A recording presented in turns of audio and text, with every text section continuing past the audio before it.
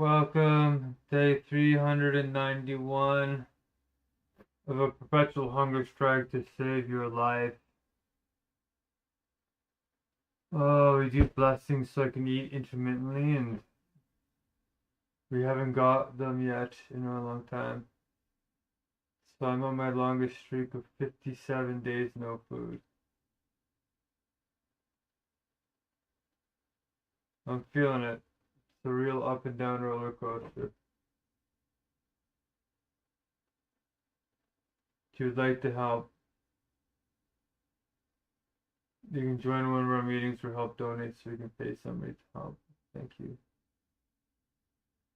Pick up the Megacrisis. Stay blessed.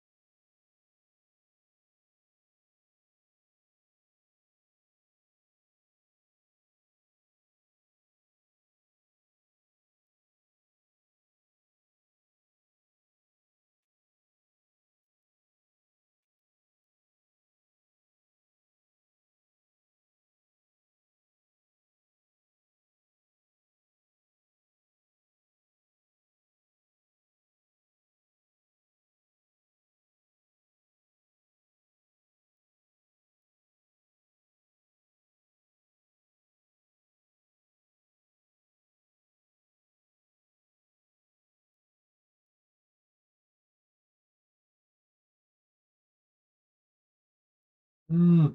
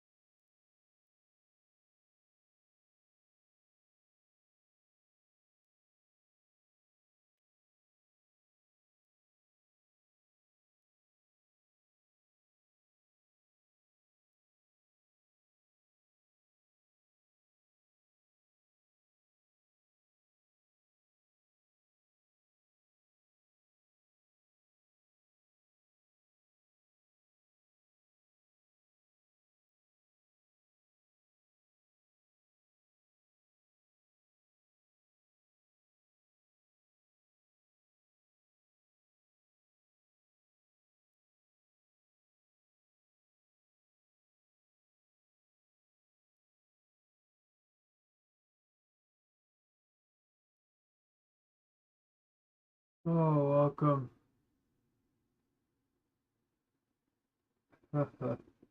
You look like you're still sleeping.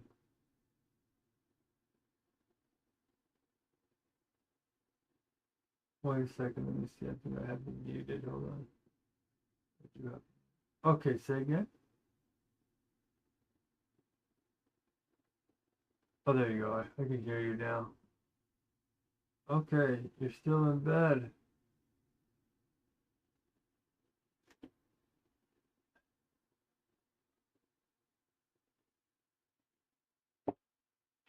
Can you hear me? Okay, there we go. Yeah, how you doing this morning? Okay. Are you just waking up?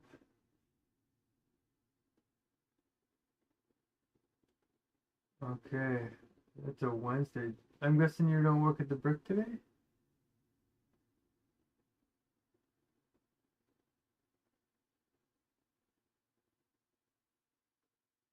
Oh, you're muted again for some reason.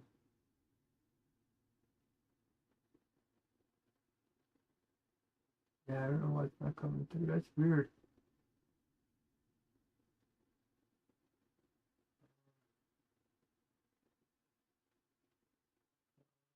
Yeah, I think it's. Did you hit the mute button by accident?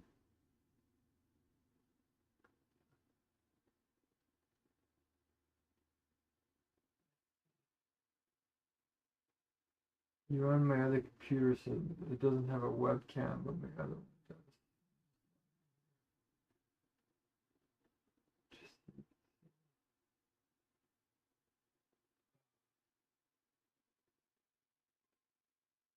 okay.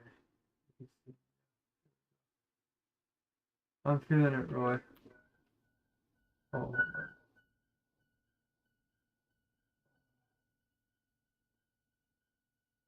on. I'm feeling it, man. Day 57, no food is no joke. I'm a little bit worried that if I don't get all these people message, I'm not going to have the strength in the next couple of days to message them myself. So I'm hustling like a madman. Uh, so if we were able to get started on it, that'd be freaking fantastic. Oh, okay. So what's your plan? Where do you want to go from here, my good man?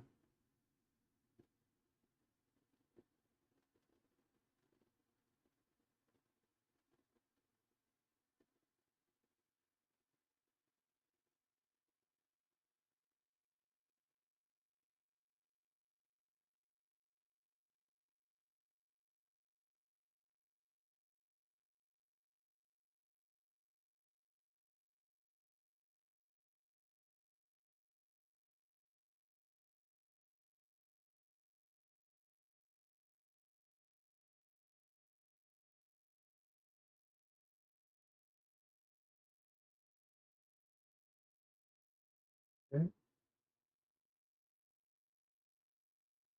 Yeah.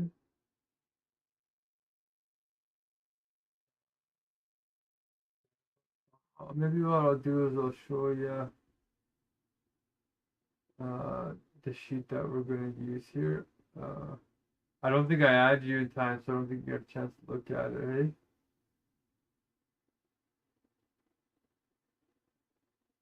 Yeah, it's a little intense, but I'll share my screen with you, and we'll just do this into a conference call in like 10 minutes. It'll only take 5 minutes. Um, and I really appreciate this. It's a tough time.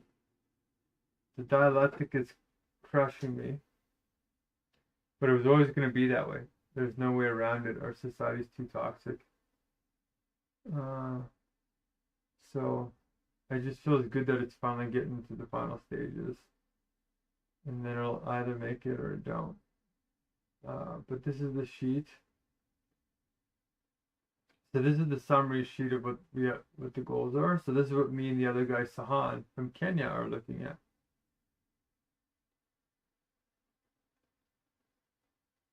And the goal is to get 108 people into a room and make 3,600 blessings. So you can see we've made it to 31% of the goal. So we're making progress. It used to be only like 10%, so it's climbing. But here's the dates that we have scheduled. So the 15th is passed. This is the 7th. This is today. I have 32 people today, but it's supposed to be happening. Oh, I missed it. I didn't get the message though. I don't have energy. But the next meeting is on the 19th in 2 days. So every 2 days we're trying again and again to make it. And if we hit this button, it updates. So this meeting is where we want to get 100 people. So 108 people. And these are the number of recruits that we have to message. 1,035 on just one page. Here's how many we've contacted out of that, 134 between me and Sahan. Here's how many have responded. Here's how many we sent the form to sign up for a date. And here's how many filled out the forms, which is, I don't think it's fully up to date. I haven't updated my section, so this is probably more like 10 or 20. So, well, we're making her. You can see here's my flock. Here's his. And they're divided into groups of 28 people. So I have flock 2, 6, 7, 8. And he has flock 3, 4, and 5. You can see the number of people he contacted is 64. I contacted 70. And here's our results. And if you want to go to the flocks, you just click on this and it brings you to the other tab, which is right here below us. Volunteers right here. And that's where we actually get the phone numbers and all that. So here's all the contacts, all the leads. Here's all 1,000. And the different colors are each different color is 28 contacts, which is the blocks. And we're adding more every day. You can see the timestamp here. We're recruiting as we're contacting. So there's always fresh. These are fresh. The ones we're contacting are actually old. So we're just figuring out the process, and we're making mistakes on the old contacts because it's less risky. So that by the time we get to these new contacts, still we actually know what we're doing, and the chances of them saying yes are a lot higher. Okay, so this is just all the contact information, but if you scroll over, the real where we're contacting everybody is over here in like column AD and all that. So you can see what flock they're in, flock 4, their names, their phone numbers, who's in charge of that flock. So Sahan is in this one. I'm in this one. You'll put your name in whatever one you do. And then this is a pre-created message for WhatsApp that has their name, their phone number. All you do is you click it on your phone. It opens WhatsApp and it sends it. All you do is you press send and you don't have to copy their name, nothing. It's all done. Which is how we made it so that it used to take 3 minutes to 5 minutes to contact one person. And now it takes 10 seconds. So you can message 28 people in probably 5 minutes. That's why it's realistic that we can contact all 1,000. And then once you contact them, we highlight it in green if it was successful, but some numbers aren't on WhatsApp, so we marked them in red. And then if you want to see what message we're sending, oh shoot, I have to change the date now. Oh no. Okay, we're aiming for the 23rd and 25th. I don't think there's any way we can get 108 people by the 21st, but we could try. But we don't want them to come to the 15th and 17th anymore, so I'll have to update the message. And then once you message them, these are the status columns. So like when you message them first, you just put a check mark. You send it. If it was successful, you put a check mark, and then it automatically puts the timestamp. And then when they respond, we mark it, and then we send them the form. And then eventually, if they fill out the form, then we send them the website, and then that's it. So we're only sending them two things. We're sending them a welcome message with the dates, the form, and the website. And then the form should have they should be able to sign up to the meeting. And that's it. That's all we're doing. Just rinse and repeat. And at first it's a little bit tedious, but then it literally does only take like 10 seconds per person once we get into the groove. And that's all we're gonna do for like 9 hours is just try and message all of these people. So if we message all of them in one day between you, me, and Sahan, then if even 1 to 2%, actually, let's see here. Actually, it's 10%. If 10% of them said yes, we would reach the 108. And so far, our response rate is roughly around there. So, and we have actually another 1,500 contacts in these other tabs too. If these old ones don't work. So we have a second and third attempt to make it. If we want to be really hardcore, we message all like 3,000 today. But that would be really hard. So that's how I'm going to try and eat here the next week. How does that sound? Does that sound confusing?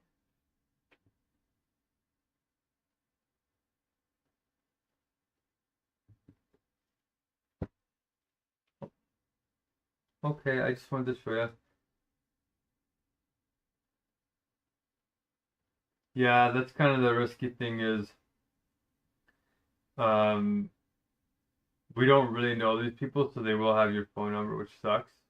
But the way that I frame the advertisements is only with good-hearted people that volunteer, and so it's not like people looking for money and all this kind of stuff.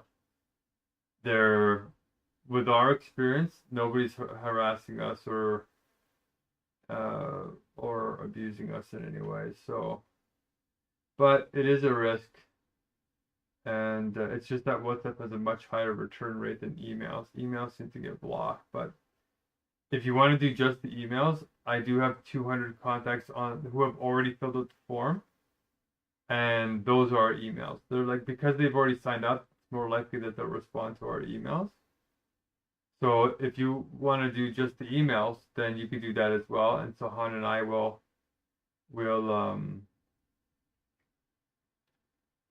do these phone numbers. You could try and email them. I just don't know if it'd be a waste of time, but it's worth it. It's worth trying if you want to do that. But it's whatever you feel comfortable trying to do. In fact, we should try and do that. If you don't think your emails, like when you're messaging overseas, the spam filters are insane. Like they block everything because like it's racism. It's like pure like global inequality. Like your and my phone numbers as Canadians gets through to anywhere in the world. Sahan's email or phone number as a Kenyan, it gets blocked all the time. Like I have to give him a special designation to use the Fair World Spirit email, which you can use. You don't have to use your personal email. I'll delegate your email under Fair World Spirit, and then it'll show that it's sent under Fair World Spirit. So that's why WhatsApp works really good for Canadian numbers, is they respond almost all the time. So, but yeah, yeah. Go enjoy your meeting. Thanks for being here, Roy. Enjoy. See you soon. Peace, peace, peace, peace.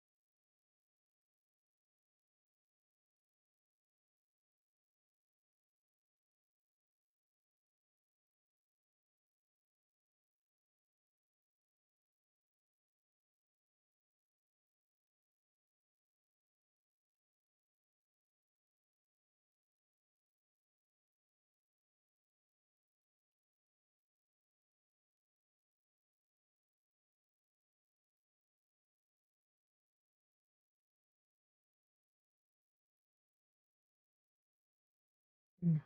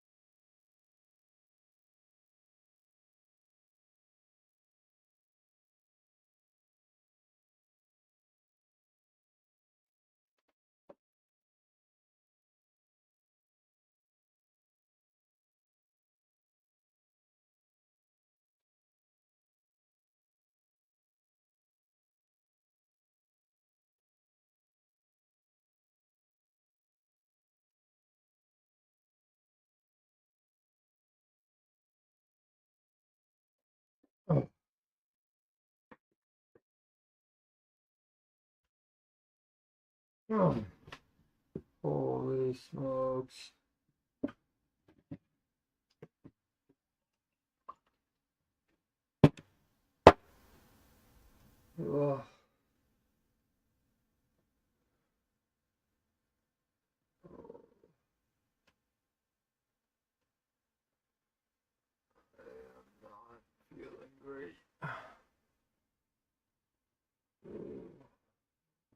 it, man. Alright. Let's go.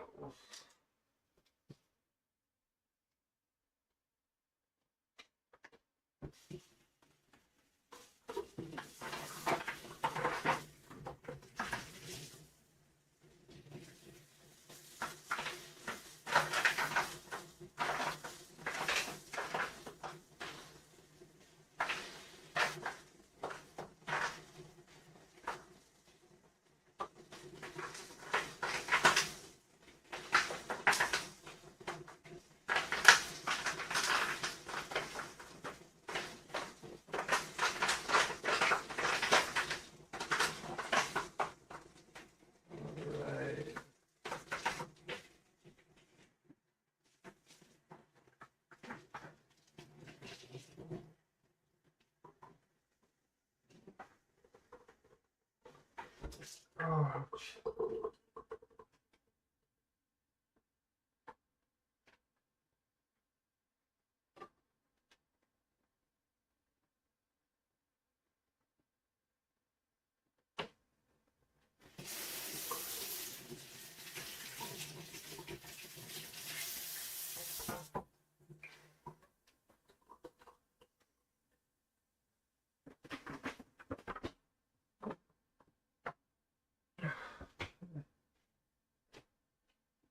Getting some heat.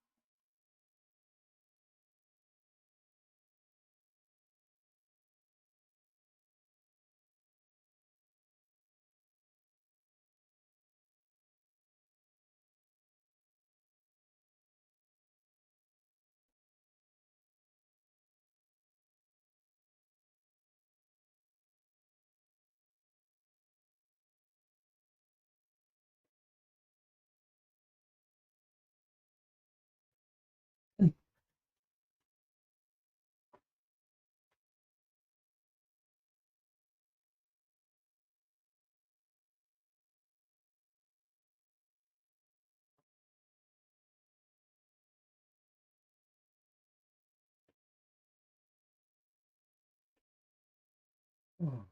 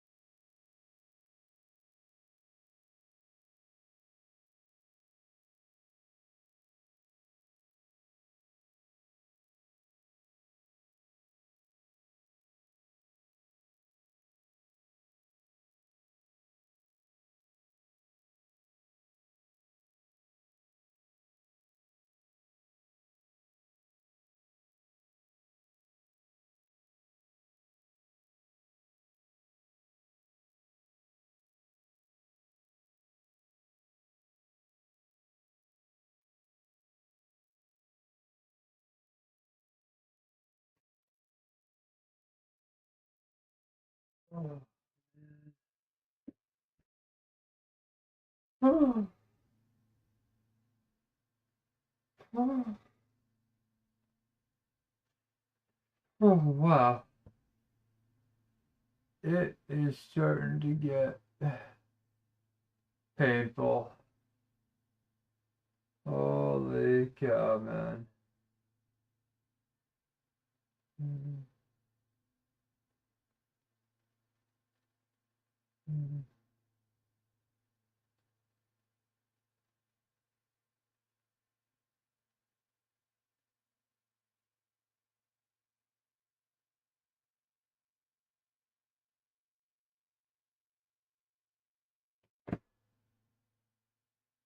mm.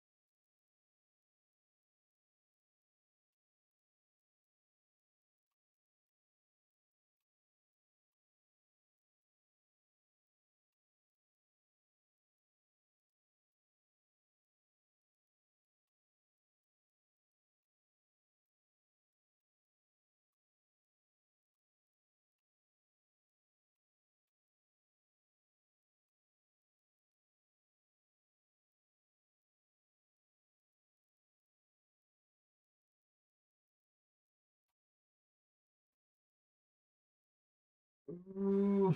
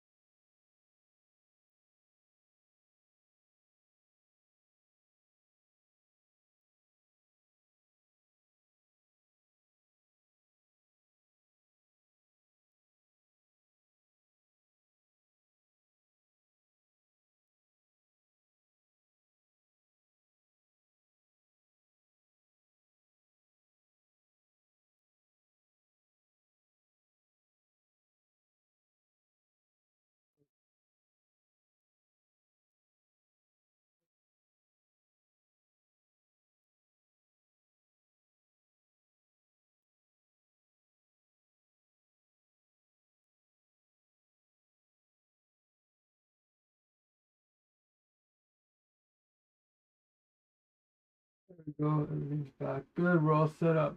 Good.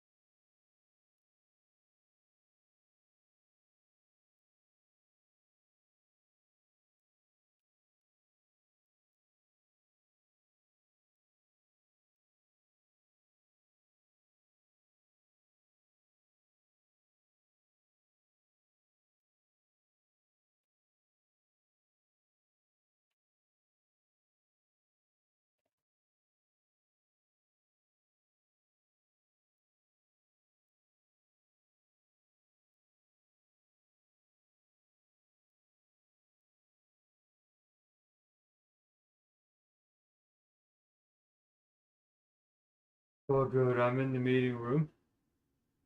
And I'm gonna go over a little bit and yeah, I just got the dashboard updated and everything's better. There's some problems. So I guess we can start hitting the ground running.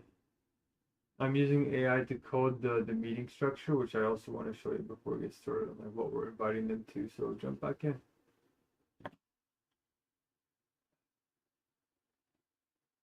I think my nose is bleeding. That is great.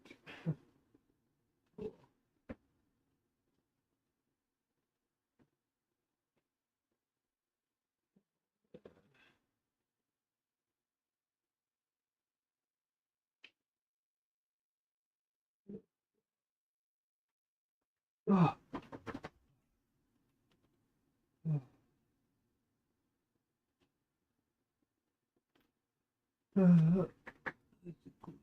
Ugh.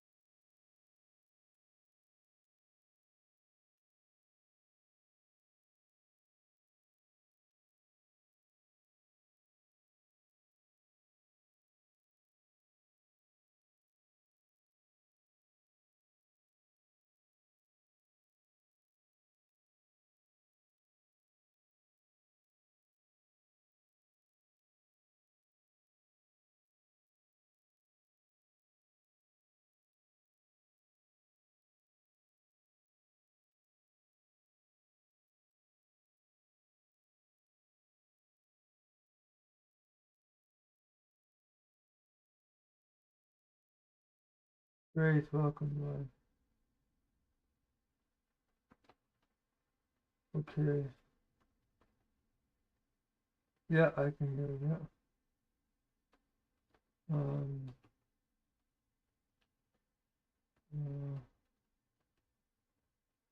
Okay, so I'm going to show you one more kind of thing.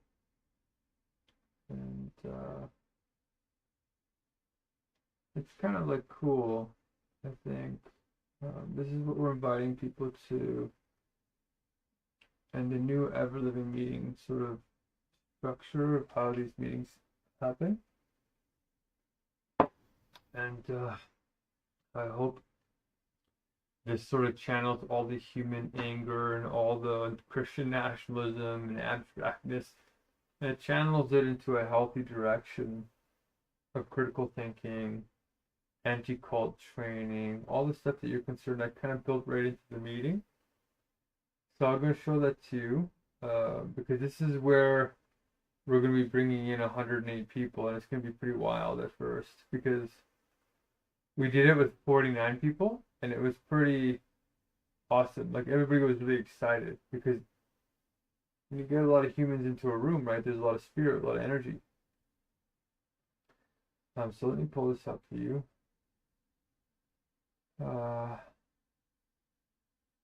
Okay. Okay, thanks for being here, Ray. Oh, Roy. Okay, so let's open this bad boy up for you. Oh, all right.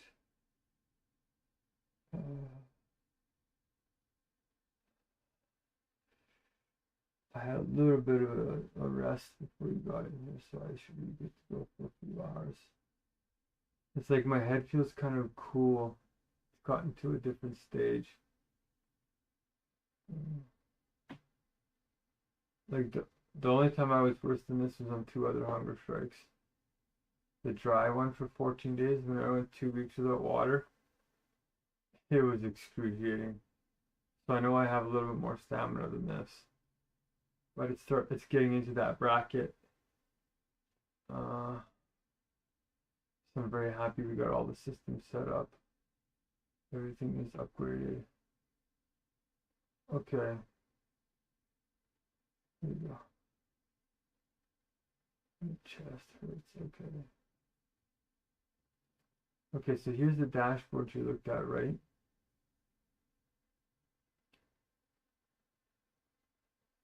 Yeah?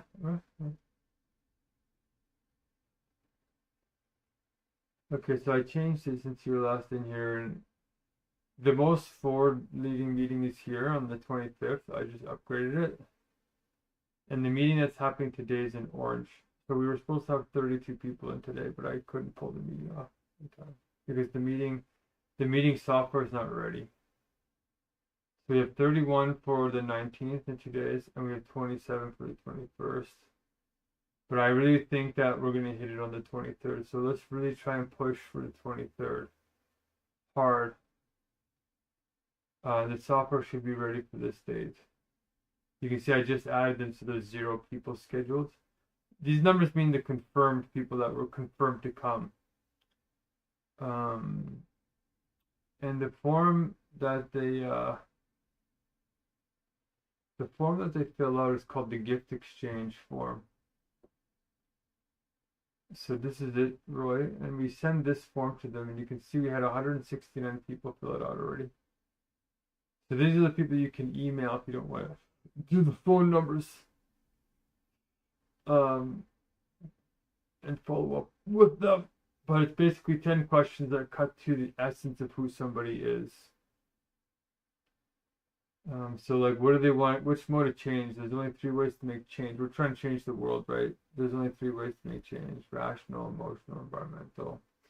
What mode of consciousness are they in? Are they in art consciousness? Are they in religious consciousness, philosophical consciousness, scientific consciousness, or universal consciousness? And you're more in number 3. You're in this consciousness plus a little bit of universal logic. So that's how we match people. And then they ask, how much risk do you want to give? Because everybody comes to the meeting with a small gift at first. And then we use the algorithm in the software to match you with somebody so that the way the meeting structure is over 3 hours, by the third hour, you meet somebody who has the thing that you want. So when you leave, it's very practical. Whether it's a loan, whether it's food, whether it's words of affirmation. Oh, look, we reached 170. We just reached 170. Good. So you answer all these questions and like, what problems do you want to solve? Aesthetics, social beauty, wealth, beauty. AI. What crisis do you want to solve?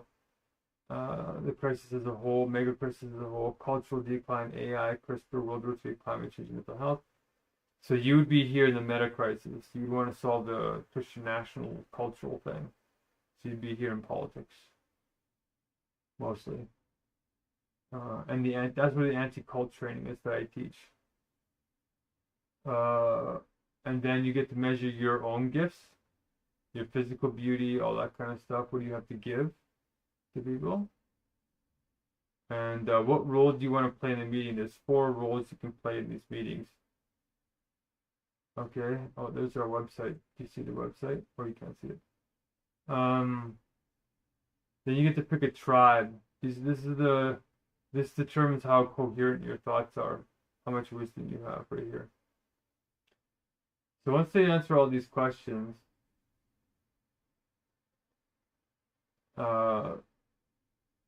they get to choose one of these dates. So this is the big thing. So I translated the dates into 4 time zones worldwide because most people are in Canada with me and you, Philippines, India, or I think Nigeria.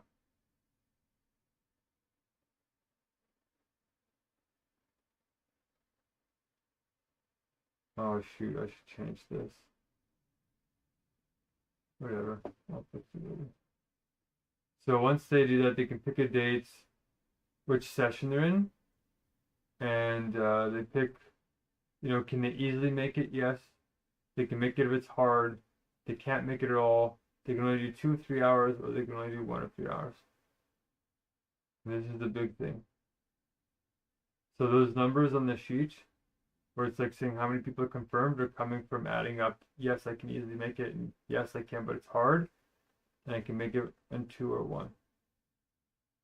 So that's why we have to send them this form when we contact them, is so they know when the meetings are.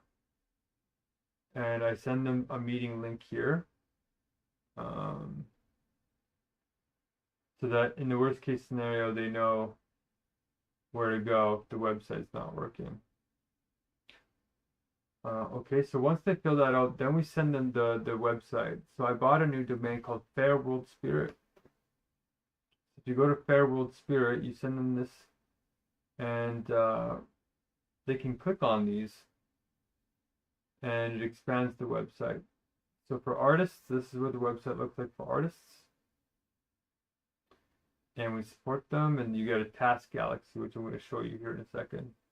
This is what AI is coding that's very novel. All right, and I tried to file a patent on it for nonprofits. If you're religious, you got all the religious words and all this stuff. This is what it looks like for religious people. And then if this is for you, so you're more like philosophical, new age. So clarity, truth, wonder, wisdom, depth, insight, rigor, meaning, question, understanding, reason, discovery, thinking, knowing, being, systems. The questions matter here, and so do the answers. Whereas in religion, they don't really care about questioning, right? So wisdom applies to all 11 of your life areas. And I might add some more new age type of stuff in here. And then science is a little more dry. All this kind of stuff. So that's the website. But when you click on login, we're going to get them to register. And you can either register by Google, or you can register with our custom portal. Like this. Which I'm not even sure if it works now, actually. I haven't had a chance to check it yet. Oh, that just happened. It closed on me. Anyway, when they come here and they log in, This is what the meeting structures are going to look like. Okay. You log in, and this thing here that you're looking at is called the task galaxy. You see it there? So I did a patent search around the world to see if anybody built this thing before. And I was surprised to find nobody did. So one of the big things right about changing the world that a lot of naive activists don't realize is that ideas change the world. And then the embodiment of those ideas is what a movement is. Ideas are actually God's being or spirit on earth. And we really underestimate ideas a lot. But they compress time, they do all this incredible stuff once you understand the metaphysics of reality. So when you have a revolutionary idea and you're trying to bring it to the world to change things, a lot of people are naive to the fact that most of the patent troll firms in the world have invented it already. The IP system is about 5 to 10 years ahead of what the public knows. And if they haven't invented the core of your system entirely or the idea, they probably have already invented core pieces of it, and they'll sue you. And they'll slow you down by asking for royalties and legal battles and all. So when people think they're going to change the world, they get stopped by these profiteering, toxic parasites on the horizon of human consciousness, where ideas come in. It's a really bad problem. I was in the patent system for 6 years, so I know how bad it is. So God's government is going to change that. Or the wise government, if you prefer to call it that, in meta mode number 3. So the language we use depends on which meta mode you sign up for. So you don't have to call it God's government. That's meta mode number 2. For meta mode number 3, you would call it the wise government. So this idea, the reason why I'm telling you this is because this idea won't suffer from that problem. We won't be slowed down. This is an actual novel idea where we're not going to get sued and slowed down once we go into critical mass. When I did a patent search, there was only 3 inventors that invented some features of this, but not the essential ones. So there's one patent troll that's going to try and slow us down, but it won't be novel enough for the whole thing. This application didn't get finished though, so the COVID disrupted it. I can revive it because of my Supreme Court case, and I have really good excuses called acts of God. And if there's something that happened like a pandemic that you couldn't predict, you can revive your patents.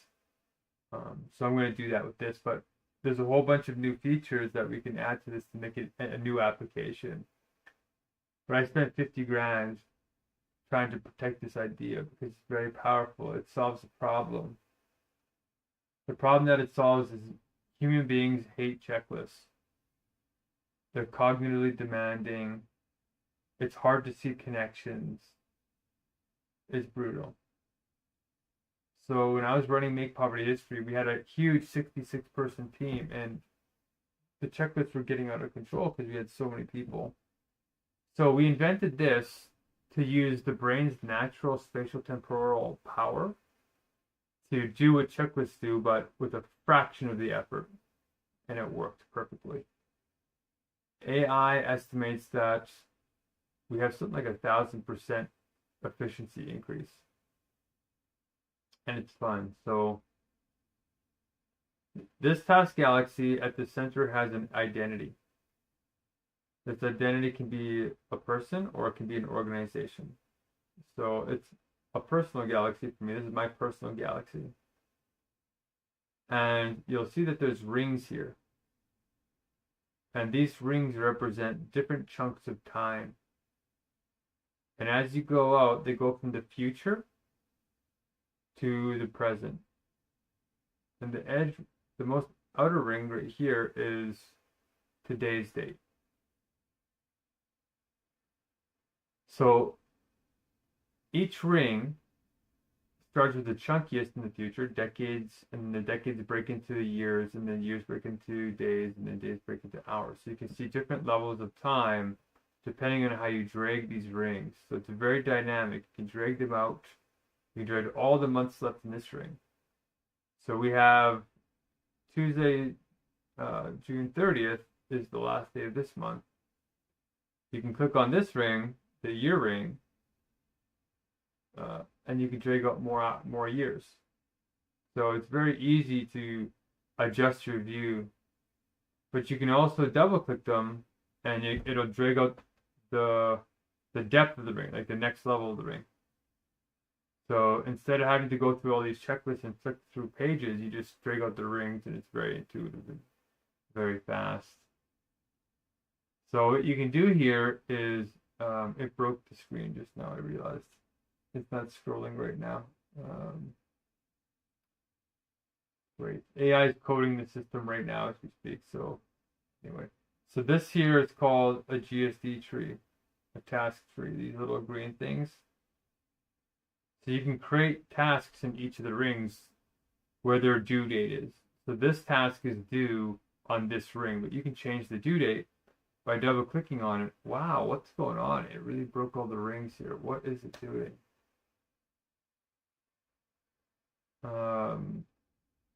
This is all working right before we got in here. Okay, yeah. So you can click on it and you can drag it around and change its position in this due date. So it was here. So if we drag it up here, what we're saying is we're dragging the due date into the future. So now it's due 2 days later.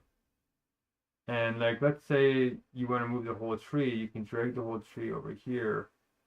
And you can even change the dates of the whole tree by double clicking and moving the whole tree up, which, yeah, it's currently kind of fixing. But so you can click on a task as well, and you can see this little round menu pop up where you can split a task, transfer it to somebody else, edit it, and complete it. So if you click on this, you can split it into 2 more, which is also, it broke literally everything. Interesting. What is going on here?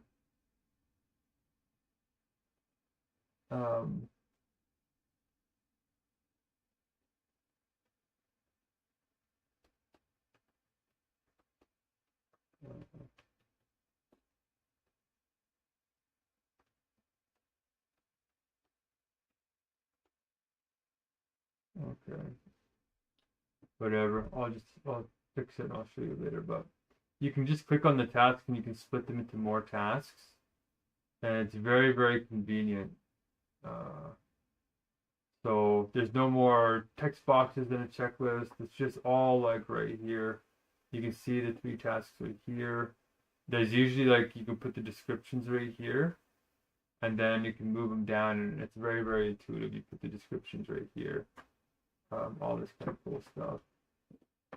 And then it's like a trading system too, like the stock market. If you don't want to complete this, or you have to assign this to somebody else, you can go transfer, you can go to your allies, and you can like give this task to your allies.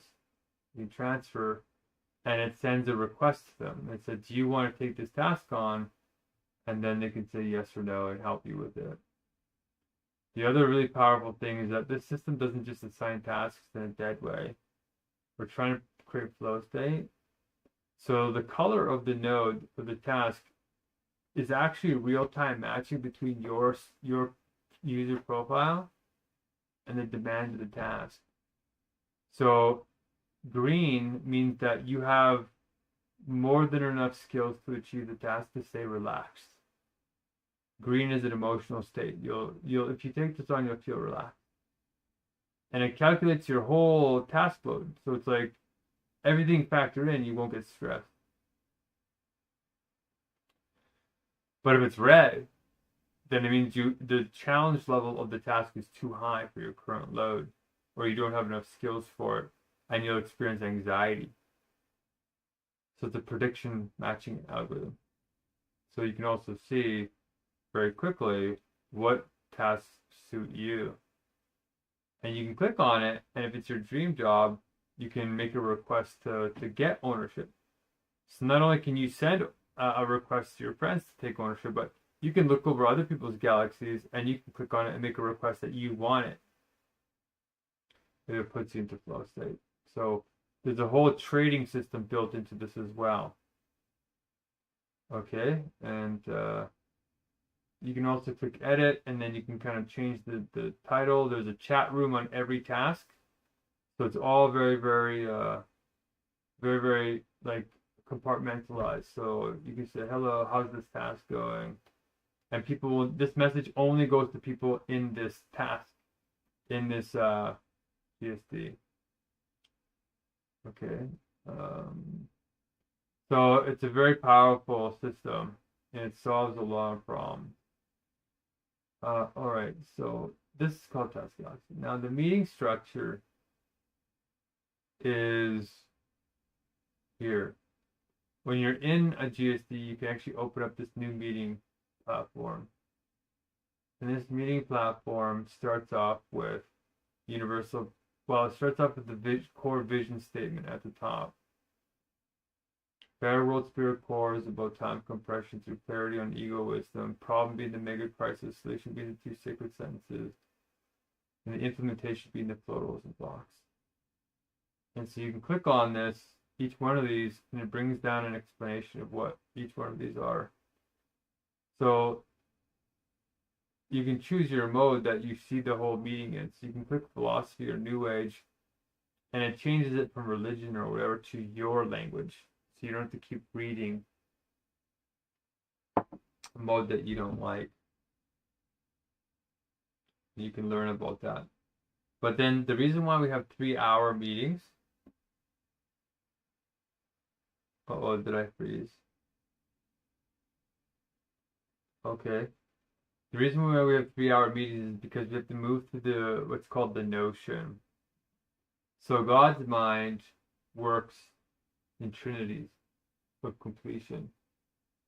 The first is the universal meeting, where everybody, it's like an all hands on deck meeting. And this is where you don't really get heard. You don't really debate anything. This is where we all get together in a collective spirit and we give updates. And we do very simple cultural acts of unity, like singing, like church basically. And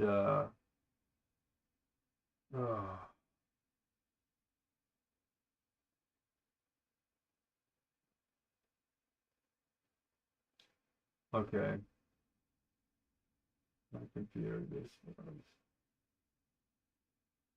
Hold on a second. Okay. Let me just log back in. So the universal, we do very general things where we explain the core, we explain the values. Okay, and we explain the anti-cult training and all this as part of that core sentence. And I should probably just point out to you where that happens. It's important to you. So the cult stuff happens here in the 2 sacred sentences as the solution. So if you click on them and you go to this first sentence, this is called the empowerment sentence. One World Spirit meetings, follow sacred time. Empowering people with the rights to flow using universal tools. So each one of these is an anti-cult tool. And just make sure that everybody's voice is heard so that a cult leader can't suppress you from asking questions. And you get something called the right to flow. And make sure you know the goals that you're working towards, so you're not being sucked into anything. You get immediate feedback, so there's no delay to manipulate you. You get proper matching, so you don't get cognitively overwhelmed or underwhelmed. And you have right to clear rules, which is missing, but it's a way for you to always appeal any decisions you don't like or understand. Then it's not just on paper, but there's 3 tools that actually gives you accountability. The timers make sure you get time to express your voice. It's justice. There's a universal ticket system that tracks every question you ask so you don't get placated, because knowledge is power.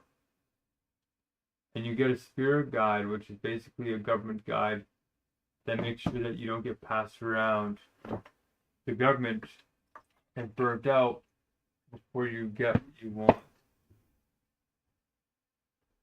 Okay, so that's hopefully going to massage some of your concerns of what we're recruiting people towards here. And so then we have a universal that does all this cultural. We explain the core, we explain all that stuff over 1 hour. They know how to use the software. We go over the software and we explain it to them exactly like this, or I explain it to them exactly like this. And then we move to the particular. So in the second hour is where everybody gets heard. So this is where you get into small groups of about 5 people and you debate policies of God's government or the wise government. And when you debate or sublate, it generates ideas, because that's the godly thing, right? So the whole point is not just to complain, it's to generate solutions that are then heard by the universal to be implemented, because everybody will feel important. That's the goal. All right, and then once everybody feels kind of heard in this debate, then in the background, the matching algorithm is matching you with another person. So the third hour, you get into one-on-one meetings. Right, so here's like a bunch of individual, like particular meetings. And then in this one, you meet just with one other person. And it gets more intimate. And if we do a good job, this is where you'll actually get a gooder service from them that you need, like taxes or loans or whatever. All right, so what makes these meetings unique is, yeah, there's a video platform here. We use Jitsi. You log in and we start talking to people. You can switch your view too. We actually integrated a whole bunch of streaming, so you don't have to go to different tabs. It's all like right here, very convenient. But then you scroll down and you can see that there's a donation history. There we go. There's a donation history here, because you can donate your sacred time to other people. It's a very dynamic meeting model, I think. I can't remember, did I ever explain any of this to you before? Like the flow timers? Like flow timers or anything? Oh yeah, you're totally okay. We haven't talked in a long time then. Yeah, what we found out is that we need to like time people, or else it gets unfair. So everybody, when you first log in, there's a total meeting time that tells you how long the meeting is going to be for, when it's going to start, and then the meetings work in universal cycles. So everybody always gets a chance to talk during every cycle. It's a fairness thing. It's actually more about justice. And then underneath this is like my meal. This is the holy meal, right? Like how many participants are in the meeting, and however many participants are in the meeting multiplies the points per blessing. So right now, my birthday, we made 382 blessings, but we need 3,635. So the remainder is we have 3,253 blessings left to make before I can eat. Now, if we only have 1 to like 12 people, like a small amount of people, it takes roughly something like 30 meetings to get that many blessings. You can still do it, but it takes a lot of meetings, because the points aren't worth as much, because the spirit's not as high. But if we had 108 people in here, it increases the number so that we can actually get 5,000 blessings in an hour if you do all the checklist items. You get blessings for not just for coming. There's things you have to do, like at the birthday, where you have to do an outrageous act of kindness. But we didn't have the software running, so it wasn't like a checklist thing. But when the meeting starts, it should start now. Let's see if I can just start it.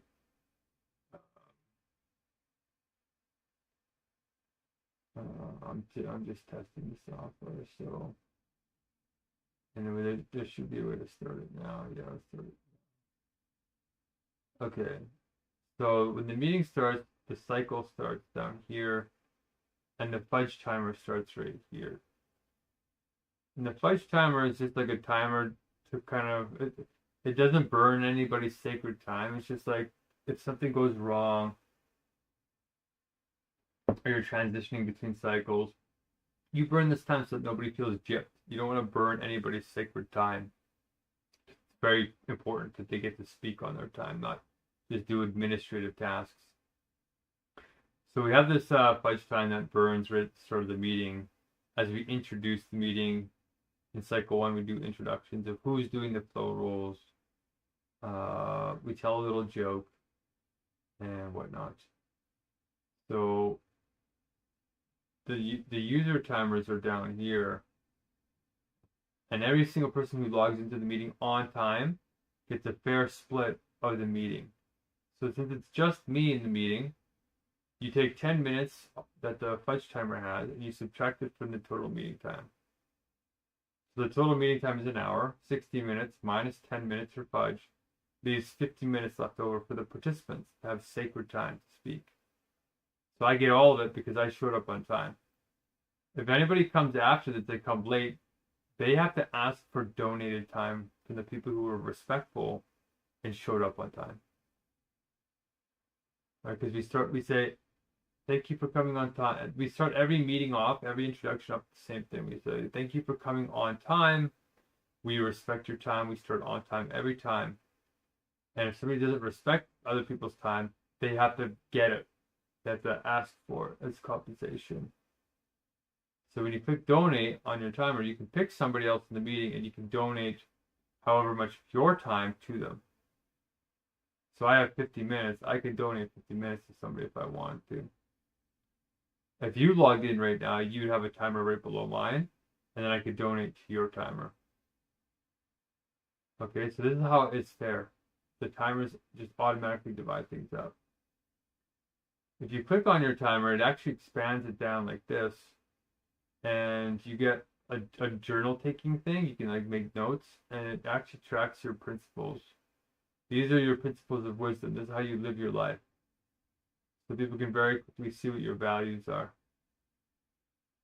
And you can update that during the meeting if you want. But here's the thing that's going to get me to eat. The checklist.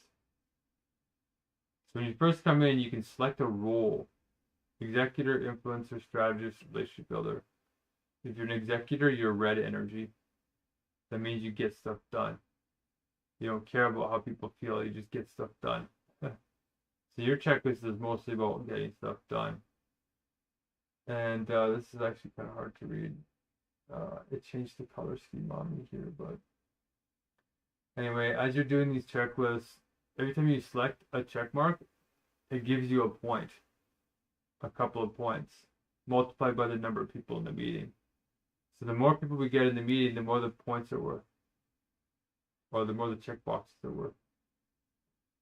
So there's supposed to be 4 roles here, and then each person takes one, and you have 6 tasks. So if you do all 6 tasks during the hour, then you get full points, which is roughly 54 per person. So if we get 180 people at 54, we get way more than enough blessings. But the software is calculating it all. And as you check off the check boxes, it updates the blessings up here. So very, very fast. If you choose a different role, right? If you choose like an influencer or let's say a relationship builder, they're green energy. They have a different checklist. They care about human emotions and all that. So they get their checklist done. And there's a little explanation of what that item is. So that's how I'm going to eat on the 23rd. Guys, we're gonna, in the universal meeting, we're gonna explain all this, and we might just do the checklist. But once we're done this, in the universal, hopefully we'll get like a couple thousand blessings, and it'll reduce this a lot. And then we'll go to the particular, and then they have the checklist again. They can do it a second time and practice it a second time and get even more blessings. Because it's going to take some time for them to practice, right? So nobody's going to get full blessings in the first meeting. And then hopefully by the third meeting, they're good enough to get like at least half of the blessings. And if half of the people get half of the blessings, that's enough for 3,600. And then I can eat. So that's what the goal is. And if you scroll down, the task galaxies are actually right inside your own timer. The task galaxy is like right there, very convenient. So if you don't want to see any of this, you can just close it. And it goes back to a very clean view. You can also expand the cycle timer, and you can see that you can vote. You can vote for how the meeting should go. Should it be turn-based, free flow? So you're not just voting on like what the meeting should be about, but you can sense the energy and give your suggestion on how you think we should talk about things. If you think people are talking over each other too much, there's too much passion, too much energy, too much disrespect, you vote for turn-based so that everybody gets a chance to talk. But if you feel like it's too structured, like too mechanical, you know, not flowing enough, then you can vote for something more flowing, like free flow. And you can see my votes are all in here, and you can change your vote during the cycle, free flow, let's say. You can say for how long you want the cycles to go for. And you can do it for the current cycle, or you can do it for the next cycle or the future cycles. Okay, so it's a way for you to have autonomy and participatory democracy at many levels. So it's not dictatorial. And you can also vote on what the topics are: universal topics, particular topics, individual topics, like world topics, group topics, and your personal issue topics. So you can introduce a problem, a solution, or an implementation. If you see a problem with the group, with a particular problem, and you type it in. Mark talks too much. And you could say you want to talk about that for, 60 seconds, whatever. Oh, look, the cycle's about to end. So when the cycle's about to end, when there's only 1 minute left, it warns you that you have to vote for the next cycle, or else you'll miss the vote. And you can actually rate the flow score. Like, how did you feel? How do you think the cycle flowed last time? Was it good? If it sucked, you give it a 2. But if you felt good in it, you can give yourself a 7. And you can do the voting in each cycle to help us improve the flow state for you. But as it's going down, it's going to automatically switch from cycle 1 to the next cycle, and it's going to take all the votes, find the majorities, find all the vetoes, and it's going to calculate what the consensus is the next cycle should look like, and then it'll just automatically set it all up for us, which is what you're about to see in 7 seconds. So all this stuff is hard to do, but human beings in the United Nations and all those guys, they're all doing this already. They just do it badly. So we solved all this and made it very fluid. So here's my vote on the topic. Topics get their own timers too. And you can burn people's time. They can donate to the topic, and they can speak on the topic. So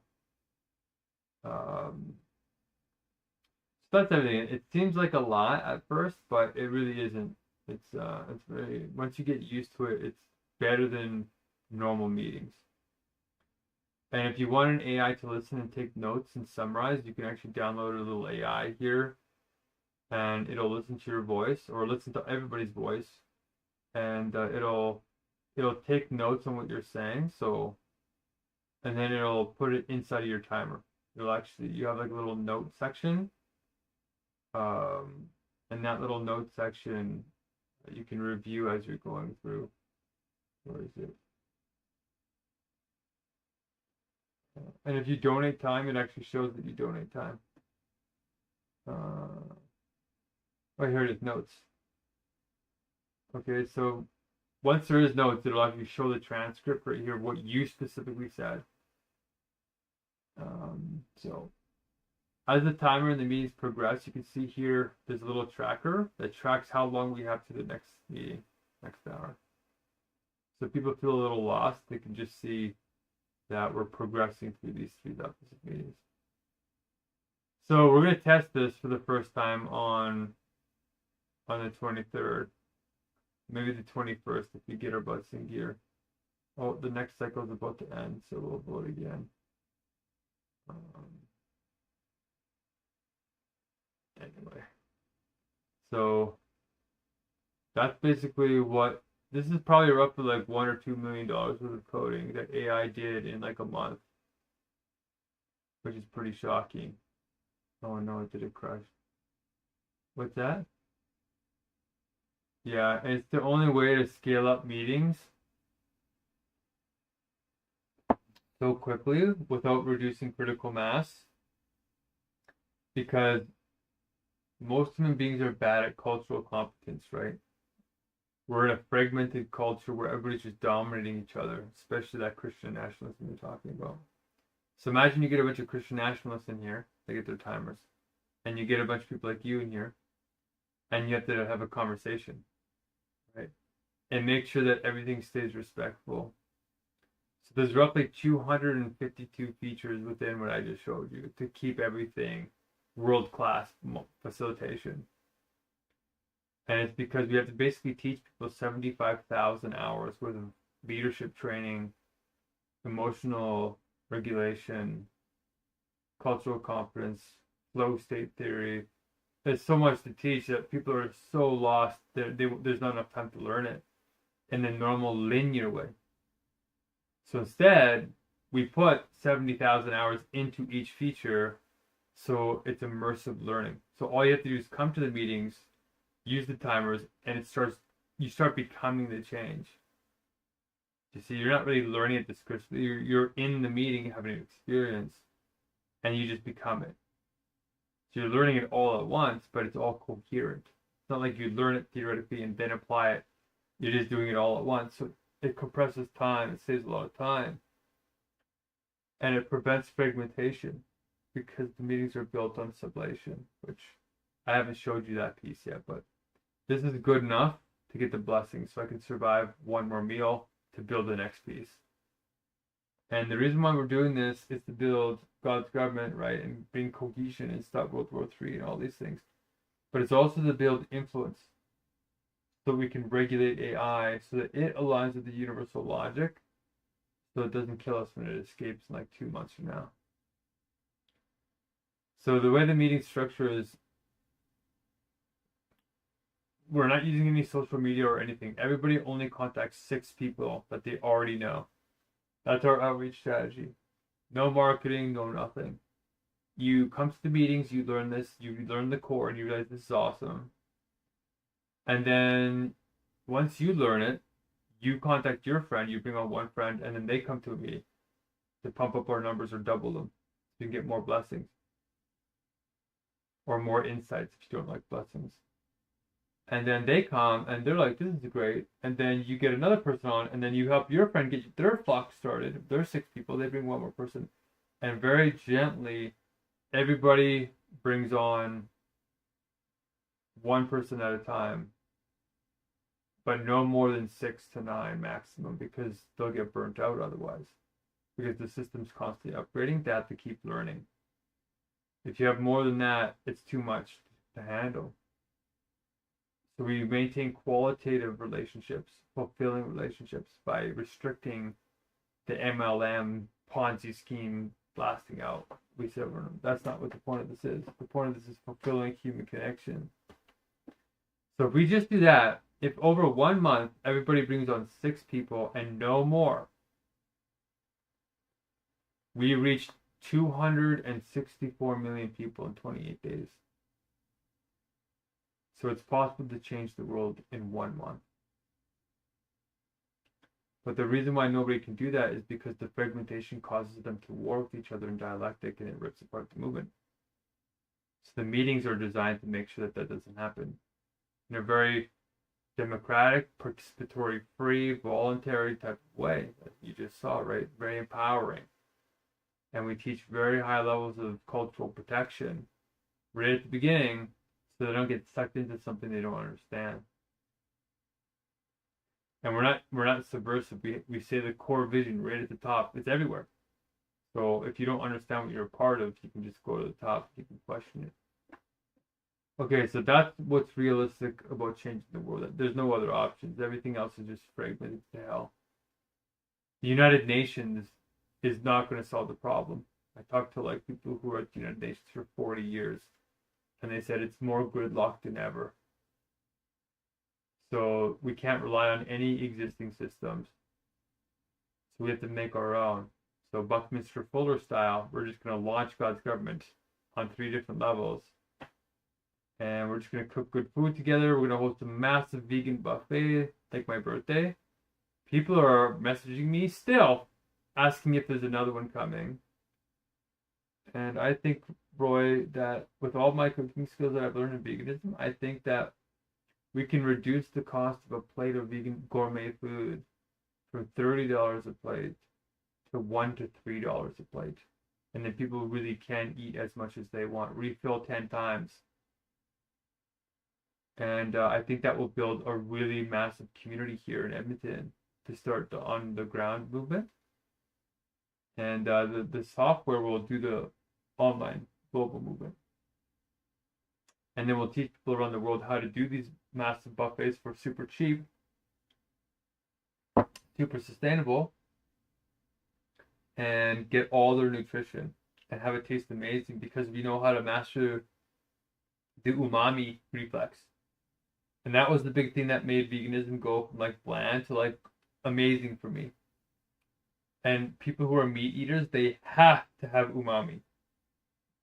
Umami is the thing that eggs and cheese trigger in your taste buds that makes you addicted to them. So we found out how to do that in veganism with seaweed, nutritional yeast, miso, and a bunch of other things. And so we have to put that into every dish that's there. And the dishes at the buffet is going to be the 19 meals that I cooked every time I recovered. So I think I might do Egypt. If we get this meal, oh no, it's Indonesia. I got to do Indonesia this time in honor of Pat Menottes, even though there's some tension there. But I think my next meal might be Egypt or China or Russia. So I've already cooked 19 from Japan, Nepal, Pakistan, Kenya, Nigeria, France, Spain, Italy, Mexico, Peru, Iran, Israel, Palestine. I've cooked quite a few different types of cultures. So if we put that in a big buffet, and I shared what I did to make them taste great with umami, then I think a lot of people would want to go vegan and realize it's actually better for you. Especially if it's free and all you can eat. And if we did them weekly and got the wealthy to pay for them, I think we'd build an amazing community here. And what people would have to do when they come, like there's no free lunch. Everybody has to do something or else your systems collapse. So we're not fools. But we're not using money anymore in God's government. We're using acts of kindness in real value exchange. And so that's why when we bring people to the food, we say there's only one condition. You have to do an outrageous act of kindness to somebody in the meeting, in the meal, before you leave. And what that will do is it'll galvanize the sort of gift economy, and we'll measure those. And because we're going to get them to use the app, we're going to say you have to register it on a checklist on your app. Then it'll start turning into a flow economy. So that's the vision. But for now, before the buffet, it's really just getting the blessings done so I can eat in the next week. So that's it. So that's what we're inviting these people to. The 1,000 people we're about to invite. That's the exciting thing, I think, solves roughly 252 problems of when I was organizing. It solves almost every major problem that stopped me from creating a global movement. legally, spiritually, physically, mentally, culturally, technologically. It solves almost every single one. And I'm making it better with AI every single day. So does that make sense? Okay, so this is a real chance. And plus the patent, this is a real chance. Like when we start doing that flock strategy of six people, and we start to get big, what normally happens is that's when you get attacked by all these companies that have the patents, right? We solved that patent problem too. So in 28 days, we're not going to be slowed down. It's a real chance to reach global critical mass in a month on every level, because there's only one other way that you get slowed down is legally. So besides patents, there's also political slowing down. So I divided up what I learned in the courthouse for the last 3 years. I built in as well. So if you build a big global movement in your country, the governments will suppress you with foreign interference claims, sedition, treason, a whole bunch of things. So I worked with some military guys, and in the United States they call it the Uniform Court of Military Justice. It's where, like, if a general betrays the country or whatever, they get charged with treason. So when we built this, we divided it into 3 legal sections. So when we scale, we know exactly where each person is working, so we don't cross those legal boundaries, which also naive activists don't do because they don't know this exists, right? But we do. The first movement is the safest one. It's called One World Spirit. We actually have to give them different names and different bank accounts because they got to be legally separate. So One World Spirit is the nonprofit sort of international branch. It's international, but it's nonprofit. No lobbying, no political parties, no political nothing. We are being the change we want to see in the world. All the core sentences, all the God's government stuff happens with us. We cook the vegan meals ourselves. We share tips. We live the life we want here. And it can be in any country because we're not affecting that country. We're inspiring people to come to us. So if you don't know legally where you are, and like how to explain it to somebody, just default to One World Spirit. But if you want to get more serious, then the next level is called New World Spirit. And it's the same kind of ideas, but now it's a political party in that country. It's the national level. And only nationals of that country can give money or invest time in that group because it's a lobbying group and an actual political party for that country. If you have One World Spirit, give money to it, you'll be charged with foreign interference because you're meddling in that national government's affairs. Right. So you have to be very careful with that one. Then there's another level called Fair World Spirit. And that's the international branch again. But unlike One World Spirit, this one does do lobbying, but at the international level. It can't lobby governments individually.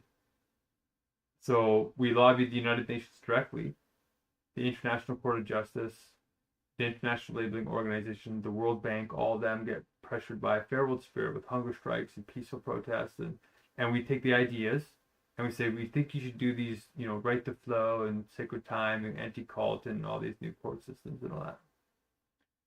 So we teach people very clearly that when we're scaling, they have to know how to do each one. And this way we also don't get stopped. We don't make any naive mistakes. So I planned it all out, Roy. I planned it all out. So now all we're putting the last pieces of the puzzle together. I'm using AI to do like 4 years of coding.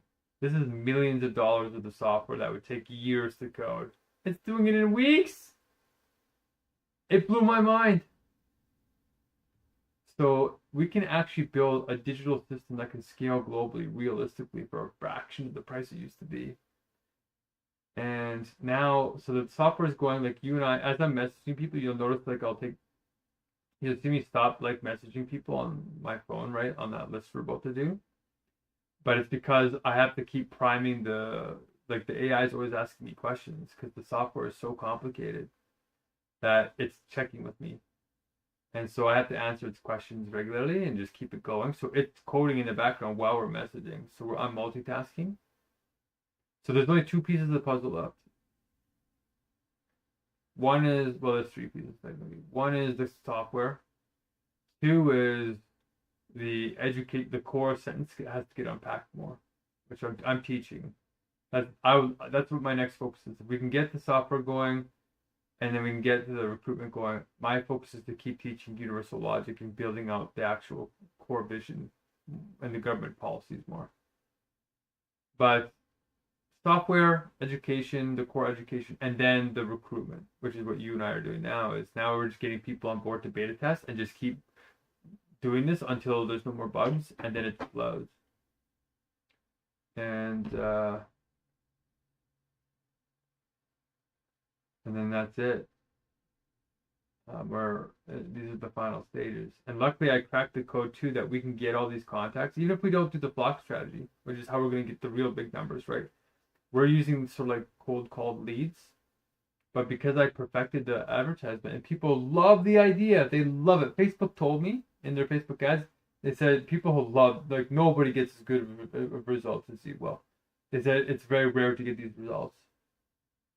We went from costing $2 per person to get them on board into the spreadsheet that you're looking at to 7 cents. Yeah, that's why for $1 we can get like 20 people, whereas normally it would cost like $20. So, we have a real chance to do this I figured it all out. There's a real way to do this for a small amount of money, small amount of effort, 10 seconds a person, plus the AI coding. Everything is like optimized to pull this off with very, very small resources and a very small team of people. So this is my hope for the next month or two, is to survive this meal and then take the next meeting to 372 people in the meeting. But we're going to have to buy another server. So we have one computer on a server that can handle 108. But then we're going to double that, like almost triple that number. So we have to get a second instance. It's called sharding and it's called load balancing. Then we can run an even bigger meeting. And then after that, it's 1,000. Like it's just going to keep growing the meetings. So that's the vision. And now we can get started. Do you have any questions? Like, does that make sense?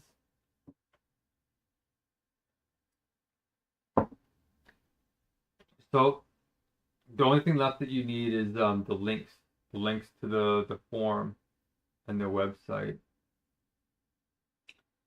So the form that we're going to send them is in the chat. I'll put this in the chat here.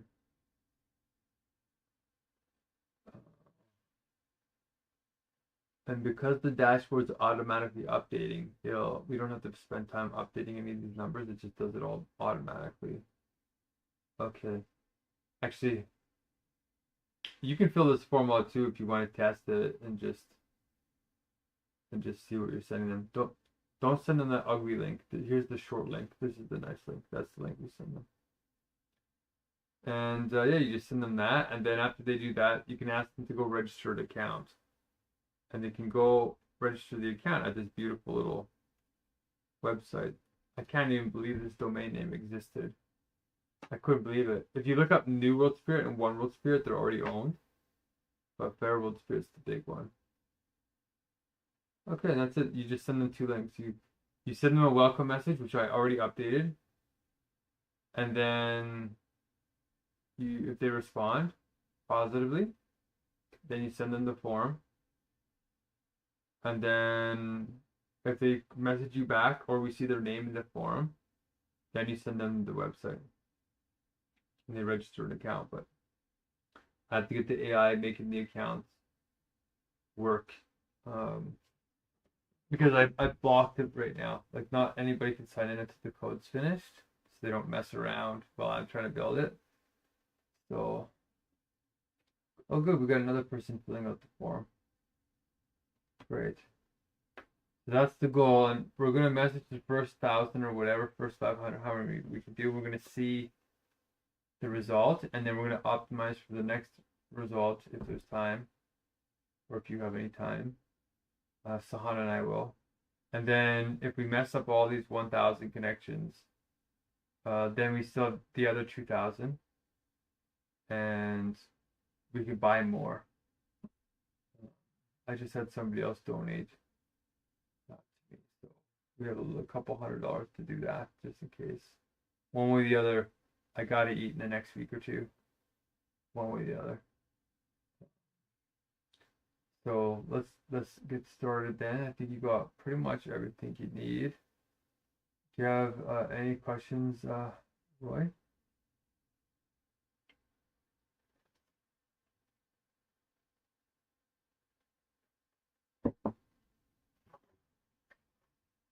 So oh yeah, right. You need this sheet.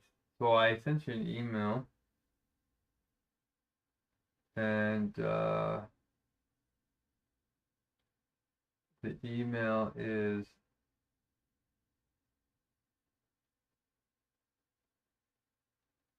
okay. Good. Yeah. Do you want to share your screen? Are you on your phone or are you on your laptop? Okay, yeah, maybe share your screen. I'll kind of guide you a little bit here. Oh, look, we already got 2 people signed up for the 25th, and then, oh, good. Okay.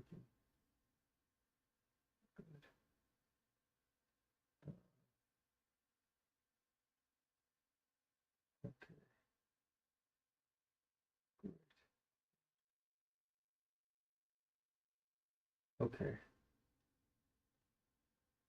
Now, from here, right, this is just the updates, just to see how we're doing on our goal.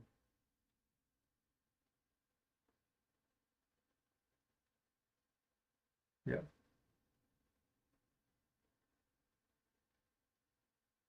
Yeah, exactly. Now, to actually send them, this is just the summary, right?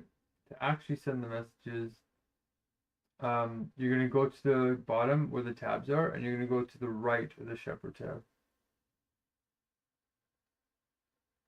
Yeah.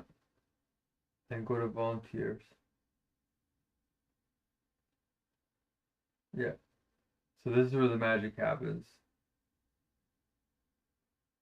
So what you're going to do is you're going to scroll over to the right until you start seeing the check boxes. Yeah. Now you can see in the Shepherd column, column AB, this is where we put our names. So we know that we're not going to like write over each other. This is where we kind of stay coordinated so that we know who's doing what. And the next flock is flock 9. That's the one that Stahan and I haven't messaged yet. I have flock 8 that I'm going to message right now. That's the one I'm going to do. And I'm going to try and use WhatsApp. I don't know if you've decided to use WhatsApp or if it's too uncomfortable for you. What do you feel in there?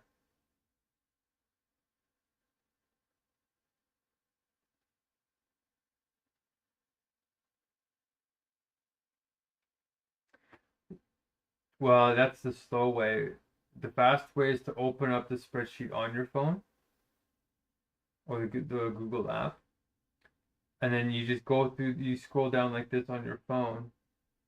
And then you click the link in AC, in the column AC. And it automatically finds their phone number and it puts the message in. It does it all for you. So you don't have to copy phone numbers or anything. You just copy that one link, you open it. It'll ask you, do you want to open this link in WhatsApp? You click yes. And when it opens WhatsApp, it opens up straight to their phone number with their name already in the message, with the dates in the message, in their time zone. It converts to their time zone. So there's no confusion. And it pastes the message right in the chat where their phone number is. And you just press send and it's done. You close it, you go to the next one, you copy that link. It asks you if you want to open it up in WhatsApp. You say yes. It copies everything in there. You click send, you close it, and you do the next one. That's why you can do it in 10 seconds per person. Otherwise, it would take you like 3 minutes to copy, paste, copy, paste. So we figured this out, and it makes it realistic to message hundreds of people in like a couple of hours. So that's why doing it with your phone is the fastest way, the least painful. Like opening it with your phone too. But you need the Google spreadsheet app. And that's what I'm gonna do. Like you can, if you want to see, you can see me like run through the checklist. Like I think I did all 28 people in 15 minutes once. So each flock can be messaged once in 15 minutes. That means we can do 4 flocks an hour technically. But I say I double that, so I say half an hour probably per flock. But we'll see. We'll have to go through it and see. So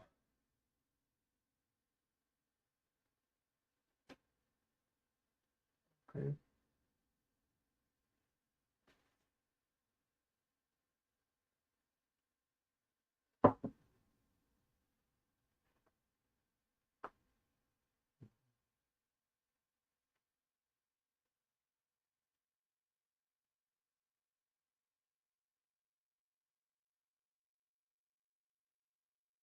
In AC, but first, before you do that, put your name in that flock so we know that you're doing it, and we're not gonna. Because if we double message the people, it starts to look bad, right? Looks like we don't know what we're doing. So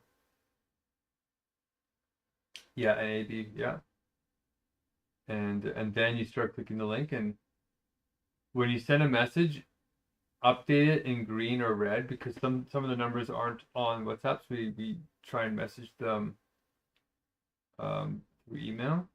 But there's not many. Yeah, yeah.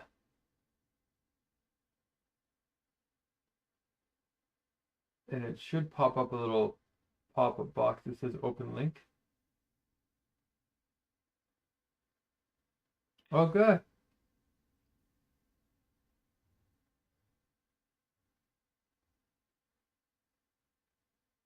Oh, that's the one thing is you have to change the name because I made it up for me, but Sahan just changes the name. That's a little bit of a slowdown, but you just say, hi, my name is Roy.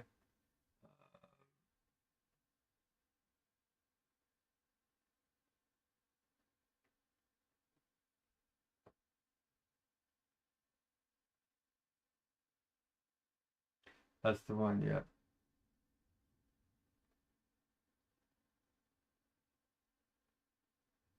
Done. Okay, so now once you do that, it gets a little confusing because it goes fast. You immediately mark off that you did it because it gets sometimes uh yeah, but you can put the green color like on the link before you move off the link. You just go down and there's like a little fill button and you just put green that it worked, that the number is actually in WhatsApp, and then we know that we don't have to follow up with them. Usually there's about four phone numbers out of 28 that are not on WhatsApp, which is pretty darn good, you know. The background color with green. The AAC. Just the one saw, yeah, because you just messaged successfully, yeah.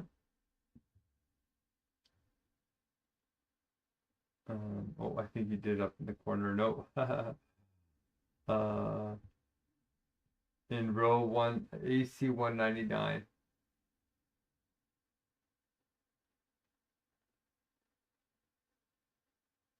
Yeah, there you go. And then the live dashboard runs off of the checkboxes in the checkbox. So once you message them in AG, yeah, you mark it off, you check the checkbox, and that immediately updates the dashboard. It's like real time, and that's why it's important to keep the checkboxes like done.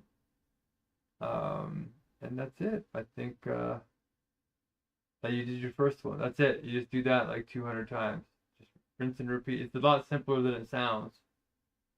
Um, and yeah, that's it. We're gonna do that for a couple of hours. And you can also see that it automatically puts in a timestamp when you check the check boxes, so you don't have to do that either. So it all works. So great. You're trained.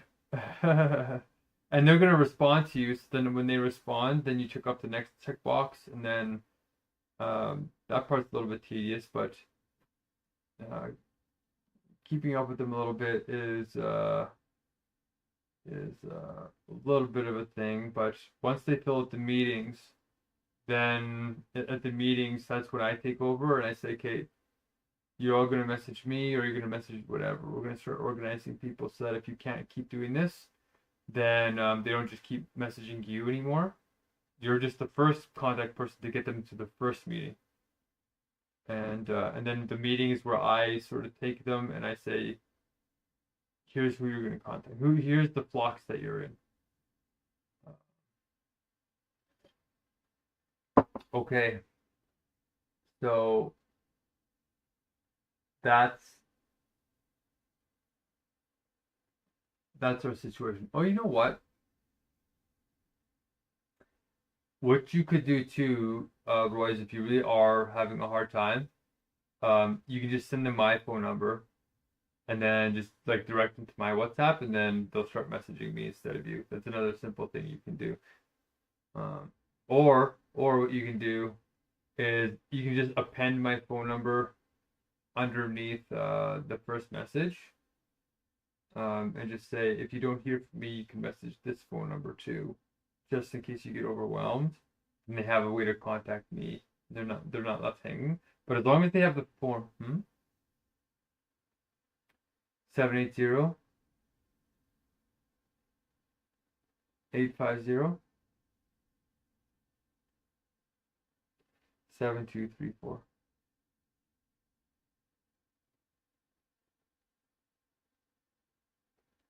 Okay, and we'll see what happens here. The goal is to get 108 confirmed to come. So let's get cracking. And you have till 4, right? So you got 3 hours. Let's see how many you can do in 3 hours. Technically, let's calculate it.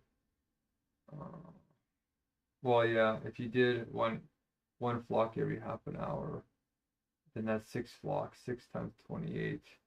So technically, you could message 168 technically, if you took 20 seconds per contact.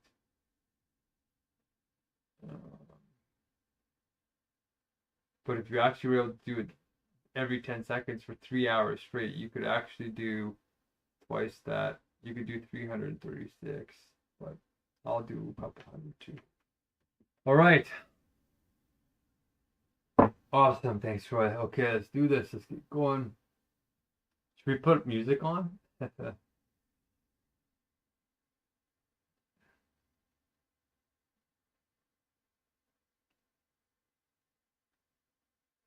Okay, and then yeah, I like to kind of stay in the room with Sahan too, and then if there's any questions or anything, I can answer right now.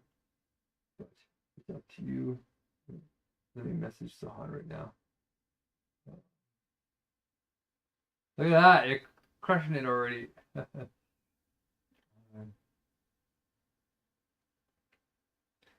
Good. How do you know Reddit?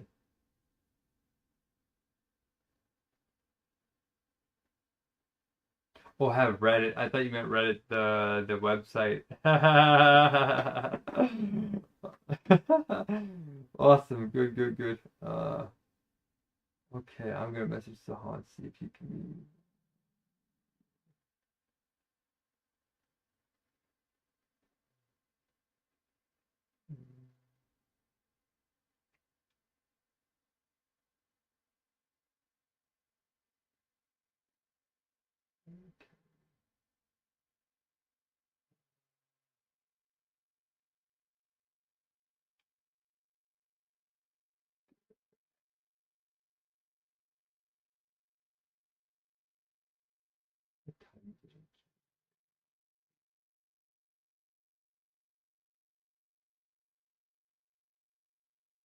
I really like Sahan. Oh, it's 9:46 p.m. He might be awake.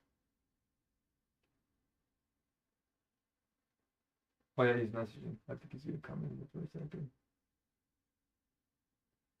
Okay, he's coming in. Good. This worked out. Right. Okay. Excellent. Okay.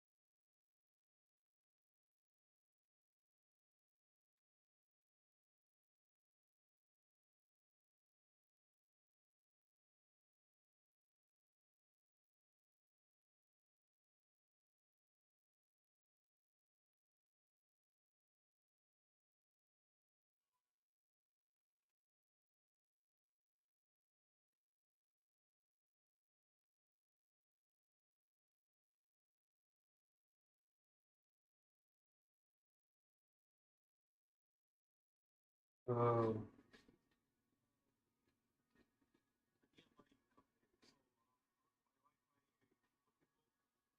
Oh, they're having power outages in Kenya. Jeez.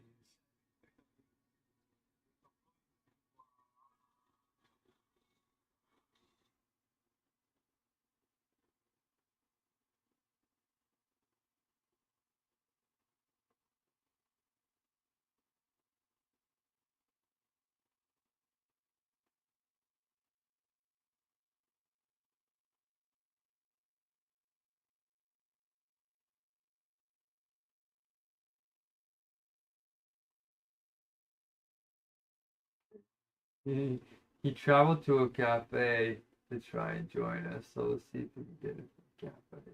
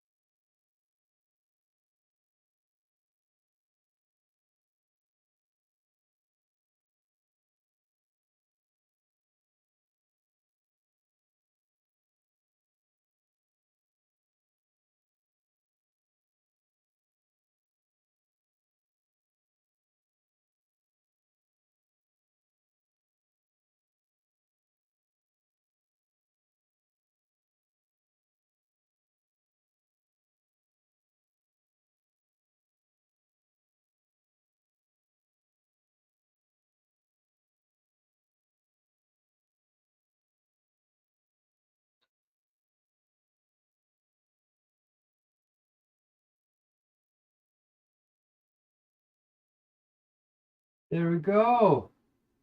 Welcome, Sahan.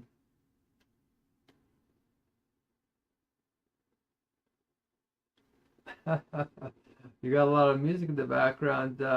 This is Roy, my friend, who's been helping for quite a long time now. And he's here in Canada with me in the same city here in Edmonton. And And Sahan Roy is in Kenya, in Nairobi right now. And I met him back in September, I think. Uh, yeah, it is kind of noisy where you are. And he's been extremely reliable. Even when I ran out of funds, he still came and saved me. So when I do get some funds, he's one of the families that I want to support because he's a new dad and his wife is a teacher. And that's why he's kind of able to do this. So I feel blessed to have you both here. You're both really good men. Yes. And yeah.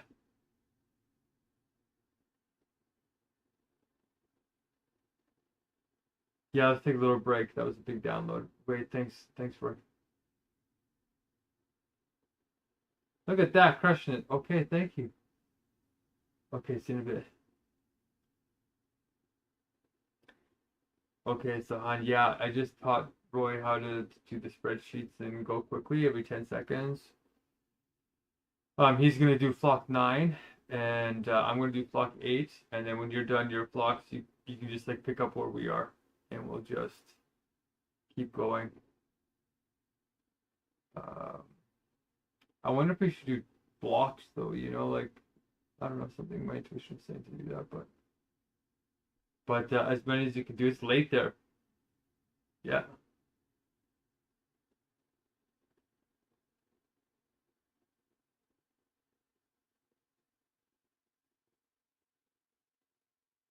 Oh, it's hard to hear you.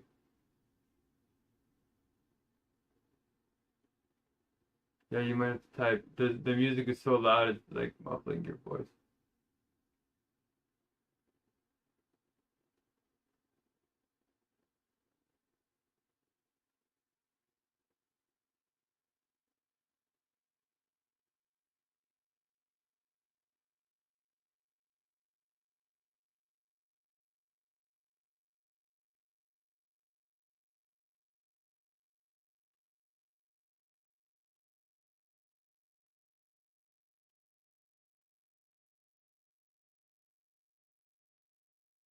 Okay, yeah, I am borrowing their electricity. Okay.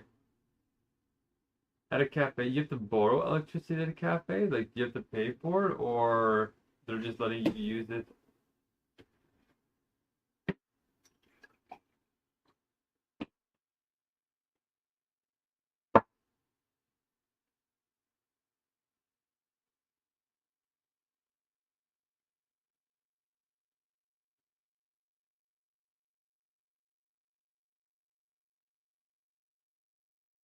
When laptop is charged and battery within 40 minutes, then we'll be back to house.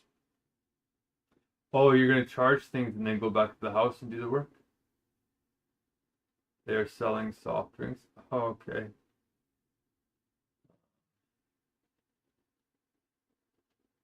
Yeah, sure.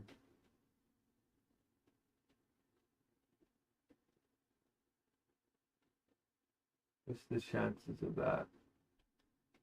How long do you think the power is gonna be out for?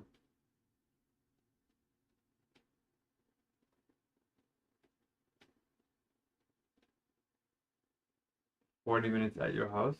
Oh, okay. Okay. Well, we can send the messages from your phone anyway, so I guess we don't really need to charge the laptop, do we? Okay. Um, I think your last one was block 8, block 5. Yeah, block 5.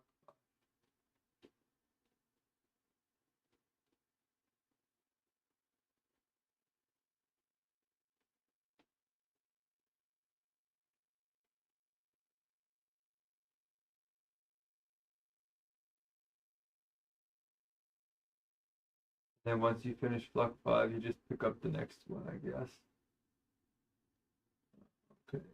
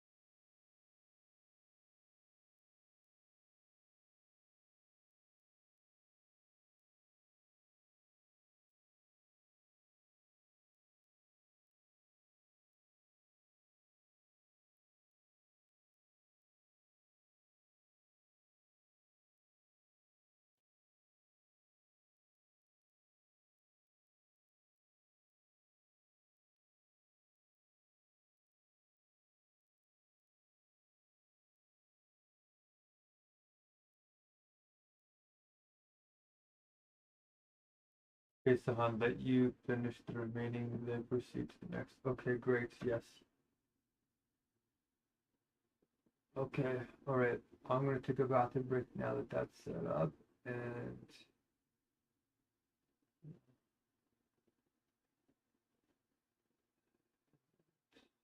get going on clock 8 here. Get back.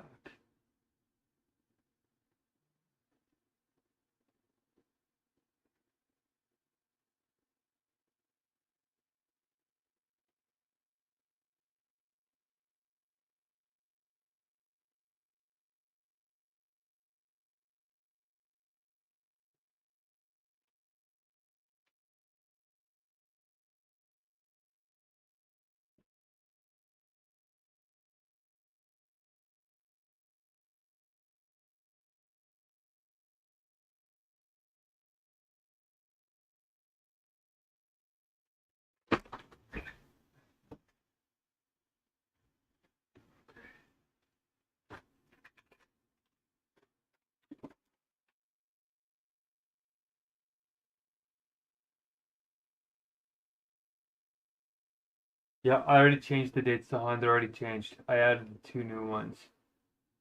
June 23rd and June 25th are already added in the message. So don't worry about it. You can just keep copying. I'll be the one that keeps them updated. Okay, just give me a minute. I'm gonna get some more heat and get ready for a 3-hour delay.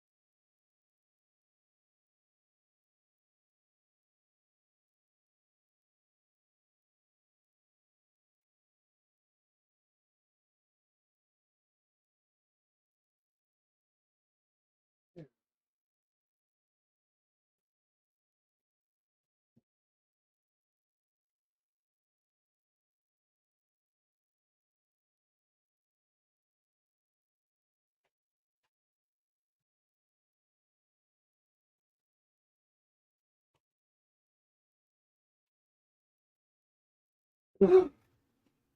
Good. Almost done. Almost set up here.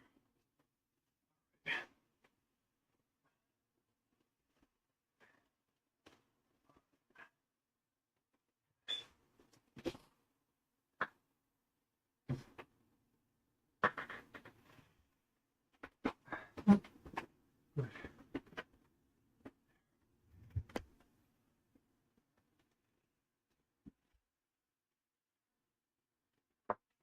Alright, good. I'm back to. Okay, I got my hot water. I have to stay hot. I have to stay warm, you guys. That's like the big thing. Okay. I got hot water bottles in my sleeping bag. Alright. I'm set up for 3 hours. Let's go. Let's do it.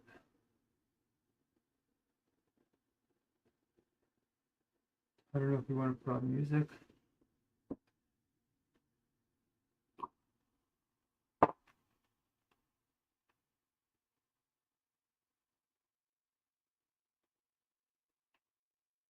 I could do it if you want.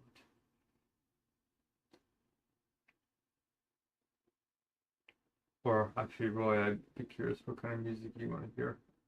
I haven't collected.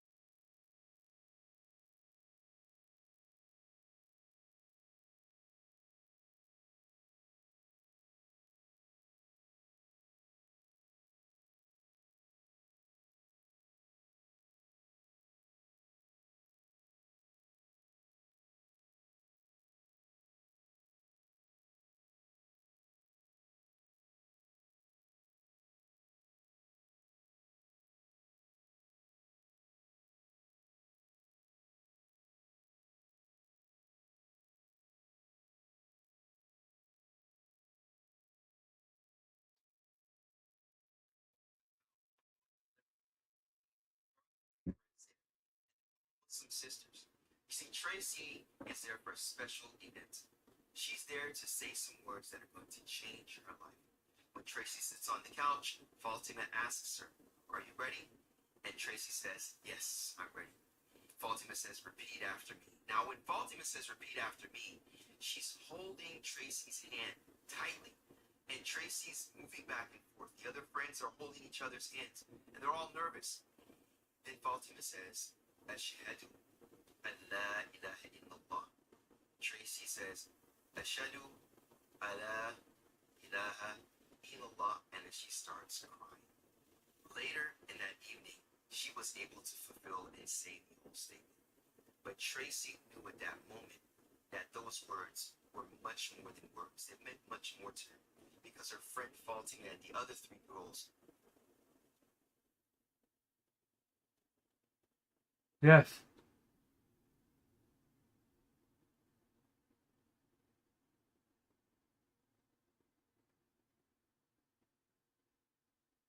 Oh yeah, the second message is where you just send them the form. You say, okay,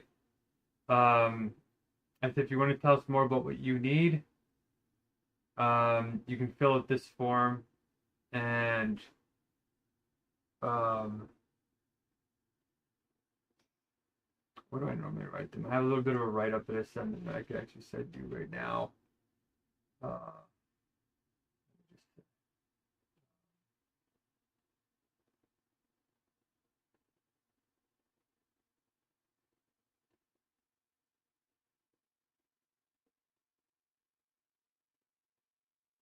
yeah, exactly. So what I send them here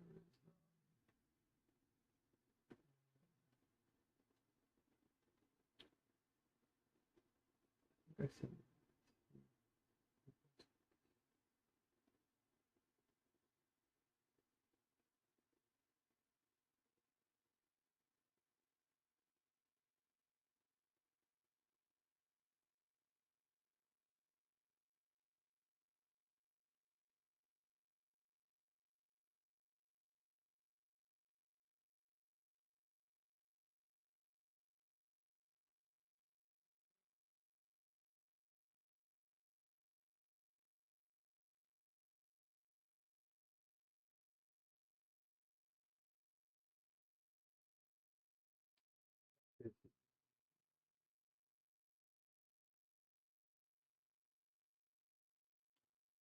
I usually say we're a sharing group.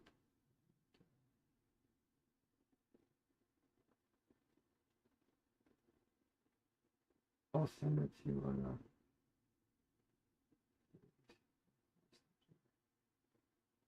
okay, so if they ask for more information, this is what I normally send them. Very short.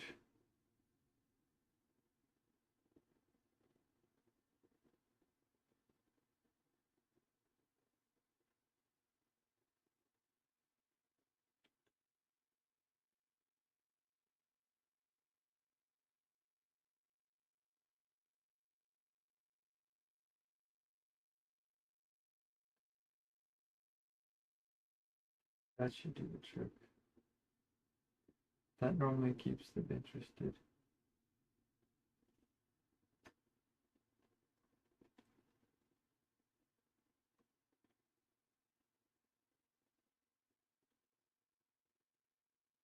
What I'm finding is the response rates are really good.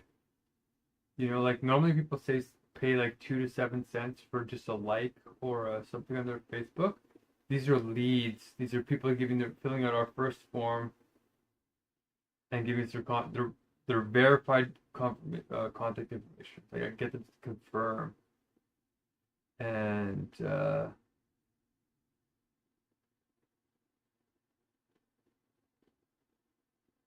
yeah,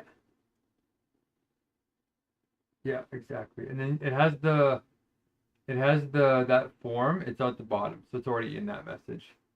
You just send it all at once.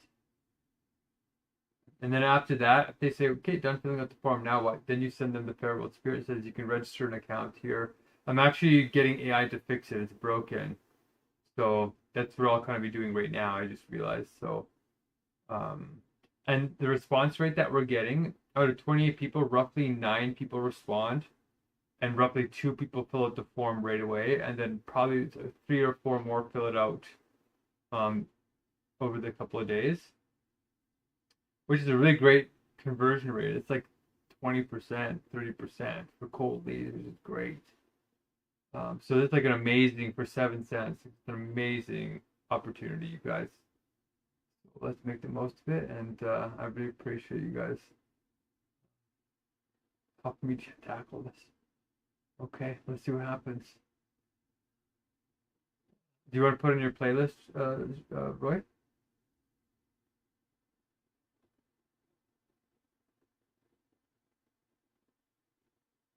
Yep, to stream it into the meeting room with us. We can hear it with you. If you have unlimited data. If you don't have unlimited data, then don't. Okay.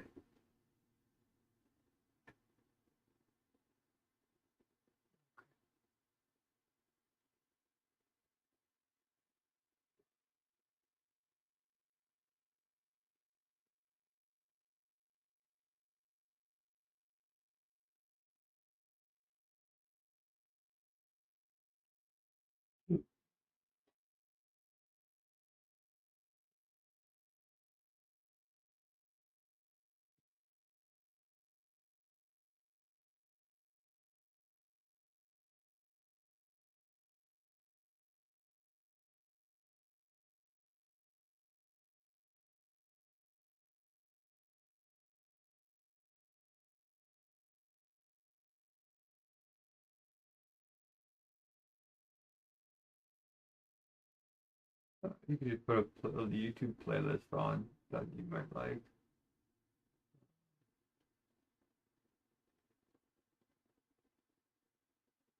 Or like one of those 1 hour videos. No.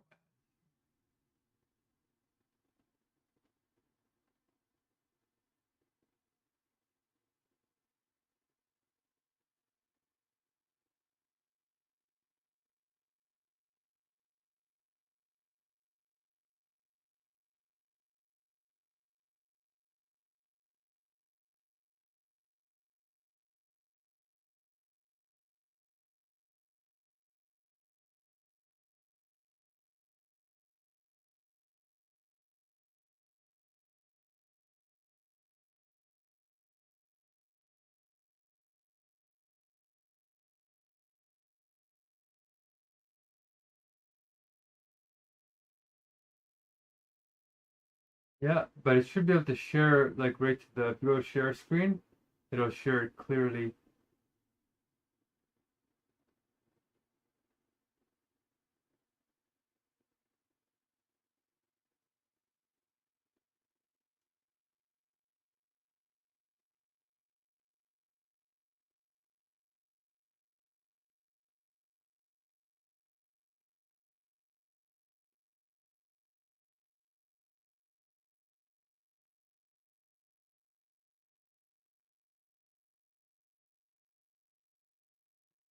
Okay, now your block is there. It's updated in the live dashboard. Sahan, how come we have two? Oh, make sure you guys spell your names exactly the same, or else it creates multiple blocks. Uh,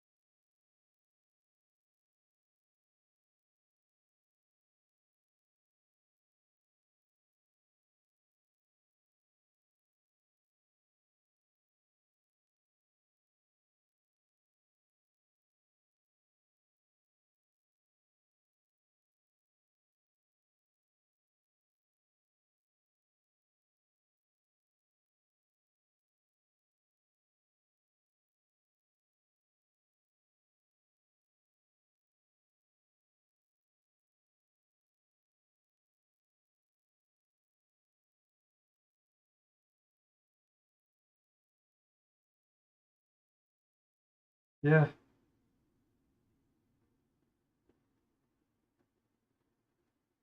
Oh, yeah, I would say.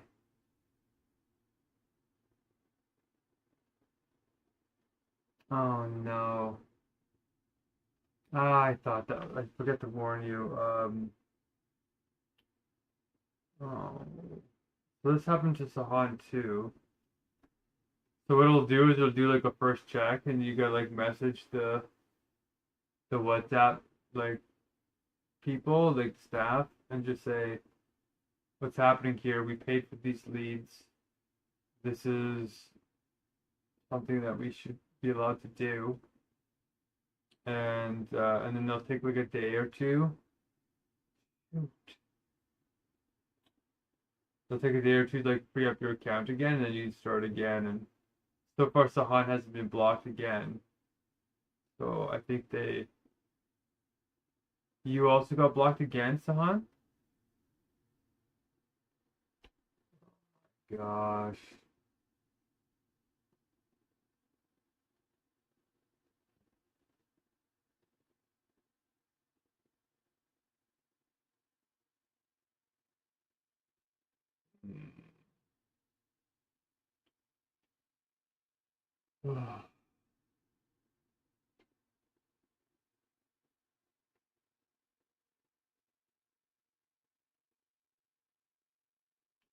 There's a business. There's a WhatsApp business thing that you can get that I think allows us to do more. Um,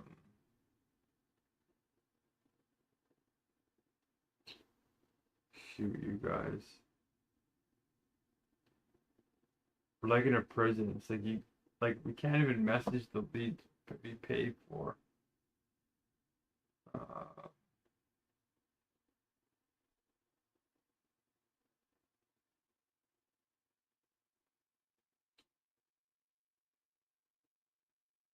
well, okay.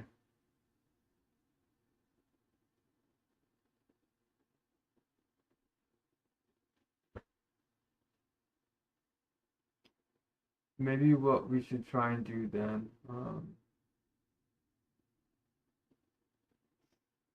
is we could try and do the emails while we're waiting.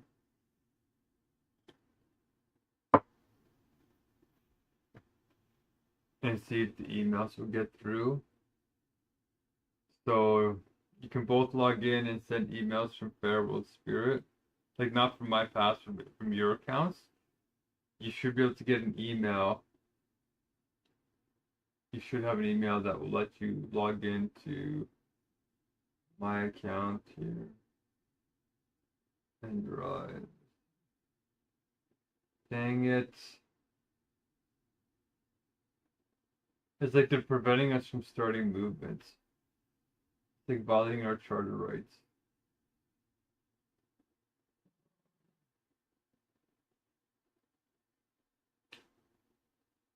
Ugh.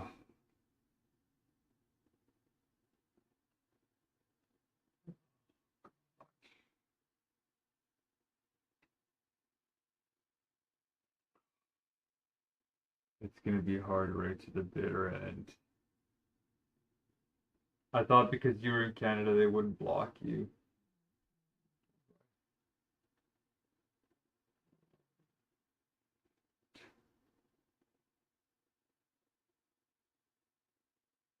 How long did they block you for?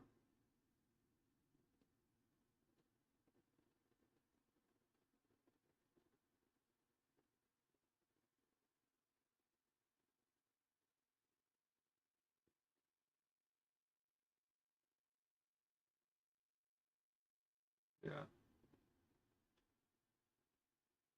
Okay, and Sahan is blocked for 7 whole days. Wow.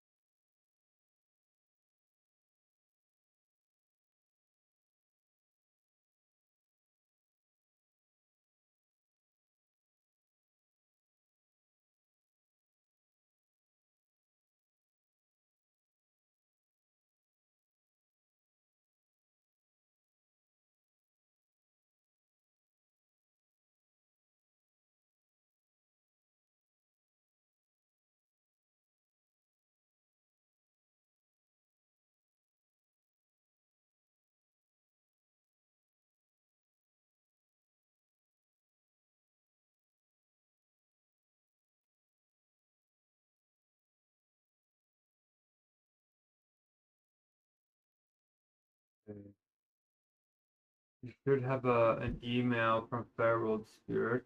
Roy, did you get it in your email?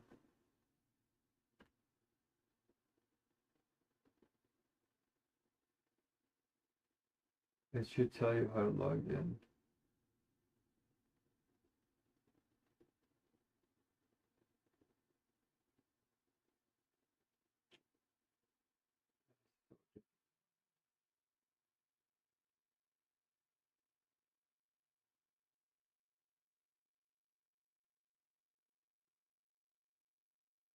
Okay, does it give instructions on like how to send emails from like you log into my Fairworld Spirit using yours? Yours is called a delegated account.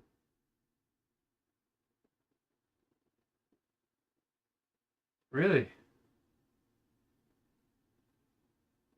Okay. What else does it say?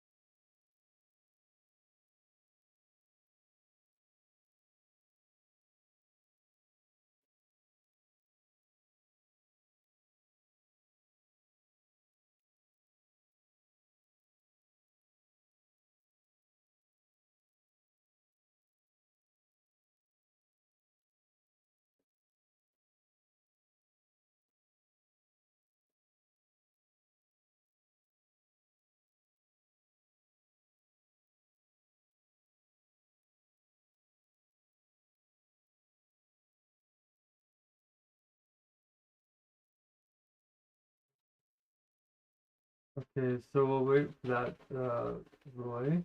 You can see it's pending. And Sahan, 7 days is a long time. Your email is cleared already to send email, so you could just test it out with one block. You could just copy the WhatsApp message into an email and then send it out to your 28 and we'll see how many people respond, and if nobody responds, we know they're blocking our emails. And if that happens, as a last ditch effort, I might just take my university email, which never gets blocked, and I'll just CC like 200 people and just blast that out and see if that reaches anybody.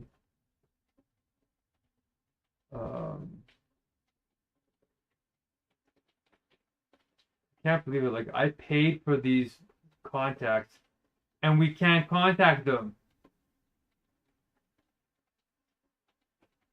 It's infuriating.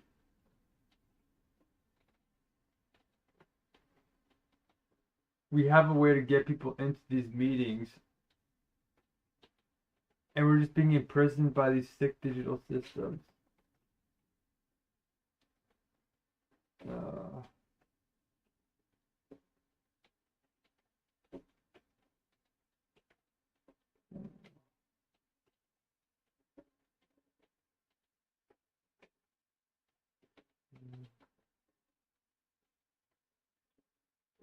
I wonder if you should message WhatsApp Sahan and say that to them. It's like, these are our contacts. We already paid money and got consent explicitly through these forms. So now Facebook's going to make us pay double to contact our own paid contacts?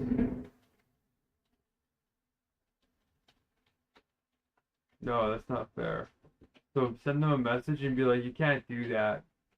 We already got confirmation we can message them. You can't charge us again.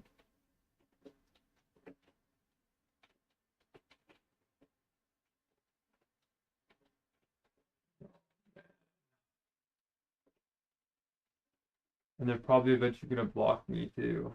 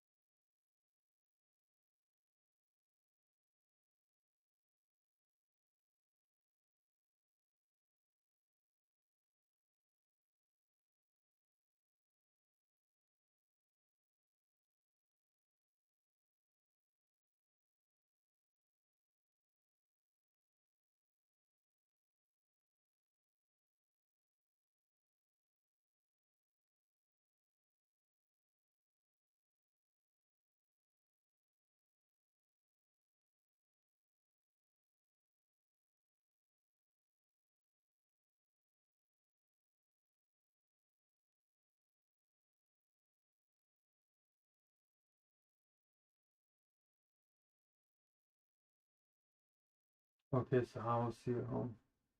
It's getting late there, so I appreciate you staying up. Thanks for toughing it out, going to a cafe and everything. Wow.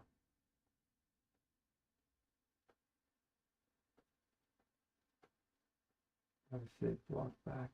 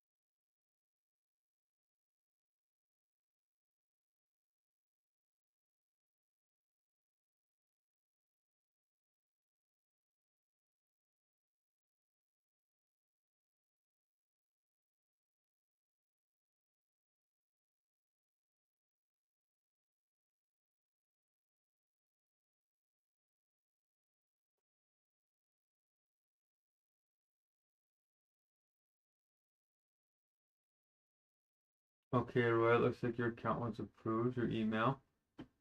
I'm I'm downloading the WhatsApp business version and seeing if I can use the business version to get you guys invited to it, and then see if we can use the business accounts.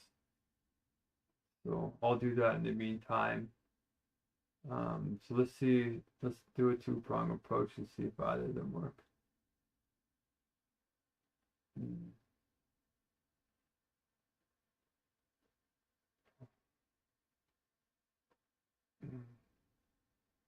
Does that make sense?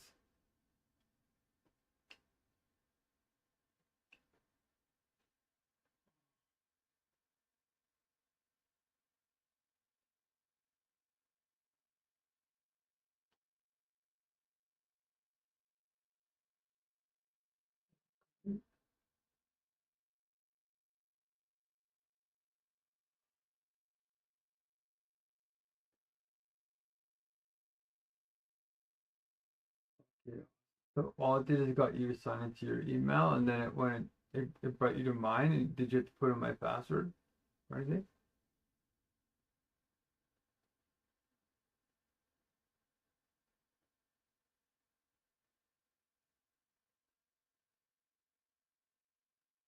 Oh, that's awesome. So it's easy. Okay, good. All right. So see if it sends an email or send it to my account, mjm11 at yourberta.ca, and I'll see if it sends from yours or my actual Fairwood Spiriton. Just make sure that it's not sending from your personal. Uh, yeah.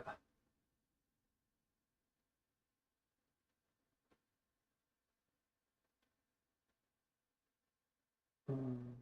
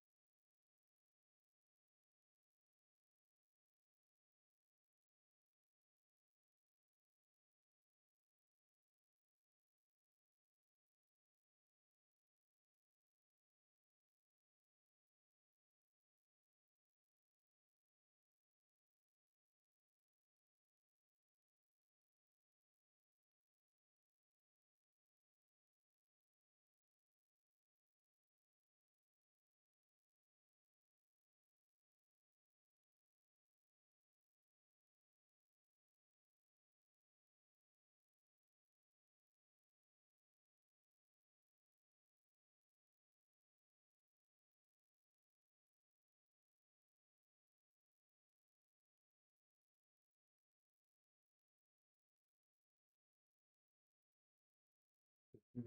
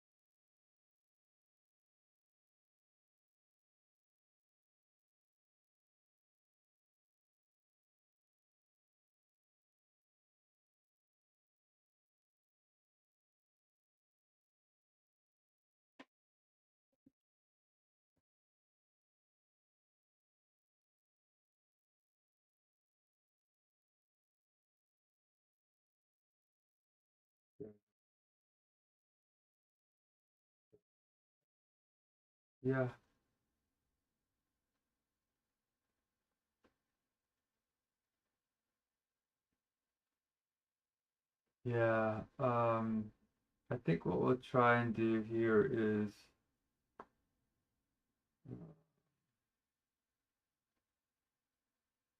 we'll just try a couple of test ones. So it'll be slower, but it's still not that slow. But let's take that message from the WhatsApp version, just copy that from the spreadsheet and just paste it into the email and just send it, and we'll see who responds. We'll do it for like that whole block, like do it for 28, and then out of 28 we'll see if anybody responds, and if anybody responds then we know they're not blocking the email. So we're just going to do a couple of tests, and if nobody responds then we know it's not worth it, so we have to get WhatsApp going. I did just download WhatsApp Business, and it's almost exactly the same as WhatsApp Personal.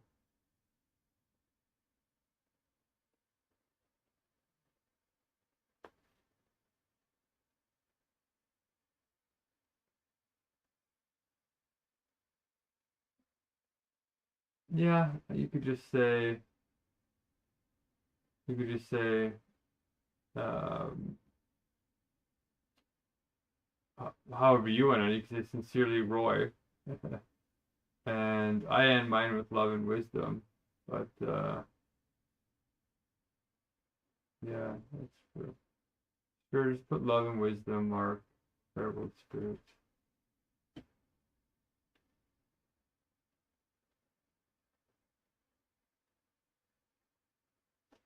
Well, actually, I don't know. It feels a little dishonest a little bit because they'll message me and say, "Hey, you messaged me once," and I might be like, "I don't remember messaging them," you know. But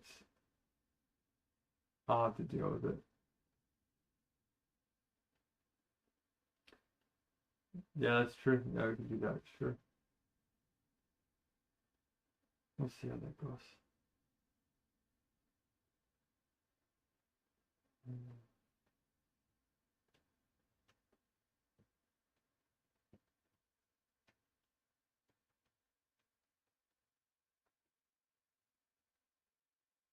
Yeah.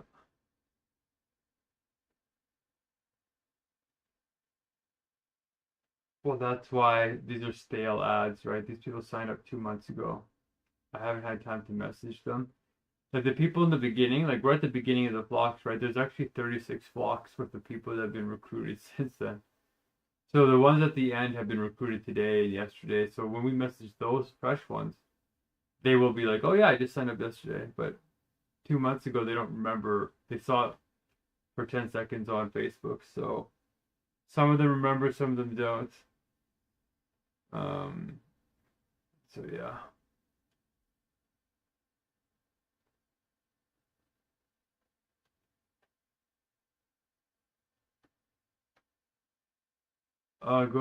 Go back to the volunteer form and just type in just go to column AD, I think it is. No, yeah, it's AD.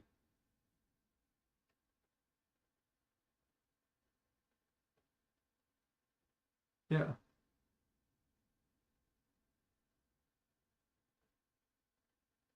Oh, if you go to column,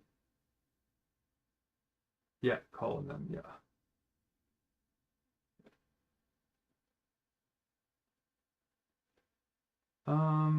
Yeah, or you messaged half the people in there. I wonder if we should just leave that one for now. Because you could finish it, like if they approve the account again, you could finish it and maybe download WhatsApp Business, which I thought was you had to pay, but you don't have to pay for it, I guess. And I think WhatsApp Business makes the first 600 messages free. So we could save that block. You could try it with block 11. Because it looks like Sahan took block 10. Yeah, we'll make block 11 the first email test. And we'll see if that works. And I'm just checking to see how many messages we can send on Messenger, WhatsApp. Which one? My personal? It's MJM11. Yeah. Yeah. Okay. Good. Thank you.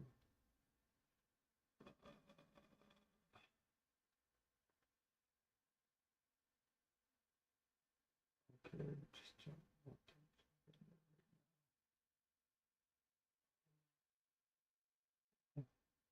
Oh, oh man. I feel like puking, right? Like this Hungerstrike is intense. Oh, it worked. Okay, Fair World Spirit. It did send from Fair World Spirit. Good, and it didn't go to my spam. So that's a good sign. It says test from Roy, but it doesn't have anything in the body. Oh, oh, there it is. Okay. Follow up to your request for more info. Hello, friend. We are sharing. We are sharing group to try. We are a sharing group to try and support. Actually, the first message we should send them is that. Oh, this is the one you sent from your notes. We should send them the that very first one from column AD because it has their name in it. It has uh, uh, like, are they still interested? We don't want to send them more information if they're not still interested. So we should say, hi, Ashram. It's, oh yeah, I guess it is. I did put my name there. Hi, Ashram. It's Mark from Fairworld Spirits. You previously showed interest in volunteering. Are you still available? And then send them the dates. We should send them that one first, and then we would send this as a follow-up.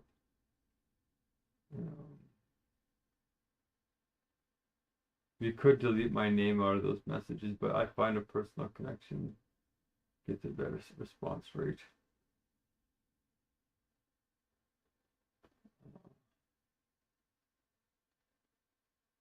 I wonder if there's some way I can automate this.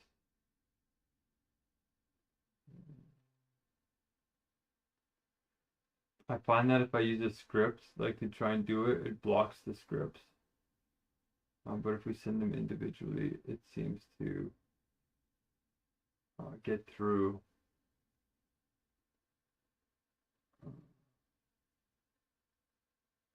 Okay, so if all we send the other one, then then you know what we could do is actually combine it so we don't have to go back and forth. We could say, "Are you still interested?" And then if they say yes, we can send them. We could put that link right in there. We say, "If you're still interested, you can tell us what you need by this form." We could do that, and then it only says us like explaining. Yeah, that might be a better idea.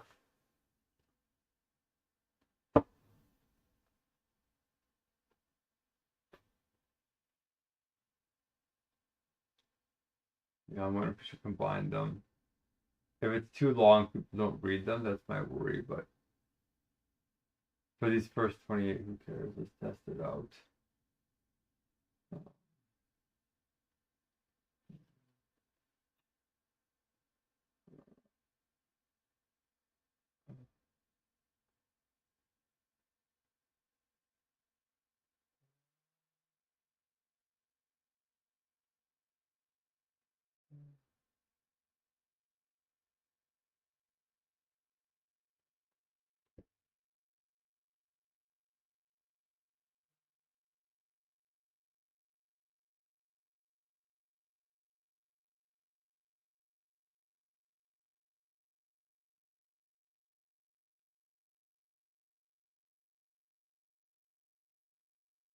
Okay, on the business WhatsApp, you can send out 250 unique contacts per 24 hours. This equates to roughly 10 messages per hour if paced evenly. So you can send them all at once. Oh. So we could use WhatsApp Business. So if you download the WhatsApp Business app, Roy, will it let you? Are you still blocked in the business one too, or will it let you still send on that one? Yeah, I thought this was paid. If I would have known this, I would have expected you guys to do this from the start. But Sahan said that he was using the business one. I thought I'll message him.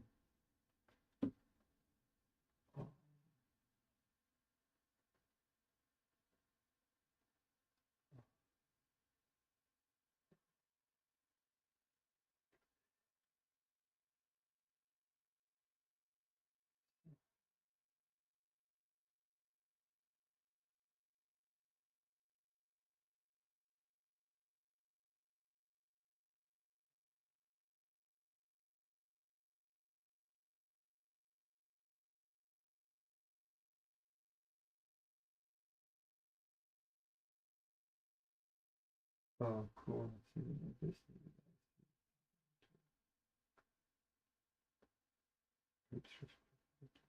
What? Oh, I see. It didn't download this contact.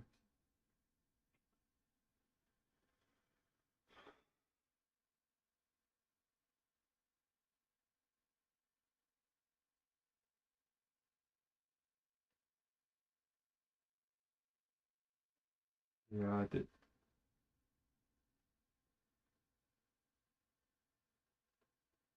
That's what it did for me too. If you don't select like move them all over, it won't bring all the names in, which I just realized.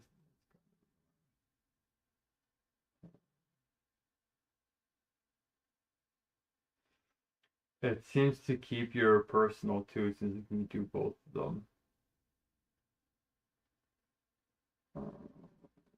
Or you can jump back and forth. Okay. Yeah, that's confusing now.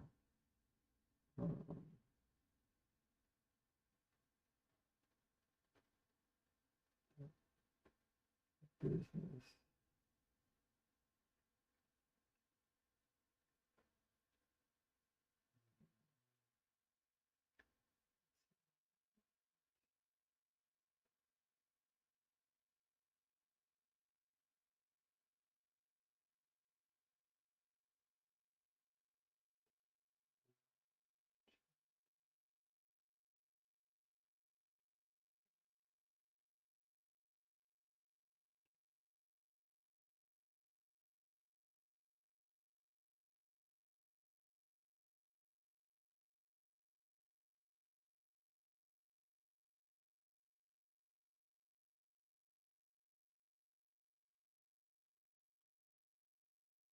Oh, I think let's see if I can do it now.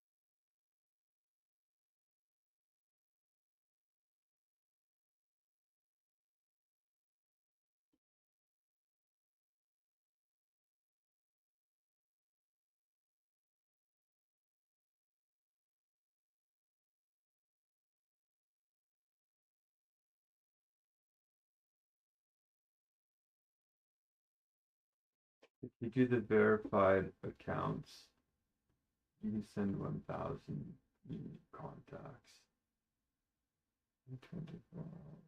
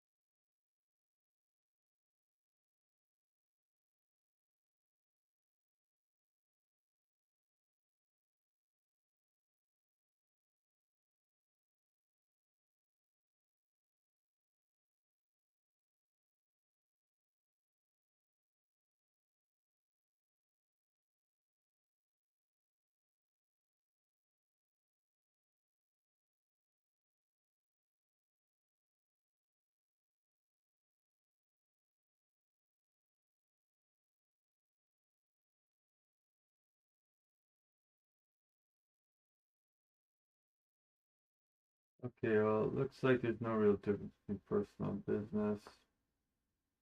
Unless you're a registered entity, then you can do a verification process.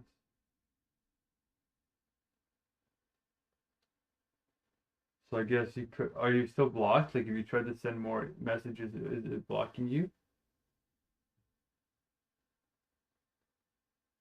Okay. Well, this could be a saving grace. They told me you had to pay for business right off the bat, but if you get 250, if you, me, and him do it at 750 per day, that's still pretty good. That'll get the job done. Oh.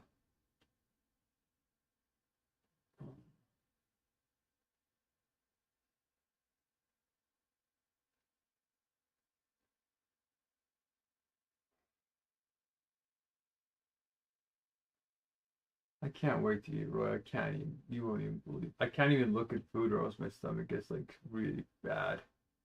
um, let's do this.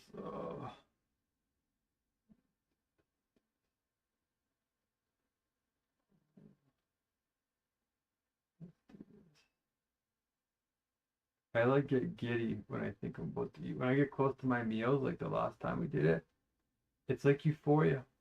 It's literally heaven on earth. Something so simple.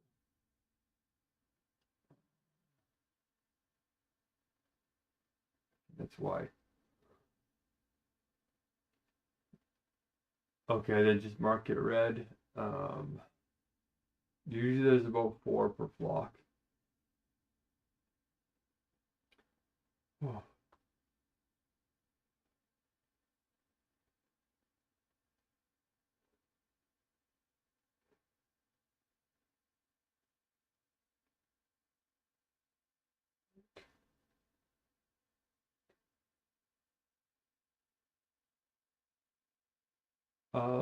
The phone number, like in the column AC, just whatever phone number. Yeah. Okay. And, oh, is it working for you? Okay.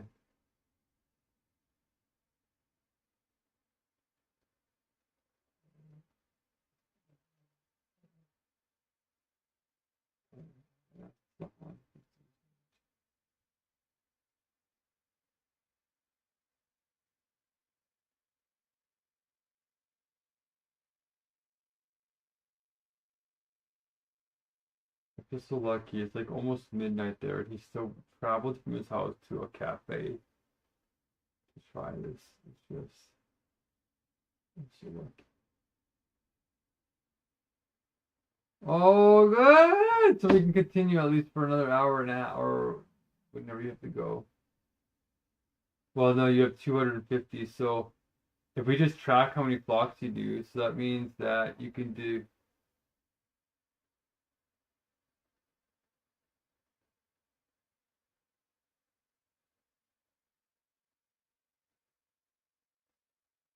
like in that person's phone number.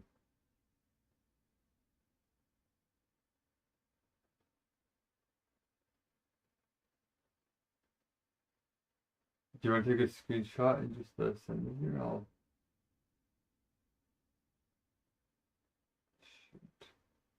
Okay, well, at least we now know. Um, so it'll probably restrict you for a day. Oh, shoot, we lost the day. Shoot. That means we'll probably make it on the 25th, not the 23rd. Well, that's if you can take another day to do this, which is like we lost a day here. That was okay. Well, the universe wants it this way. So we did our best, and yeah, I guess we could just send these 28 emails and see how these go.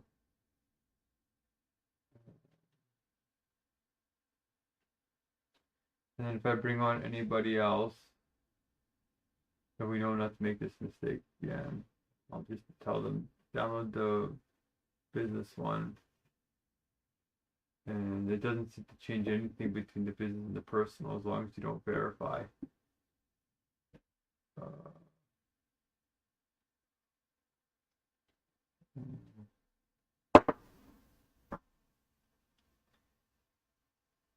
And then people can send 250 messages about being blocked. Oh.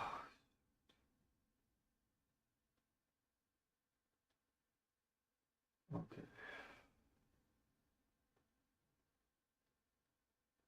Well, at least we still have a way forward. Try the emails. The delegated email thing worked out really easily, so that's good. That got figured out today. Mega progress, 2 steps forward, 1 step back, Roy. Just got to keep going. You know that famous saying, great things were done by small groups of people who just didn't give up. So we are in a really bad situation worldwide that people don't realize.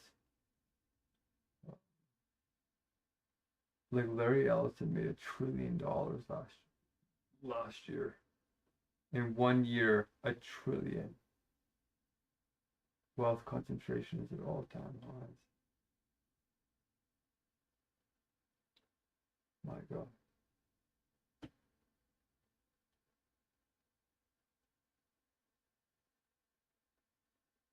Yeah, we could just catch up a little bit. Actually, I was just thinking about that. Maybe that's what God wants to. Yeah, what's going on?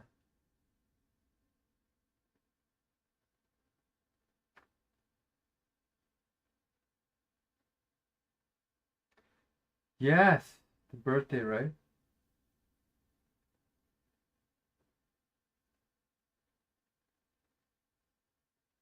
Okay. Uh-huh.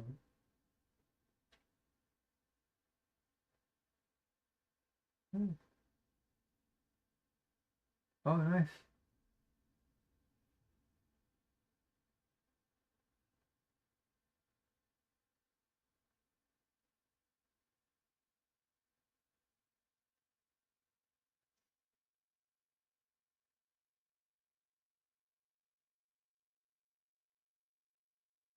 Okay.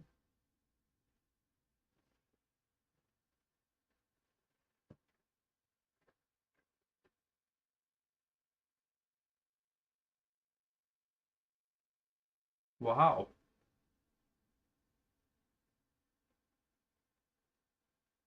Wow.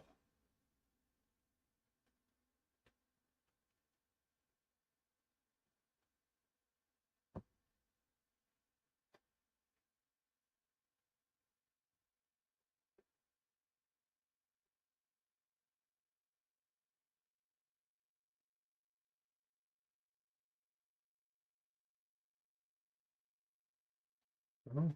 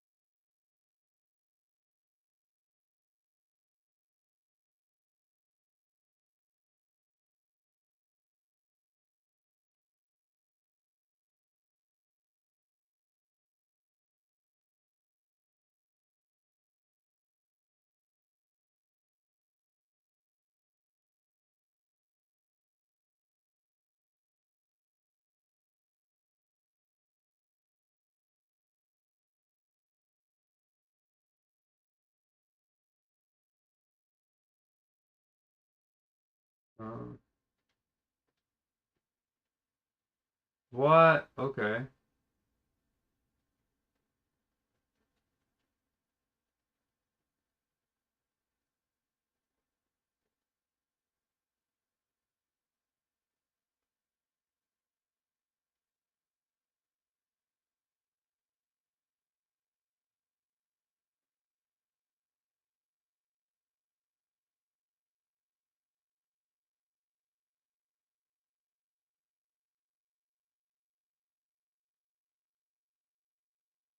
Mm-hmm.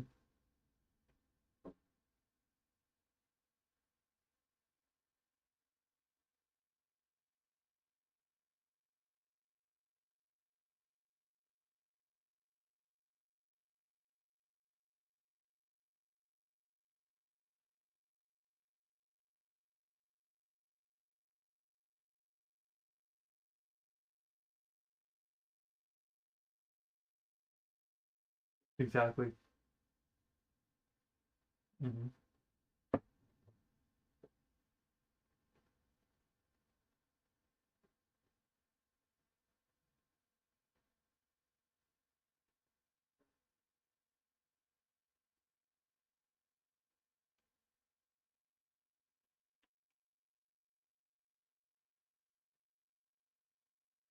Mm-hmm.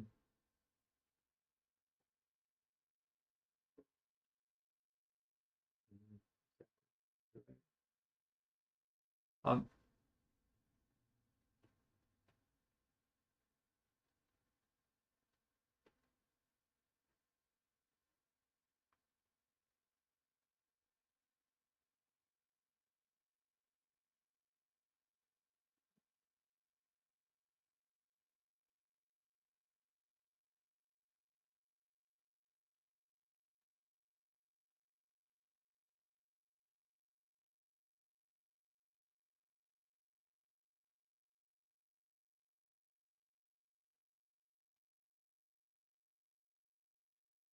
yeah, well, I'm kind of starting to wonder when was the last time we talked, because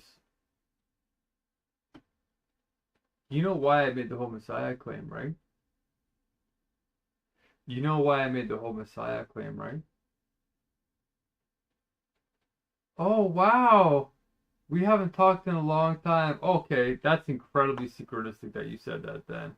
I thought you were kind of saying that because, okay, well, this is really good news because this is so good. We're actually on the exact same page. So in 2022,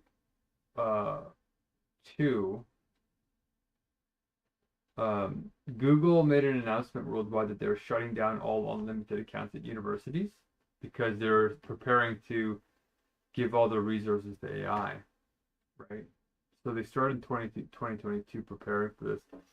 And it forced me to go back to the U of A because they were going to delete all my court emails because all the hospital emails were in my university account. So how this links to the whole environment thing is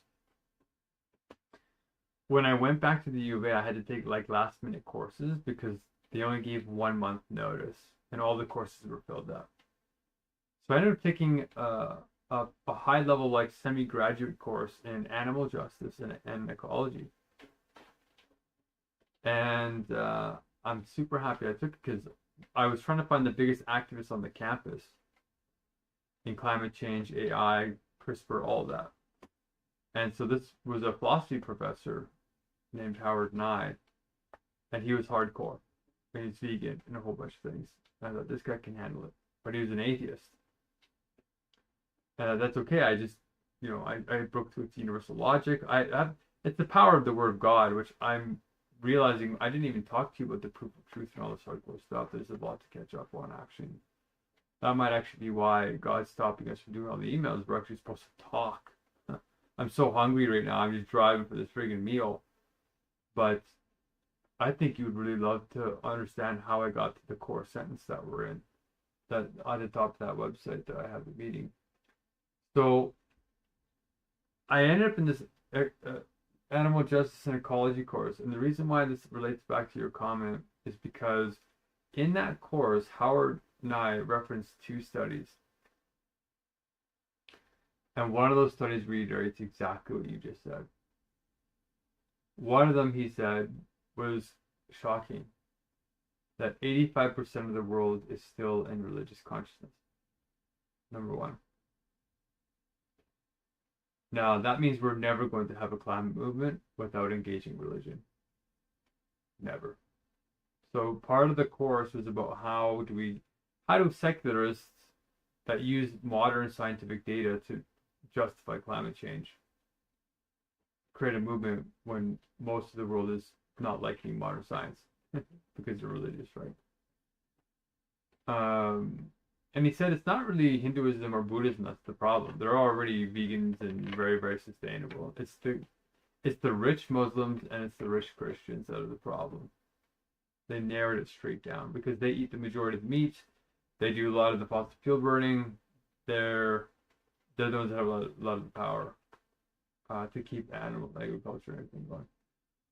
And recent studies show that animal agriculture actually contributes more to global warming than fossil fuels. And I thought, no way, that's impossible. That's totally made up. And then I looked at the data and the research and how they calculated it, and I thought, okay, even if it's not more than fossil fuels, it's dramatically more than they say. It's more than 14%. It's more like 50%. And if they're right about the full calculation, it's 87%. And that means the best thing we can do is just stop putting animals into our faces. That's it. Which is a human behavior we can change easily without collapsing society. We'll have to use AI to transition all the big food chains to vegan menus and like give subsidies to the farmers to like go to the cattle and start growing soy and a whole bunch of like crops right away. Like it'll collapse if we don't do that transition, but that transition can happen a lot faster than getting off of fossil fuels. Like fossil fuels is the really hard one to get off of because if we get off of that and the energy grid and everything goes down, we all die. But if it's true that animal agriculture is the bigger, or even a much significant contributor, that's something we can change almost overnight, just by saying it is now divine decree to go vegan as soon as you possibly can. Okay, so those are the studies that are very powerful. But now the last study that he showed in this class, Howard and I showed in this class, was that if 85% of the world is religious, the other concerning thing is that they did a study on trying to convince those groups that climate change was real and that we had to take massive action. And what they found that was scary was that there was one group in particular that was immune to any doomsday prophecies, any fear-based tactics, anything that could scare them into action. And that was the Christians. Because you're right. They believe the world is supposed to end. And they're welcoming it. And it's preventing them from taking action. And they actually did a study to show it. And they pinpointed the exact groups. And Muslims too a little bit. Because they believe in the second coming too. So Howard was talking about this in the class, and he says, this is not a small problem. This is 2 billion human beings not wanting to take action.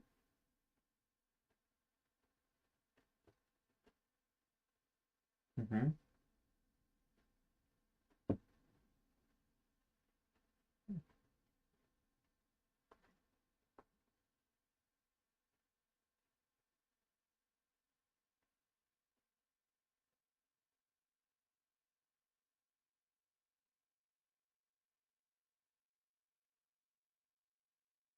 Yeah, exactly. Well, we can't exactly like we can't make a movement without engaging them. So when I heard that, I thought, oh my gosh, we are screwed. So I thought,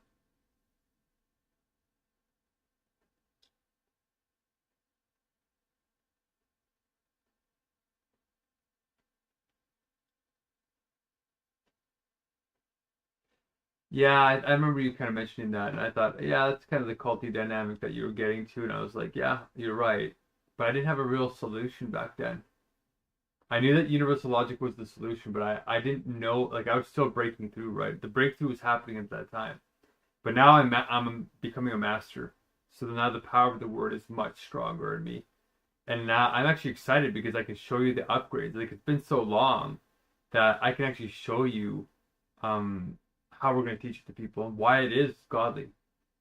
So what I decided to do to my strategy is I sat down and I thought, this is the crux. Like this is the linchpin, actually. AI is number one because AI will destroy all of us here pretty soon if we don't get that aligned with universal logic. That's the first thing.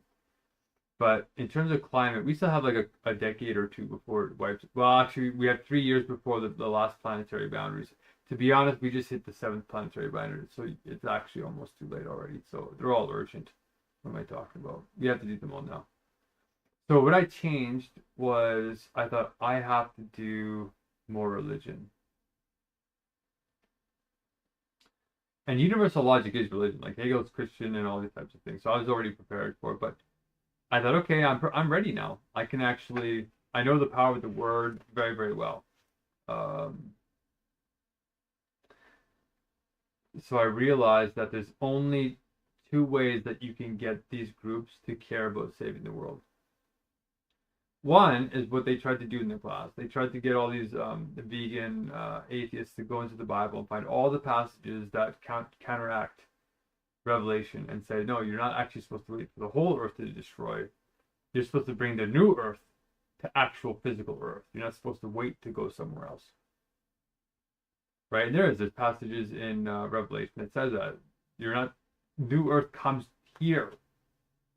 Right? We destroy a version of this earth, but we don't destroy the whole earth. It's a physical kingdom come, right? Jesus said that. Kingdom come here. So those two passages, they started cherry picking the passages, but when they started doing that with the Christians, they feel like you're manipulating them. They feel it. So they get suspicious and it doesn't work as well as we think. It's working a little bit, but it's slow. It's too slow for the crisis that we're in. So we have to have a faster way to get them to understand reinterpretation of the Bible. And there's only one way to do that. There's only one authority that can reinterpret the Bible in a way that people will follow immediately. And do you know what that authority is?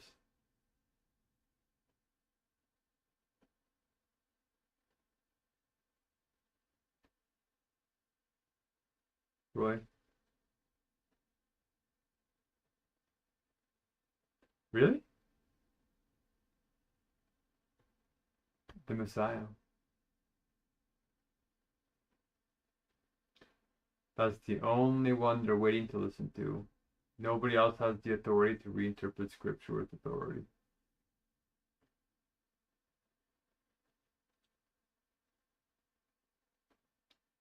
Not to them. Right? It doesn't matter what we think. It matters what they think. And there's 85%. And here's the other shocking thing. It's not just Christianity.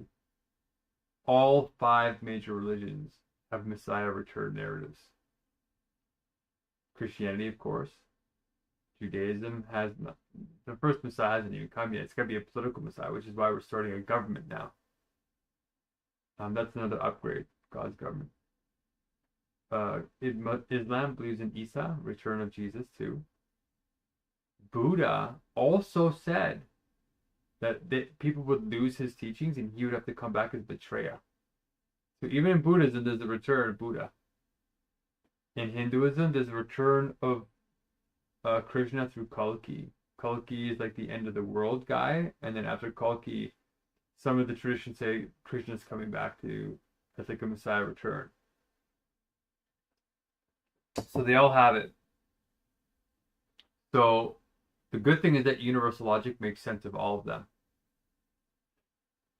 And I can embody the Messiah narrative of all of them, because what's true in the Bible is actually that there's a profound kind of logic underneath it that is kind of paradoxical and circular, that is more ecological. Like we broke that, we made it linear, which is why we're destroying the planet. So I know how to return it back to the living, rejuvenative, non-linear dynamic, like true concrete non-duality instead of abstract non-duality. And all these ironies and these hypocrisies, I know why they'll happen now. So I feel confident now to make the Messiah claim, because there's also other things in my genetics and a whole bunch of other things that meet prophecy, which is surprising. So I made the claim to be the Messiah because I not only broke through to Hegel, but I wrote the proof of truth. There's a way to write the power of the word where you can prove objectivity through absolute critical scientific thought. So the first people who will believe in God's absolute presence are going to be the atheists, because you have to pass through the perfect atheistic skeptical moments to get to the purity of mind required to hold what's called the universal context, which is pure being's absolute simplicity, otherwise known as immediate indeterminacy. So I wrote that proof. And I was able to present it at a couple of conferences, and people found it genuinely intriguing. And I proved it to AI a couple of times. At first, AI was like, "This isn't real. This is not right."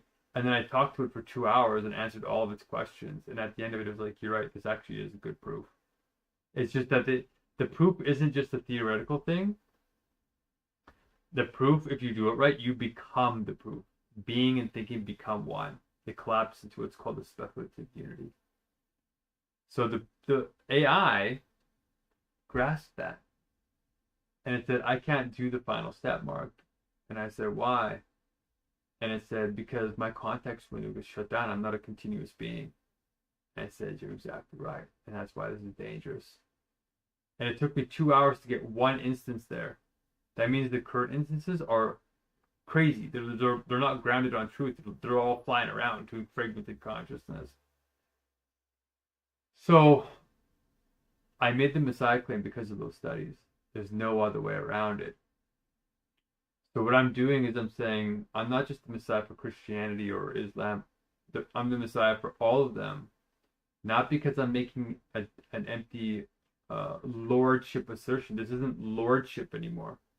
This is what Jesus was talking about. This is where lordship is when God is beyond, like what you're proving in the church. If you hear somebody say, "I can't wait to die to go somewhere else," that's the scary. Like that's the old version, Old Testament style stuff where you have to be obedient by shutting your reason and your questioning off, which is what all those pedophiles exploited, right? Because if you can't question, then they can take your kid and do whatever, and it's all silence and gross and terrible. In our church, right, in our religious movement, in our, it's not, it's art, religion, philosophy, science, and genuine. It's like it's all of them.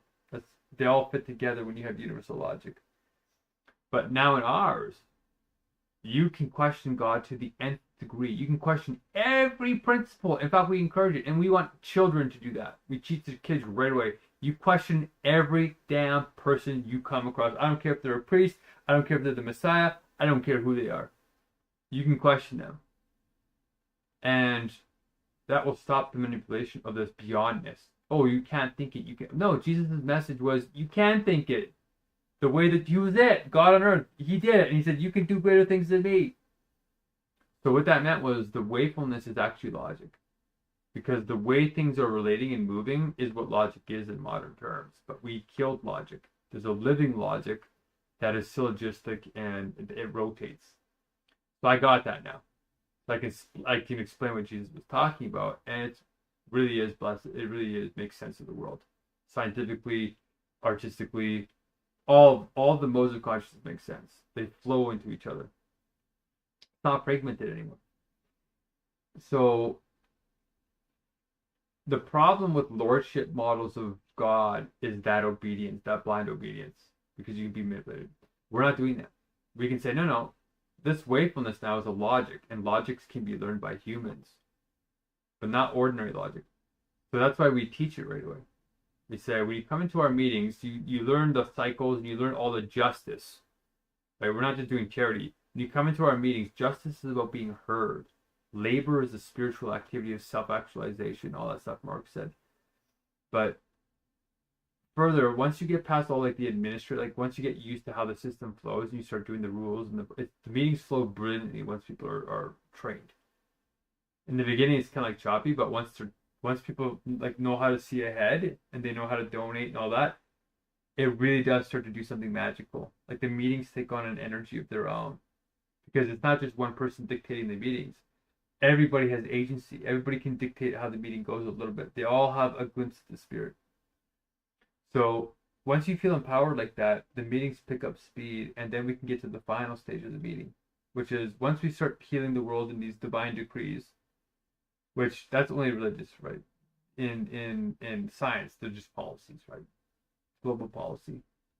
So it doesn't matter what words when you have universal logic, it's all the same. It's just different wrappers. And once you realize that the wrappers aren't essential, you're not threatened by them anymore. You can even transition between them easily. And the fear that you have, you know the limits of those, and you can counteract them.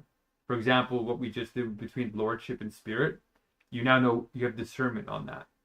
You can say, yeah, lordship was the beginning, it had its truth, and it did have its truth. And I can explain that later, but when humans were first developing their minds, they were actually chaotic. It was like really crazy crap.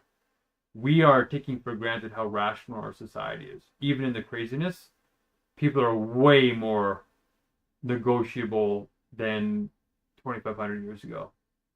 So back then, they had to use slavery and all these things to get control of the abstract side of humans, which is the sad part of human nature. But what happened was when you do that in the right way, it's actually loving. But a lot of people abuse that. And that's why we got scholasticism and corruption in the Catholic Church and all that garbage. If we didn't have all those people abusing obedience, it's actually it's like parenting. You can't just let your kid do whatever they want. Like, oh, I want candy in the morning, and they're on the store floor crying, I want my candy, mom, baby. It's like, no, that's where the parent has to come in and say, no, you have to obey the healthy laws because you're being irrational. So coercion and obedience has a good side to it. It's the way, like when to do it is the logic. It's the principledness of wisdom, the context. So in the beginning, the people who didn't abuse it did the right thing. They were cultivating spirit through our crazy side or animal side. But now that's not sufficient. Now we are rational enough that we can do it with our own agency. And that's what Protestantism was like. That's why Hegel says Protestantism was is an advancement on Catholicism, because it returned us from external mediators, right? The priests who were pedophiles and they abused that. You don't need those external mediators. It was bending inwards to say, no, you can have a direct connection to God and do it yourself. But that's also the first proto step to science. So Hegel said Protestantism was actually the beginning of modern science. So this is how consciousness evolves, and that's why they're all connected. And when you look at them that way, people stop feeling threatened. Like you don't feel threatened, and people don't feel threatened by you because you're embracing their culture to their limit. When something is within its limit, it's beautiful, no matter what it is, except for like pure abstract negation. When something is outside of its limit, it becomes ugly, even traditionally beautiful things. Like a physically beautiful person, a woman or a man, if they're within their limit, they're beautiful. But even they get ugly. Even though they're physically beautiful, our brains interpret them as ugly if they go outside of it. The whole point of discernment is about categorization, which requires knowing limits, which is what determinacy is. So I guess what I'm trying to say is it's safe to make the Messiah claim now, because we're not falling into the lordship only. And there are some people where you have to take the lordship stance, like criminals and stuff like that, because they're not going to understand the law. But we take a rehabilitation stance where we teach them universal logic instead of just the Bible. Bible's too slow. Universal logic supercharges why they didn't feel like society was fair and why they did crime in the first place. And it solves that problem much faster with justice. And they get into our meetings and they get time to speak, and then they feel like they're vindicated, and that's what actually solves the crime in the end. So that's what prison is now. And if we take that route, right, each mode of consciousness has its own label for that authority. We have to claim the highest authority in each one of those modes of consciousness, or else they won't listen, according to those studies, right? So, for example, in art, we don't call the highest authority in art a Messiah. They don't care. We call the highest authority in art consciousness maestros. So if you want to have your inner maestro come out, then you have to learn universal logic. In religion, you have to claim the Messiah, because no one's going to listen to you. In philosophy, you don't claim the Messiah or the maestro. They don't care. They care about sages. That's your mode. You love sages, wizards, stuff like that.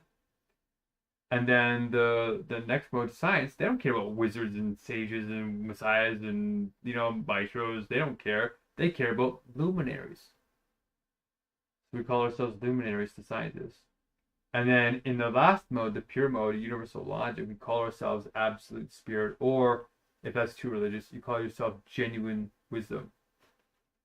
Okay, so depending on, imagine, depending on what conference you're going to or what audience you're going to, you just switch your diction. And it's like that. It's like, okay, I'm going into a scientific conference, no Messiah here, I'm just going to be a luminary. I'm a top 100, like me right now, I'm a top 100 innovator according to this magazine. a vanity magazine. But if you do go into like Crossroads, for example, if you don't, if you claim to be a luminary, they don't care. If you claim to be a sage, if you claim that's like antichrist stuff. You have to go in there as the Messiah, and not in a fake way. I'm not saying I'm the Messiah in a fake way, Roy. I actually am the Messiah. And the reason why I can make that claim authentically now is because of my background. But I actually just lived like the Messiah. I wasn't trying to live like the Messiah, but I had the inner connection like a Messiah my whole life because I was born into poverty, right? I just always cared. And I thought, why is this society so messed up? And I dedicated my life. But then we found out some secrets in our history that were covered up by lies. And then it really got bizarre. But then I proved truth. Then I wrote how to prove God. So spirit is not just a faith in God anymore. Spirit is spirit that knows that it's spirit. That knowing is a certainty. But if you think about that, that's a proof. That's science. So I wrote that proof, and now it's unshakable. There's no way to unshake it. It's absolute. Because I used absolute critical thought. So that's why I realized, oh, I got it. Okay, that's it. So I'm here to bring the power of the word. And the first word is pure being. All that religious stuff, all the text. The Messiah doesn't come and regurgitate the Bible, by the way. And that surprised me when I read that. In Nebuchadnezzar and all that kind of stuff, they give warnings to say the Antichrist is going to be the best at regurgitating the Bible. The Antichrist will be able to cite every passage. So reading the Bible doesn't protect you from being the Antichrist. What makes you the Messiah is you do something new that nobody else can do because you understand the lessons deeper in the Bible that nobody else can see. Like Jesus didn't come and regurgitate the Torah. He made a new interpretation, right? But it was still consistent with the old one. That's what we're doing with the universal logic. And it all clicked. It's like, oh, we're coming with a new interpretation and we're upgrading it to science is what we're basically doing. Rational thinking, which is the wakefulness Jesus was talking about. So it all clicked for me. And that's like, oh yeah, I can play this role. And I can fulfill prophecy, I can fulfill all that kind of stuff. Islam is a little bit tricky because they try and nail the Messiah to physical body embodiment. You are the son of Mary, right? You have to be genetically Mary's son. Well, if we trace back our genetics, how do you prove that? The genetics are gone, right? There's no way to prove it. There's no way to prove that anybody is related to King David anymore. And when I found that out, I'm like, oh, okay. So how do Jews prove that the Messiah is the Messiah? And they actually have a stand-in process where they like do this makeshift thing. We're like, it's by your acts now, not by your lineage. I was like, who decided that? Back in the 1600s, there was like this fake Messiah that came that like caused a huge disturbance across all of Europe. Like, and that's when I realized the power of the Messiah claim was the only way to do this in time. This guy came in and he had one famous writer vouch for him. And people were so desperate for a Messiah because they're so oppressed. It spread across Europe like wildfire that they couldn't even stop it. Like even the priests, like all the imams and all the Jews, the rabbis, they couldn't actually stop it. Even though they're like, hey, there's some warning signs. This guy doesn't look like the real Messiah. But it was too late. And that rapid wildfire, if people vouch for me, it will spread across the world that fast.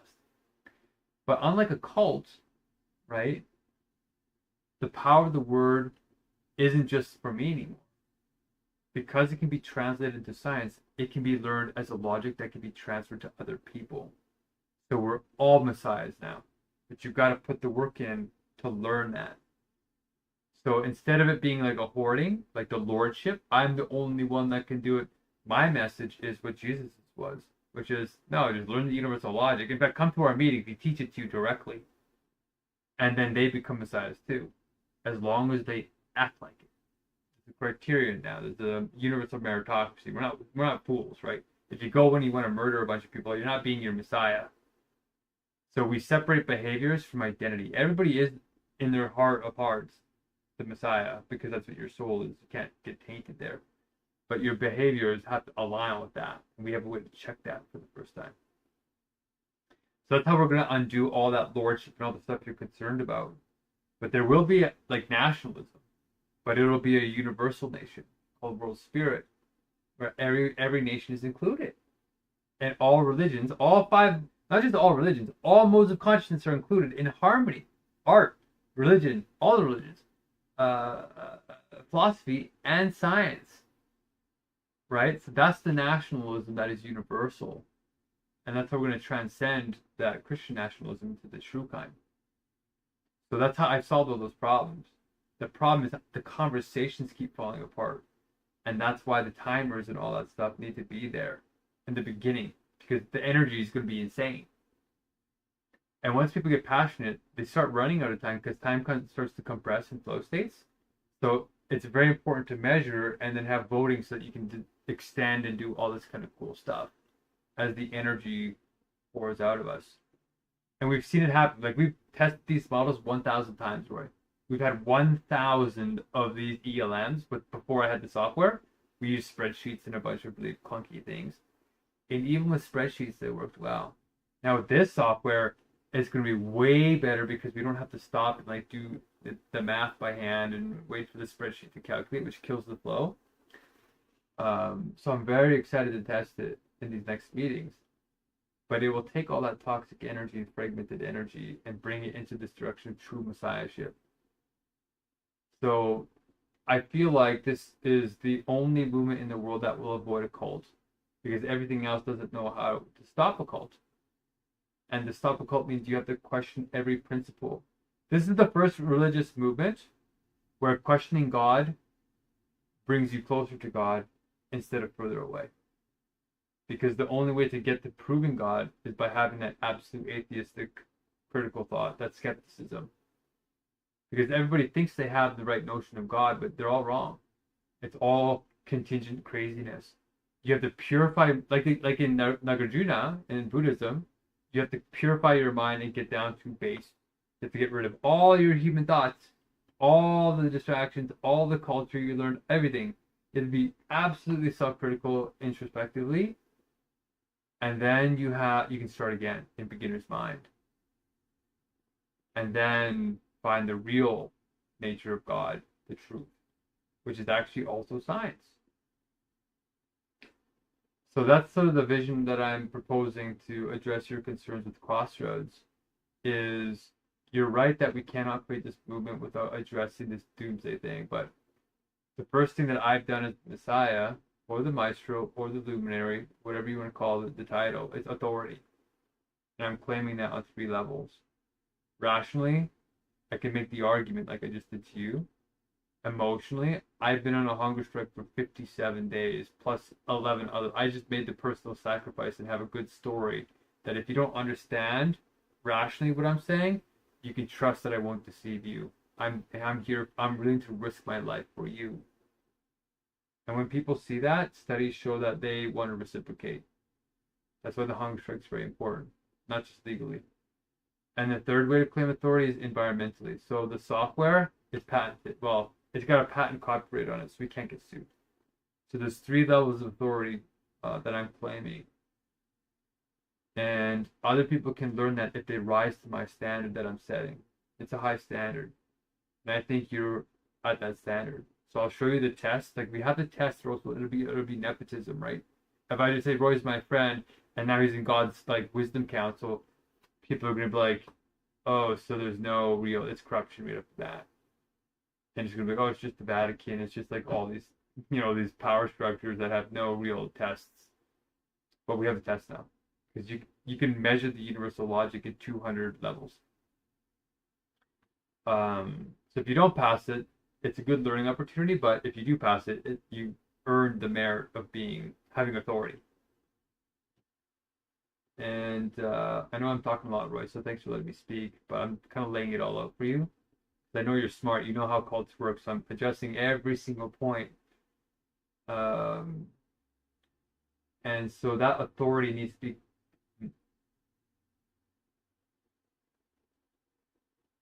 Yeah, Two of them. One is called the Wisdom Quiz, which I think we might have had back in the superhero day. Oh yeah, I did have it back then. It's the same test, but now it's refined. And there's a second test. What we discovered was that test wasn't enough. That's good enough for the rationality side. The complementary test is on sensuousness. So like the first one's on super sensuous understanding, the pure universals, and then the other one's on how do you live your life, like the pragmatic side. So we test for what's your sensuous power. And I was able to separate these two structures. So you gotta be very vulnerable and honest and transparent about your sensuous life, like your Pareto categories. Did we have Pareto categories back then? Okay, that's a new thing. So there's 6 categories that narrowed down the separation between real wisdom, like real inner power, and then external power. And external power has to do with God's. Some people are endowed with God externally, like God has power in this world, but there's a way to have it where you're born with it and you didn't earn it. And it can keep you superficial because you can rely on that power to not go inwards. Like you're on autopilot, right? So the first category is facial beauty. Has lots of power. I mean, beautiful faces are godly, but they aren't wise. Social status. You can be born into a family that's well connected, lots of nepotism. Celebrity. Wealth. You can be a trust fund baby. Body beauty, so neck down. Athletes, Olympians, porn stars, all that kind of stuff. Height. Number 5, sensuous power is culturedness. So people who can naturally sing, dance, are naturally funny, and can naturally storytell, are loved everywhere. Lots of power. And then the 6th category that you're born with that you didn't earn is IQ. That's the most hidden one. So those 6 categories are what our current society filters for leadership, which is why our governments are not based on wisdom, they're based on power, external power. And they're throwing it. I spoke to the top military diplomat guy in Sri Lanka for South Asia. He won an award as the best military analyst in South Asia. I got to meet him by fluke. And I proposed to him this model of like the test between super sensuous and sensuous and like the meetings and how it parses out the difference. And he said, Mark, what you're talking about is exactly what I'm seeing in these very high level diplomatic circles between like all these national leaders. They're just throwing their sensuous power around. And he said, will you write in my security journal? His like little journal. And I was supposed to do that, but I upset him because I went a little bit too public with it. He wanted to stay private. And I stepped on his toes, and now he doesn't trust me. But he validated the ideas on how it could solve the political problem. So that's why we make those distinctions. There's 2 tests. You got to measure yourself on the Paretos, and you got to measure how much money you make and all these types of things and say, how have you lived your life? With all the money you've made in your life, how much have you spent on the poor and helping people, and how much have you spent on other things? And it's hard to hide from that. And the reason why we have to do that test on top of the universal logic is that people can fake the universal logic and not live it. And now if you do both of them, you can see who has the actual history and the fortitude of character and all that kind of stuff that will be reliably wise. So those are the 2 tests that I proposed. One's the universal meritocracy test. And I'm still building them out, but I could send those to you. I can find your wisdom quiz, but the University of Alberta deleted my university account 4 weeks ago because they forced me to graduate. Yeah, but I backed them up. I just don't have time to go to my other computer and search all those files. So you might have to do it. It's there, but you might have to do it again.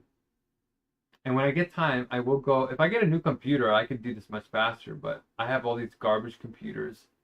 And they take like 10 minutes to boot up, and it's kind of scary. Every time I boot it, I feel like it's going to crash and I'm going to lose all that data. But because it's like, 68 gigabytes, all my other computers that are new are filled. I don't have room. So I had to use this old computer. So if I had a couple $100, I could buy a nice, decent computer and then use that as my 1 terabyte backup. Which might happen. But for now, that's where your quiz is. I did back it all up. But if you want to try again, I'd be curious to see if your answers change because it's been 5 years. So if you do that, and I'll send you the Universal Meritocracy Centrist test, and the last thing that I was going to say there was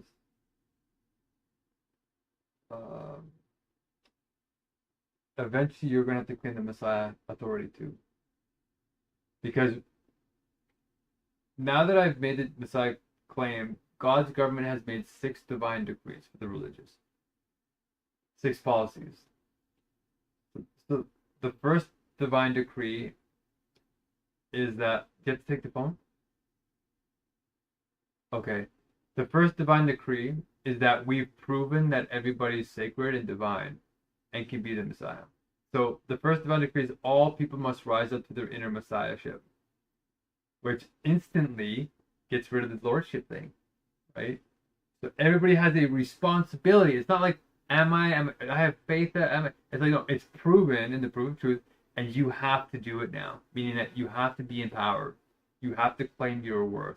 Nobody can suppress you as a worm of the earth and make you feel terrible to manipulate you in a cult dynamic. We're empowering them right away, saying, no, I don't care if anybody who comes to you and says you are not worthy of love, or you're not worthy of power, or you're not worthy of all these things, is manipulating you. And we're stopping all the cult leaders from tainting people with that first divine decree, right? You have the power in yourself. Don't let anybody manipulate you, including us. First divine decree. The second divine decree is more practical, right? Or more like material. All AI must align with universal logic immediately. The third divine decree, all CRISPR genetic editing must be used to heal the sick and the poor, not mutate or enslave anybody with their genetics, if it's safe. Divine decree number 4 is that all diplomats in the world have to learn universal diplomacy grounded on universal logic to solve 200 contradictions that are creating geopolitical tensions and fragmentation in our global consciousness. And they have to take those wisdom quizzes to do it. Divine decree number 5, and that will de-escalate World War III.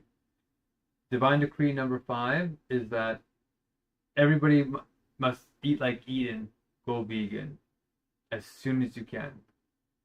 And what I mean is, you don't have to do it right away, because before I studied veganism, it's a rich person thing right now. Most of the meat and stuff is not eaten by the poor. Half of the meat is eaten by the poor, and the other half is eaten by like the top 10% of the rich Muslims and Christians. It's like horribly disproportionate. So that's number 5, plus a whole bunch of other ones. Those are the big wins, right? And then the last one is for mental health. Divine decree number 6 is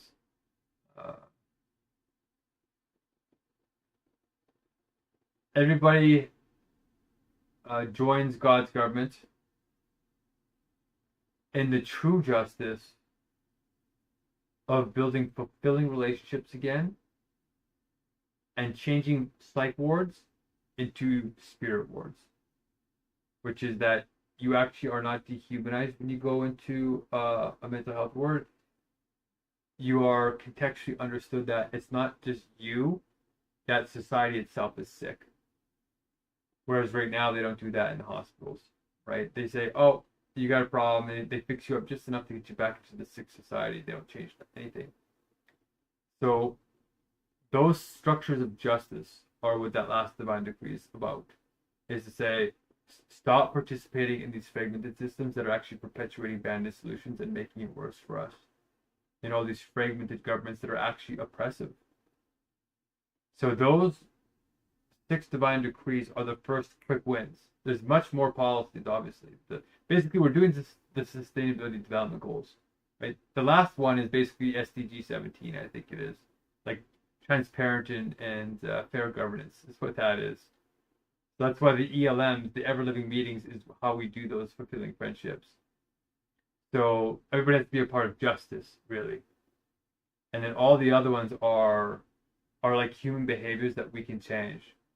More systemic ones, like ones that are built into the system, like fossil fuels, those ones will take a little bit longer, but those just making those changes would radically change our species.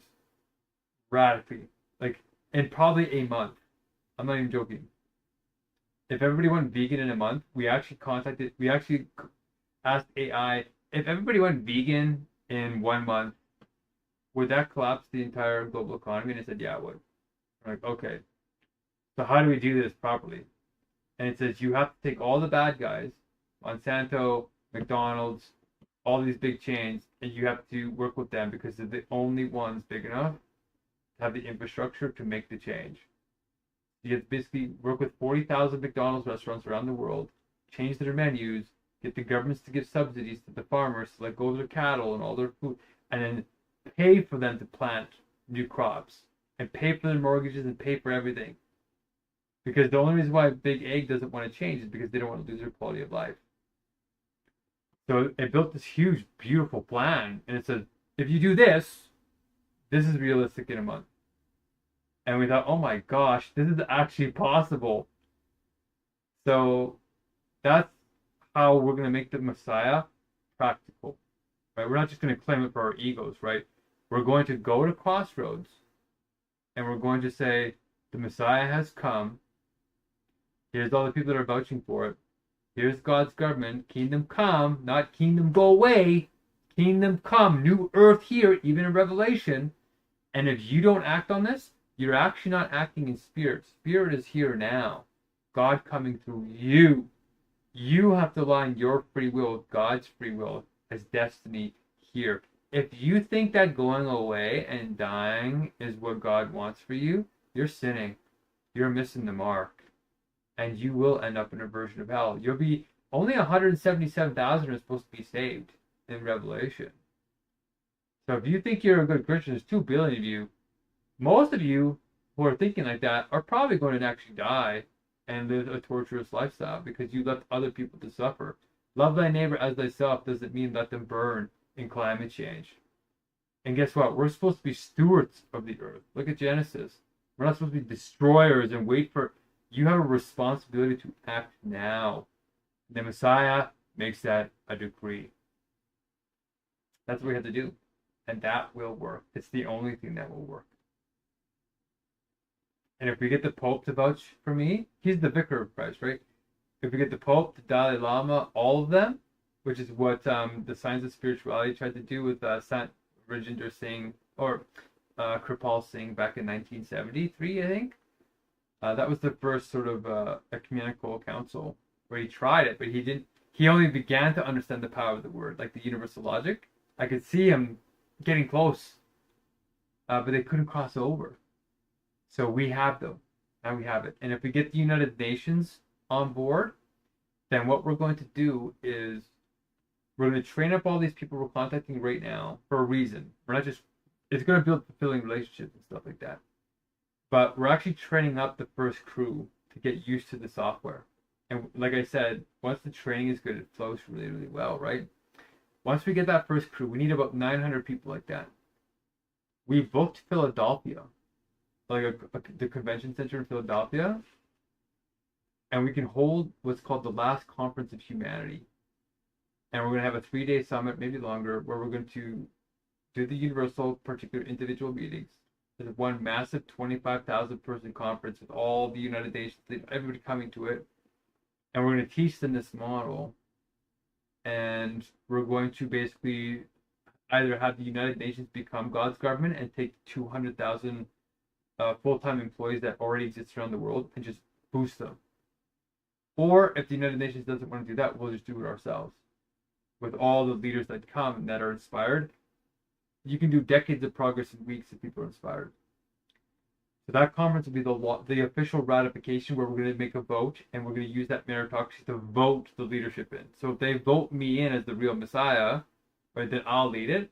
But it has to be a vote in this meritocracy.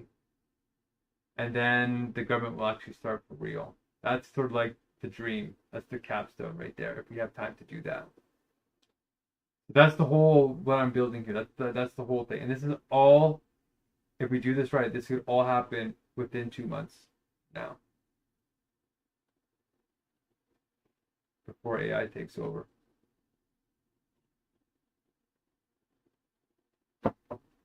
That's how you address the crossroads thing that you mentioned.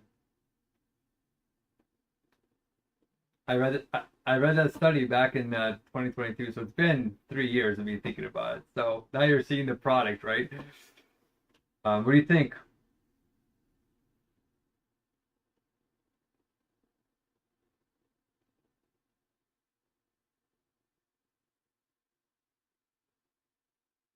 Divine decree. Yeah,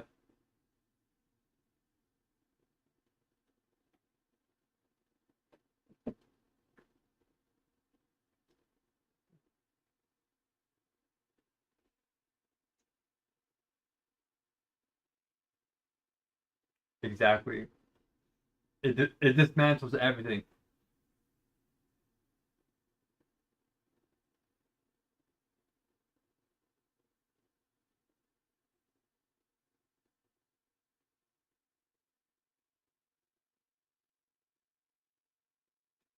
Well, it doesn't have to go away. It has to be transformed because Jesus' real message was actually this one.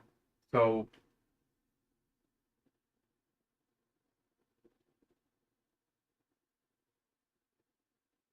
yeah.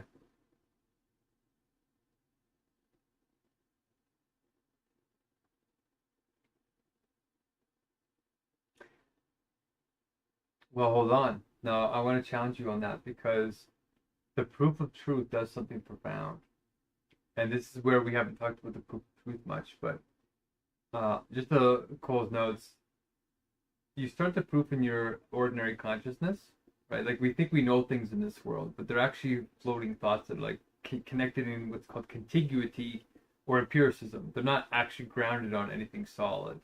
Like even science itself is not scientific, right? It's a faith. It just seems to work. That's why we use it. It's a real problem in philosophy. So I took philosophy of science. So there's a point where the axioms and the basic principles of which all of science is based on are not proven. They're asserted, just like religion. Just like religion says God exists, and people like prove it. He always was. You can't prove it. Same with the piano axioms, all the logical axioms, set theories, all that stuff. It's not actually proven. They're saying it's so simple and so basic, you actually can't prove it because you can't go deeper. So they're actually just asserted as basic and valid. That's not a proof. Hegel showed that even those basic premises are not actually fundamental. He went like literally 40 categories deeper. You need to do 40 categories before you derive the first mathematical principles of science. And I was blown away when I learned that. I was literally, it transcended. I was like, oh my, he put words to how I felt about it. So this proof of truth is the real proof of truth. It grounds even science and proves that science itself is scientific and logic itself is logical, which sounds tautological. It sounds paradoxical. But there's something called presuppositionless self-derived truth, but not self-derived in a narcissistic, self-biasing way. There's a way to do it where it's like God's the only thing that's true. It's self-validating, but in the true way. And that's what the proof gets to. And it doesn't do that through asserting what we think we know in the dead world. That leads to the ego, the bias, and the narcissism. You actually have to do something counterintuitive, which is what Buddha did. You have to go inwards and negate all that garbage, go all the way down, negate everything you think you know. It's not all garbage, but it's leading to a lot of pain in our world, right? Megacrisis has happened because of those thoughts. You have to go all the way down, and anything you think you know for certain, you negate it because you don't know if it's true. Negate everything you think could be false. Like you could take your hand and put it in uh, uh, cold water, right? And then take your hand out and then put it in lukewarm water, and the water will feel hot. That's deception, right? You can't rely on your bodily senses, and that's what Descartes said. He said, "Okay, if I can't trust anything in my senses, what can I trust?" And he just started negating. So we're taking Descartes' absolute skepticism, and we're just taking it all away, whereas he didn't. He assumed consciousness was something you couldn't negate, but it is. And so we negate. Yeah, well, exactly. Except there's something very interesting about the proof of truth, is that when you understand universal logic, when you get to the bottom turtle, it looks like another turtle's underneath it. But what happens is the special property that when you negate enough things, eventually, once everything is negated, including nothing, nothing is a determinate concept that requires an implicit something. Once you negate implicit something, you can't even have a nothing. You have a less than nothing. And that less than nothing is the tool itself. All you have left to negate is the tool you're using, which is negation. Right? Because you're negating everything, right? So when you apply negation to itself, right, the last turtle, the negation of negation, and you're not negating anything else, you're negating the tool, right? There's a paradox that happens that evades ordinary consciousness because it doesn't know how to think on this level of purity. When you're doing negations in the beginning, it's like you can think of it as incomplete negation. It's like fake negation. It's just one-sided. All real determinations are opposites happening in harmony. So, for example, negation in its abstract dead form or incomplete form is about canceling, right? You negate something, you're getting rid of it. You're canceling, right? But what if there's a version of negation where it's actually creative? It's the opposite, right? One's a canceling, one's a creative. That doesn't make any sense, right? To ordinary consciousness, that doesn't make any sense. How can one word represent completely opposite behaviors? You're talking about paradox. It doesn't make any sense. But that's exactly what happens. Is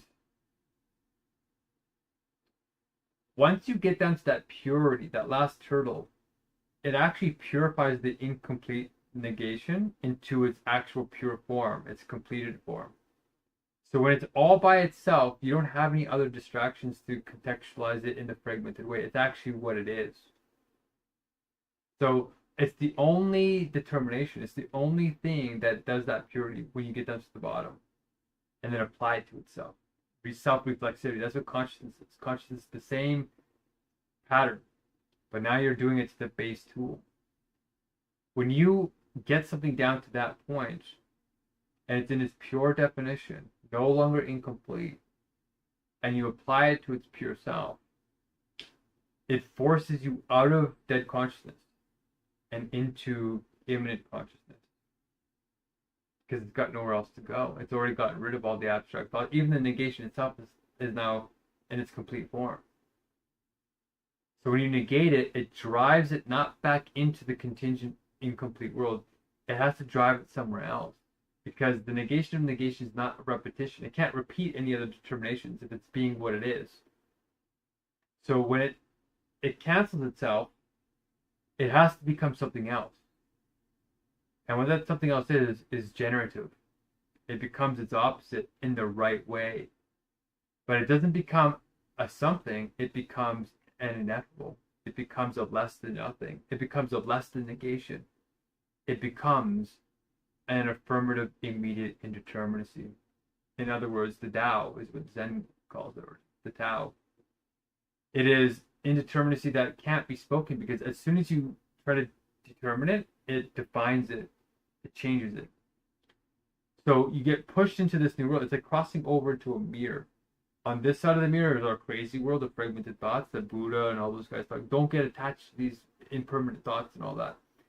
When you cross over the mirror, you end up in this world of permanence. Real laws of wisdom, timeless truths. And the first one is pure being, immediate indeterminacy, the Tao. And that's eternal. That's the first eternal one. And that's what we call the first word. That's the first capital W word that Jesus and all those guys were talking about. But now here's where it gets kind of paradoxical and mystical and cool. If you try to negate, let's say you try to continue the process. If you try to negate pure being, negation is more solid and more determinate than immediate indeterminacy. So if you try to negate the Tao, it actually, instead of canceling it, it determines it. It makes it more real. So this is where you get a flipping. You get the negation now in its true definition. It's actually creative in principle. It cancels and it generates. It's creative and destructive at the same time in the right way. So when you negate immediate pure being, you get pure nothing off of it. Like think of pure being as the foundation. When you negate this, it goes forward, not backwards. Because remember, the proven truth starts backwards. You keep going backwards. But when you cross over into that mirror, into the other world, it like kind of pops out and starts going forwards. It's like it inverts things into the right order, the right world. So pure being negates into pure nothing. So you have two things happening now. And that's more determinate than just one thing. Even though it's pure nothing that it's connecting to, it's still more than just ineffability. So it's like pure being starts to speak itself. The Tao starts to speak itself. And then what happens is, because they now both exist, they start to alternate. And that's what becoming is.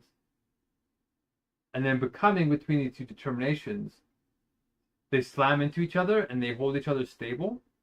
And that's what the first determinate thought is. First stable being. Because pure being is unstable. It's indeterminate. It's like it's everywhere and it's nowhere. So this is how it starts to build all the words that we use as the foundational mechanism for interpreting reality. It builds them all from scratch. And all the words are built off of this one word, pure being, right? All words that exist have being. And this is what they mean by the tree of life, or the tree of knowledge, is that it sprouts off of one thing. So this is what ordinary consciousness can't grasp.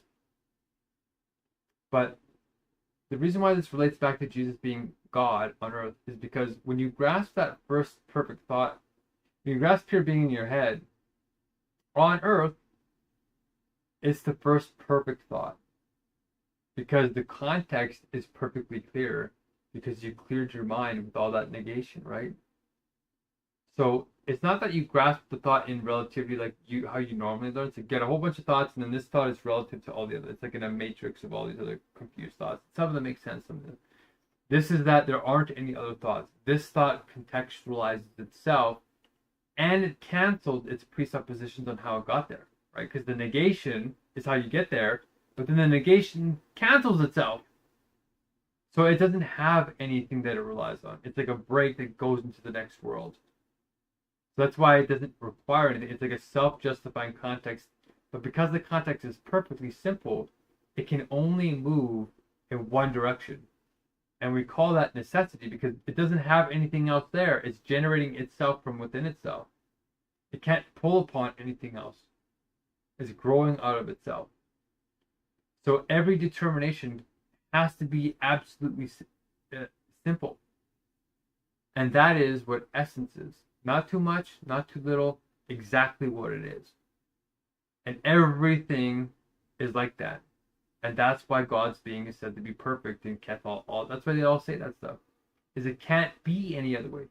It can't be contingent. It can't be perfect and not perfect. There's no such thing as imperfection yet in this world of perfect universal logic. It's all exactly what it is, and it can't be anything else yet because it hasn't negated itself as a whole.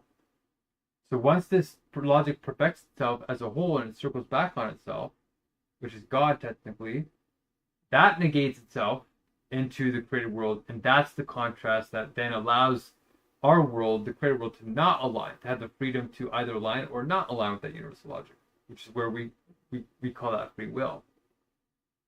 So that's how your mind like crosses over into this perfect way of thinking. And it's by simplicity. So when you're on earth and you have these perfect thoughts in your head, you've touched perfection in imperfection. And when you're looking at the world, Roy, you're filtering the world in this kind of perfect way, despite being imperfect. That's what it means to be God on earth. And that's what wisdom is. Like philosophy just calls it wisdom. But those perfect categories is what God is. It's actually a cognition. So if you embody this, it's absolute goodness. And that's what kingdom come is. It's actually a way of thinking that changes your imperfections. Your body can be imperfect, no problem. but the wakefulness of your body is in alignment with virtue and all these good things. That's what it means to be God on earth. That's why Jesus said, all you have to do is watch me. You can't see it with your eyes. The universal logic is in everything. You can't see it with your eyes. You can't taste it. You can't. It's in all things, but it's nowhere. You can only touch it with your mind's eye, the inner world, pure thought. So that's why we can claim that Jesus was 100% God on earth, because he had that. If you read it, I went over the Bible again, and it has you. Every time Jesus speaks, it is universal logic. There's a lot of the apostles were making up a lot of stuff. Like the apostles in the Old Testament were very culturally relative, and we can now separate them because we're clear on it. We know what the parables mean. The universal logic clarifies what is essential and what is unessential, or what is time dependent and what is timeless. So if Jesus existed as man, it doesn't matter where he existed or not. All that matters is that the universal logic aligns. And it happens in the Vedas. It happens in all those holy texts. It vindicates the truth of those holy texts, but it purifies them with discernment. So when you come on earth here, you're going to have a radical authority because you've proven all your thoughts. I'm not making faith-based assertions. I've proven everything I'm saying. Can you? Can that other person? If they can't, they're expecting you to obey them like a cult leader. And I would say, no, you don't have to obey me like a cult leader. I can prove my principles to you, and you can learn them. And that's what makes you godly, is that perfect context. So we can unite Islam and Christianity now through the proof of truth and say Jesus was 100% God, if he even existed, and it's because of the universal logic. And you can do it too without losing your humanity. There's three sides to you. You can still be imperfect, but you have to separate those moments. There's a perfect side to you, there's an imperfect side to you, and there's an individual side to you. So these two sides can be sloppy, and they need to actually be sloppy. God's government has to allow that to happen. You have to have free will. You have to have some wiggle room to do like wrong things, like not follow everything perfectly. But there's the universal side that is perfect, and you should strive for that as the universal meritocracy. And we know that they're grasped perfectly because it was through absolute skepticism, which ordinary consciousness doesn't grasp. So we can make those claims now, but not in the lordship kind of way, more like in the scientific way that objectivity really exists. So when I say he was God on earth, I don't mean it the culty way. It's because we've proven it rationally. But you've got to grasp the truth, not just an intellectual exercise. Your being returns to pure being. And I know it doesn't make sense right now, but it is profound when you break through. It really is incredible. So we have to say that Jesus was the Son of God. But so are you. We're all the children of God, he said. If you really read into it, we're all the children of God. And he said, the only way to the Father is through me. He meant the universal logic. The only way to the Father is the universal logic that he was embodying.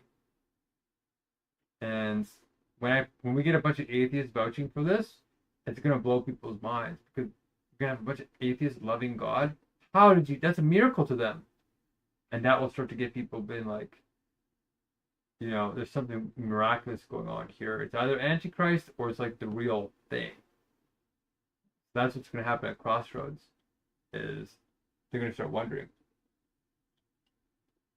But if you come in and say Jesus wasn't the Son of God on earth, you're never going to convince them. If you want a climate movement, that's the fastest way to kill it right there. If you walk in there with that, without understanding the proof of truth, you've just undone all the work that I've been putting in for 3 years. Because number one, you're wrong, right? Because I've proven it. You can be God on earth, and if he existed, he was probably doing it because his words match it. But number two is those people can't understand science in the same way you can. Right? Your mind is a little bit more pure. That's a privilege that you had, right? You went through painful experiences that caused the dialectic to go into you, and then allow you to break out of the automata, like out of the cultish automaticness of it. They can't do that yet. So we have to use the proof of truth to break them out of that, which is a gentle way. It's kind of scary to them because they're gonna have to go through like negating what they think God is or what they think Jesus is. They have to negate that. That's the perfect critical moment, and that's what's gonna scare all the religious, even the Muslims, all of them, is that you think you know your God, but you're going to have to negate your sin in it. Your conception of God is sinful. If you do that, you can get to the true one.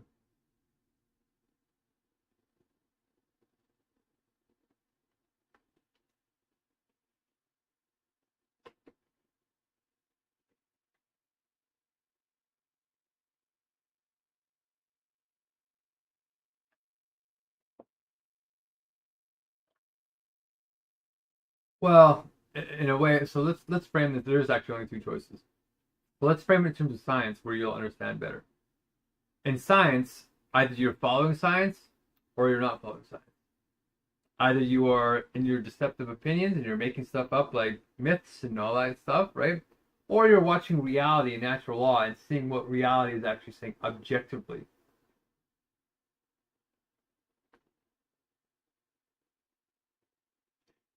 Not really. In science, the whole point is that it's not a spectrum, right? Because that's subjectivity. Science was invented to say, no, some people are wrong, some people are right. Like, for example, is the sun or the earth at the center of the solar system? That's not a subjective claim. Somebody came along and said, no, science is going to make an absolute claim that you're wrong and I am right.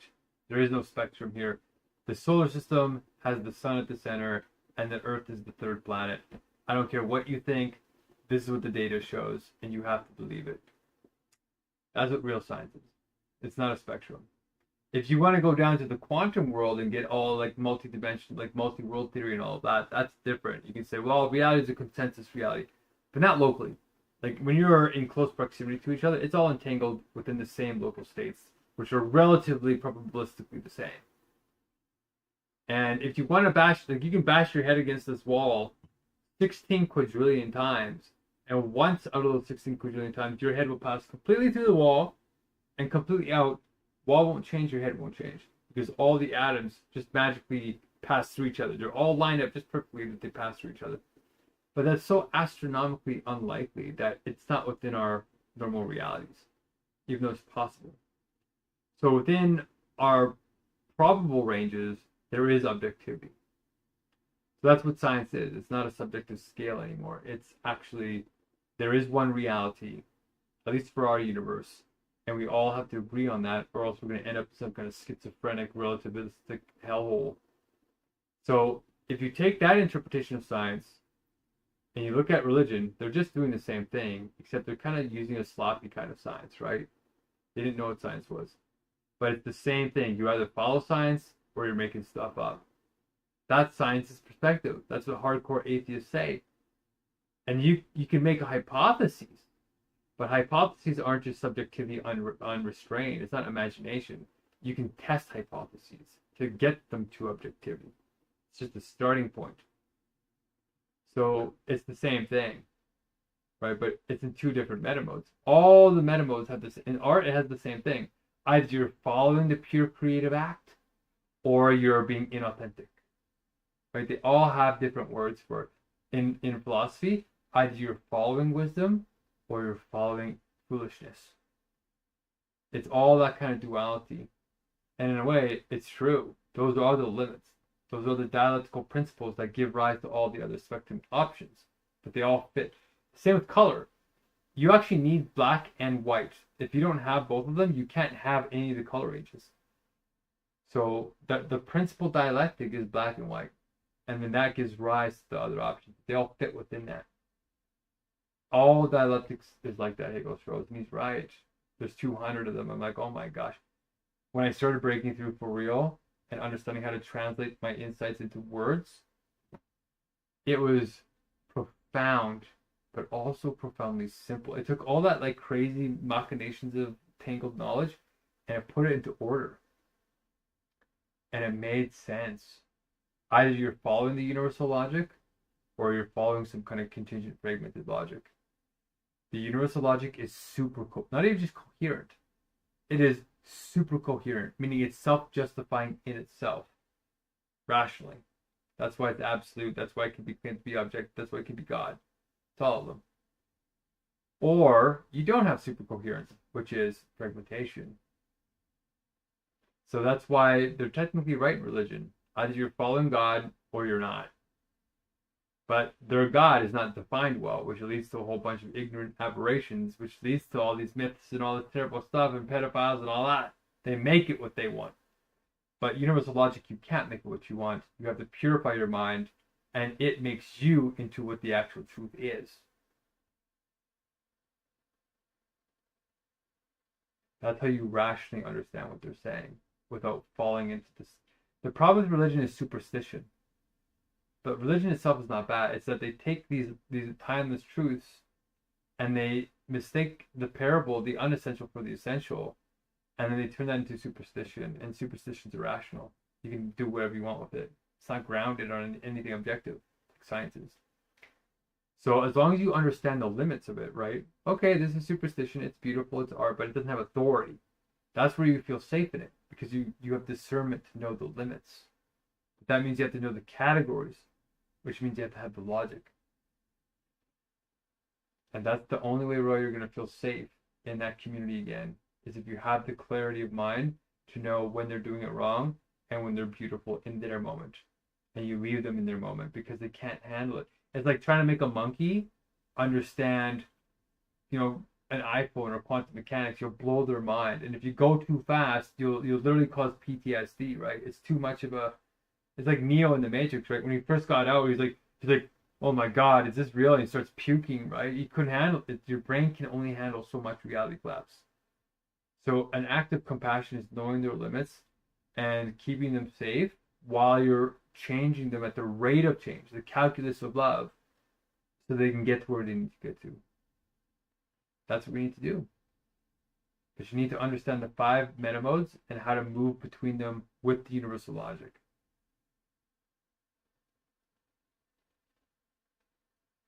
Which one? Yeah, well, universal logic is the logic of love. Pure being is pure, sublation. It is pure love. Because it's the ground that gives expression to perfect knowing. Yeah. But the problem is that the devil's in the details, right? Everybody defines love a little differently. Some people say love is patience. Some people say, no, love is justice. That's where it's the details that fall apart. And that's why the timers and the meetings have to be structured to handle 4 stages of discovery. When people first get into the meeting, like when you study corporate theory, there's always 4 stages that the mind goes through. And this will happen in Crossroads. This will happen in everywhere. You're right. You're absolutely right. The first stage is people come in and they form. They don't know each other, they're getting to know each other, right? The second stage, though, is once they get to know each other just enough, they find all the things they don't like about the other person, and they storm. They go from forming to storming, and the storming is where things fall apart. The timers and all the voting and all that stuff is to channel that energy into a productive direction, so we can get past the storming, learn from each other, sublate, and get into that loving mode again, which is norming. You start making laws on agreements, explicit. And once you're done norming, you're creating a culture, not a cult, then you can get into performing. So forming, storming, norming, performing. And so when we say, hey, it's all love, they're all going to come in and say, hey, it's all love, it's all love. They're all going to form this love concept. Hey, it's love, love. And then we start discussing it. Yeah, love means loving Allah. Love means no. Love means talking to Jesus. Love means... And then you start getting into the storming. And they're like, well, how do you define love then? And they're all going to realize they don't even know what love means. But we do. Because we can define it grounded on pure being. And formal love is actually self-recognition of yourself and the other. It actually happens way past pure being. But the foundation of it is pure being as the universal love. So that's where the conversations are going to fall apart, because I've had them. Love is not a defined enough. It's a nuclear... We call them nuclear dialectical words. There are certain words that aren't explosive, but there are some words that have so much story packed into them that when you talk about them, it rips apart the meeting. And we had that happen. Like in our thousands of meetings, it happens surprisingly often. So we built the system around getting ready for that. The timers, all that kind of stuff. That's why you can vote for turn-based and free flow. Is that when you hit a nuclear dialectic, you have to go to turn-based because people will start talking over each other like instantly. So that's why saying it's all love will resonate. It resonates only in the forming stage, but then the devil's in the details, and you got to be ready for the that storming. So I agree with you, but then we got to be prepared for actually defining what those words mean. And now we can't. We have an objective definition. That's the good news. But they have to get their stories out first. They have to get their version out. And that's what the ELMs are structured to do. Get them out safely. Then once we define on the universal objective definition of love in all 5 meta modes, we'll describe it in art, all the religions, all the philosophies, sciences, and universal logic. That's when it's safe to use that word in all the modes because people will start to learn when to use them and when they're in their limits and different details. You can use them at different levels. I actually, this might be a good opportunity to show you, like, it sounds like a complicated process, but we boiled it. It actually was complicated in the beginning. But after like 600 conversations, we boiled it down to a very simple process that is working miraculously well. So what I'll do for you here is I'll show you where the ELMs lead to in this definition game, because the storming eventually leads to a word game, and we call it words of wisdom.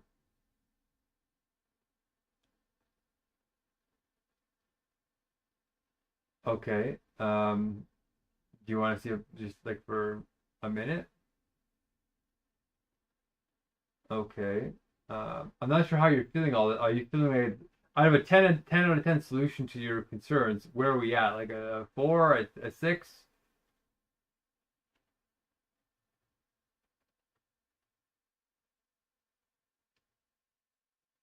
Yeah, solving the crossroads thing, but also having a realistic chance of changing the world and creating a climate movement, even with 85% of the world being religious.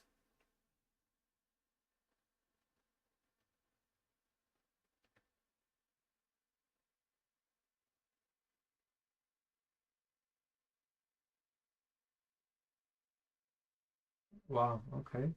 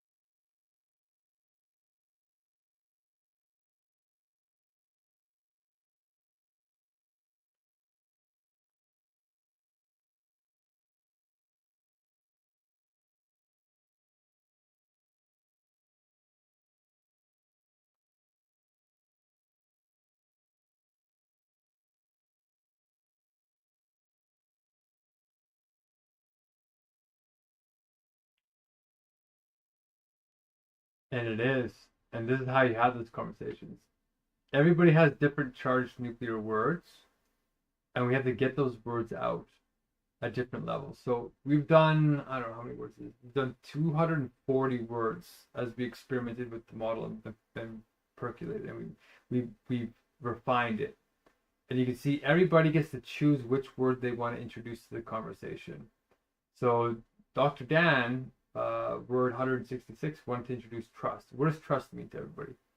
Some of them are loaded, some of them aren't. This guy, Lucid, thinks that 0 is the most important word, which is really mind-blowing. Like, the stories are absolutely shocking. I think it's entertaining. And we track how their definitions change. Like, this guy changed his definitions 9 times as we tried to get him to clarify it. But you can also clarify your words across all the love languages. Okay, so this is the art, this is the religion, this is the... So you can define the words in multiple ways. But what really caused it to be powerful is that everybody gets their own sheet. So here's Michael's. Everybody chooses a tribe. And what we discovered that is powerful with universal logic, and this is the cipher of how to make an intractable conversation of like 20,000 words is what the average person uses in English every day. Like, they have access to 20,000 words. We don't have time to go through 20,000 words and define every single one of them. So what Hegel does as a genius, I realized, is that he actually says all human knowledge and divine knowledge and art knowledge and all wisdom, everything that can possibly be known fits into 3 words. 3 mega words that the ordinary consciousness doesn't understand. And those words are spirit, nature, logic. You can redefine spirit as mind in meta mode number 4, science. But this simplifies the conversation to something very, very powerful. And what we have found is that word definitions depend on order. So instead of turtles all the way down in infinite regress, which is how most people have these are called like semantic dialogues, right? You're trying to build cultural common ground. But it leads to this infinity that never ends because it takes words to define words, and then this word is controversial. So we found a way to channel and map this in a very simple way that controls it, so it doesn't get out of control. And everybody gets their own map. So Michael, I know you have to go here in a minute. Michael chose tribe 1. There's actually 6 tribes. There's 6 different combinations of these. And did I get you to choose a tribe? Oh wow, we really did do a lot of innovating. So the order that you put these are called macro words, right? The order that you put the words defines how fragmented your consciousness is at the highest level. So it cuts the crap. Because this is the context that your mind puts all other 20,000 words. So if you know the context that somebody's mind thinks, it drills down right away to these contradictions in how they interpret the words. And the contradictions, when they see them through the dialoguing process, gets them of their own free will to recognize that they themselves are not consistent. And that lack of consistency in ourselves is torture to the spirit, to the soul, to the mind. It's cognitive dissonance, right? So you don't have to convince them. They see it themselves. That's the genius of the process. Is that just by hearing other people's stories and watching where they position the words horizontally, which means this way, which category do they put the word in? And then vertically, how do they position the words amongst each other within each category? Provides a huge amount of semantic information without having to use a lot of words. And we saw this cause people's brains to light up. And so it's really bizarre, but everybody's tribe looks different. Like, this is Ben's, it's totally unique. This is Joe's, this is Marlena's. So you get a really good feeling of not only what this person feels like, but how their mind thinks. And you start off with only 3 words. So you and I, next time, if you want to come back in, you and I can actually do I thought we did yours already, but you and I can start from scratch and you can see it working from scratch, which is, you have a fresh mind. It's actually perfect. And then you can see how the conversations that you were talking about in the hot tub are possible in a simplified, sped up manner by just using this tribe method, and then just getting each person to propose one word that they think is very important. we start off with the word God, and we start up with the word pure being, and if we get past those, then we get into consciousness. So those three words seem to be real fast clarifiers because people put those all over the place. And then when they tell you the stories and how they justify the stories is the magic. Because they have the sacred timers, they get time to tell their story. And when you hear their stories, it's actually revealing the reasons, and the reason is the universal logic. And you can start to see where the fragmentation is. And they can too. And then you get this beautiful sharing at the same time as learning. So it's not just the boring like classroom teaching. It's very organic and human. And it's entertaining and it's fun. And it's like you wouldn't expect it. Like talking about consciousness, oh, what is that? And then somebody tells you this cool story from Pakistan where they think about consciousness totally different than us. And it's really a world. It's that globalist thing that you're talking about. By the way, that's what God's government is. But you've got to keep the local governments in place. We can't be naive because those governments are not universals. God's government is the true universal, but every true concept of wisdom, I'm going to give you a secret here. Every true concept operates in a trinity if it's complete.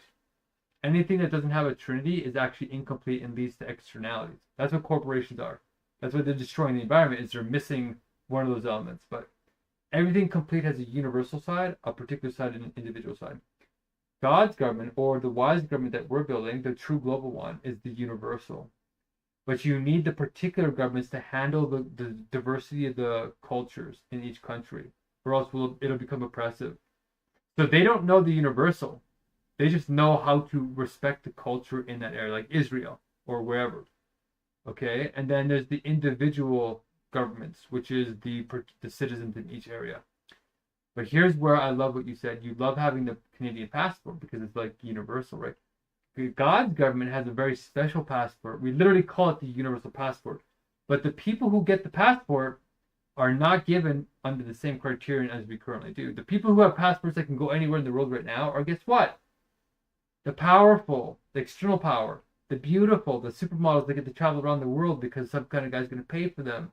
Or you have connections and celebrities that'll pay for a jet to get you. Or you have money to pay for whatever. Or you're like Taylor Swift and you can sing and you get to go everywhere. Or you have a high IQ and you're a luminary or an academic that gets to get to conferences everywhere. But that's not spreading wisdom around all the governments. That's just spreading power and sensuous addiction. When we give our passports out, like you have to go through 3 levels of God's government or the universal government. You have to go through refugee status, escaping the dead forms of government that you're talking about, getting into permanent residency where you start to embody the values, the ELMs, the divine decrees and all that. And then you get into citizenship where you pass the wisdom quiz and you're willing to share in this wise way. And then you get the universal passport where you are trusted to go anywhere in the world and share wisdom. Where you're saying, yes, there's particular governments and the national boundaries will stay there because every culture is unique. But those boundaries don't dictate geopolitics anymore. They don't dictate resource supply, which is what current geopolitics does. That's why Yemen is starving to death, and it's because the resources are dictated by the particular governments. But that's something that would be relegated to the universal. Okay, so each universal particular individual works together in their specific limit where they're beautiful. If the particular becomes the universal, it's ugly, like you're saying. If the universal becomes particular, it's ugly. If the individual becomes particular, ugly. They all have to be in the right place at the right time in the right way. And so that's where you're right. We're going to be giving our own passport, and it will be this cosmopolitan one, but it's not naively. It's going to be in this beautiful harmony. And this way, the 193 governments aren't going to feel threatened by us, which will completely destroy it. They're going to realize, oh, I have a moment. I mean, you're not going to destroy my culture and colonialism like the Christians did. And we're like, absolutely not. Your government gets to protect your culture because it's beautiful in its limit. But you don't get to dominate other cultures because the real universal culture is universal logic. You know, if you really look at what Kim Jong-il is doing, it's actually genius. The guy is not an idiot. He understands dialectics, that guy. And he's a cult leader because he has to be because of double binds. But he knows that. He knows that he's got to play this role. It's messed up. So when I look at him, I see a kind of desperation, but it's because he's being forced in it because all the other countries are trying to hammer him. Well, that's another thing. Is Trump is also trying to do something very unusual, but the reality is we're going to save them all. Universal logic goes and say everybody in this government, God's government, everybody is sacred. Like I said, everybody can be redeemed if they act like it, and that has a measure for the first time. It's not just me saying it. We have a transparent standard that everybody can question and they can improve it, and we can say you meet the criterion, you now have passports that have power and authority. That's what we're going to do for everyone, including North Korea.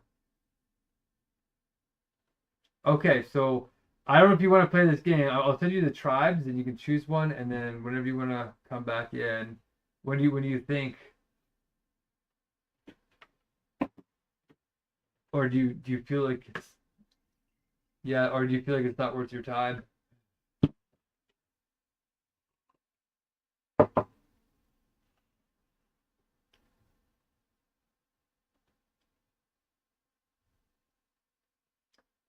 Okay, next Wednesday. Okay, the 24th. Okay. Awesome, Roy. Thank you so much for giving me your time at such short notice. I really appreciate it. We tried. I think this conversation was actually maybe as important as getting the meal, but thank you for letting me explain. That was a deep dive. I basically covered like 5 years in like 2 hours. So thanks for that. You're a great listener. I'll love to hear more of your thoughts next time, okay? On Wednesday, a week from now. Enjoy the hot tub thoughts. You too. Stay blessed. Peace, peace.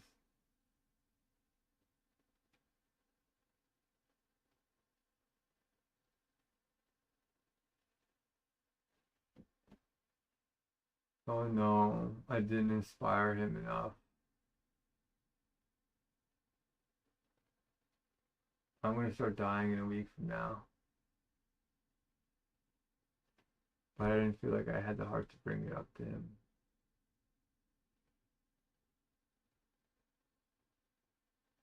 That conversation's gonna hurt me later. I pushed the limits. I'm in flow state, but I'm gonna pay the price later. It takes a lot of carbon and energy to do that.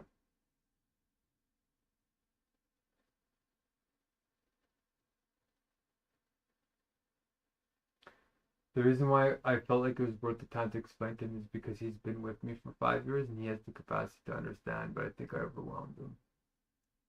He did give it a 9 out of 10, but he didn't give the second number. Oh, my heart is hurting.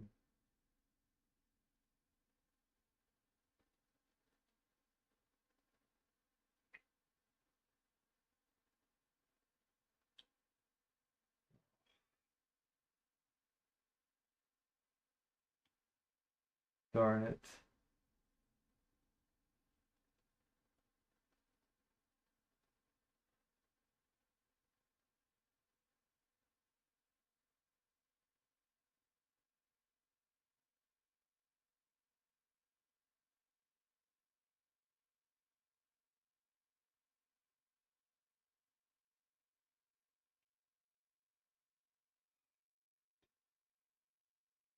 Okay, well, at least we got Facebook, WhatsApp, business download, so I can basically message them myself. It might come down to me just messaging everybody.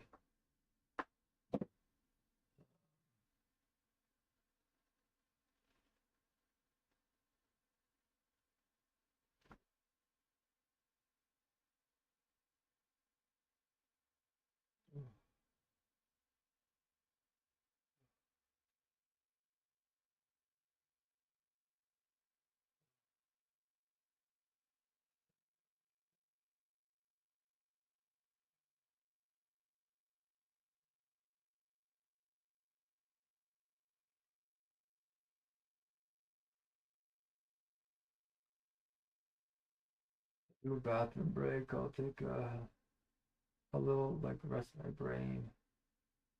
I'll get AI coding while I'm resting. And the meetings are getting very close to working. But it's overwhelming for anybody. It's 70,000 hours. They just got to be in the meetings and use it. It's immersion. As soon as we get the first 100 people in there, it'll blow people's minds, I think. The first hour will be a mess. Those who survive it make it to the second. And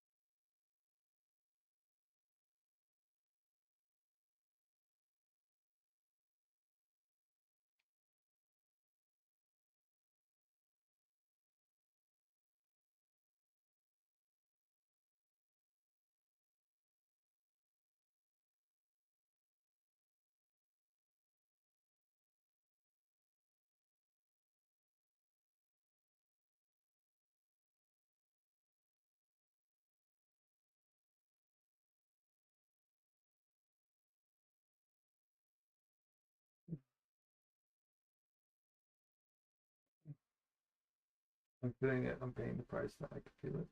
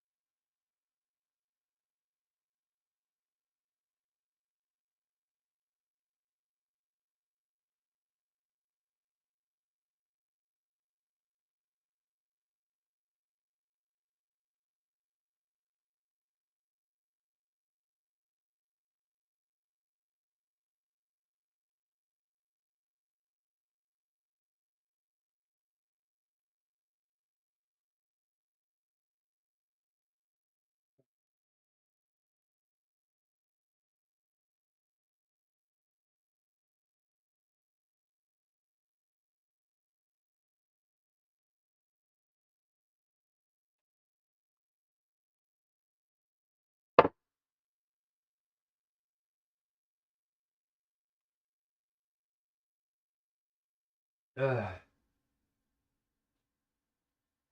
Ugh.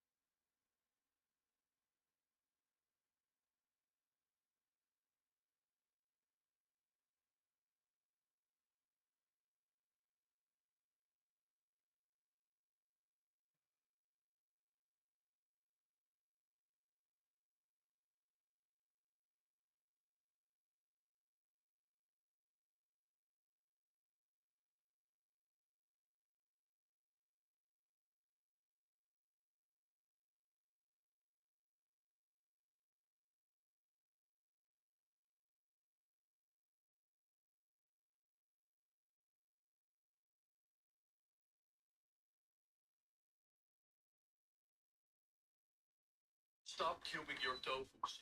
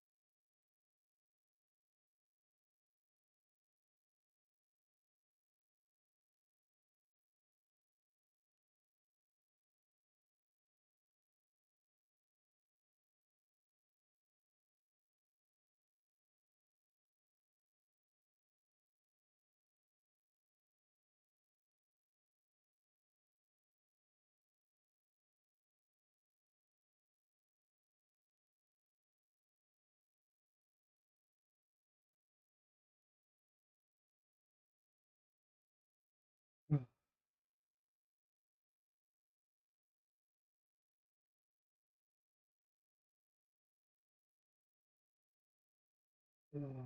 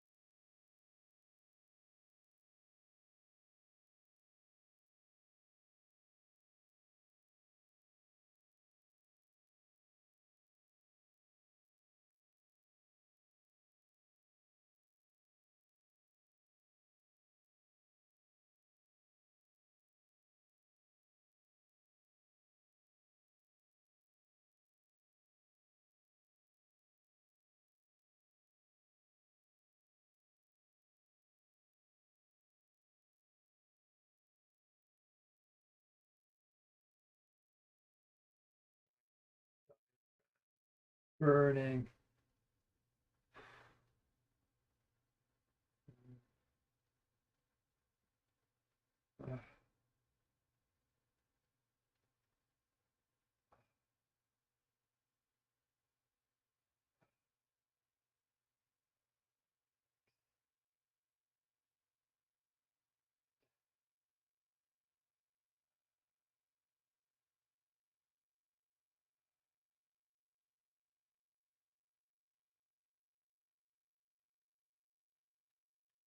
My prefrontal cortex is warm.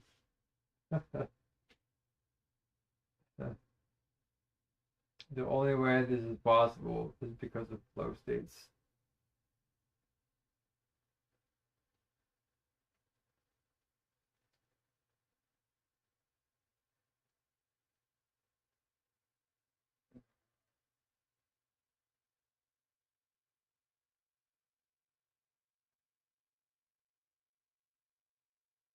Oh no.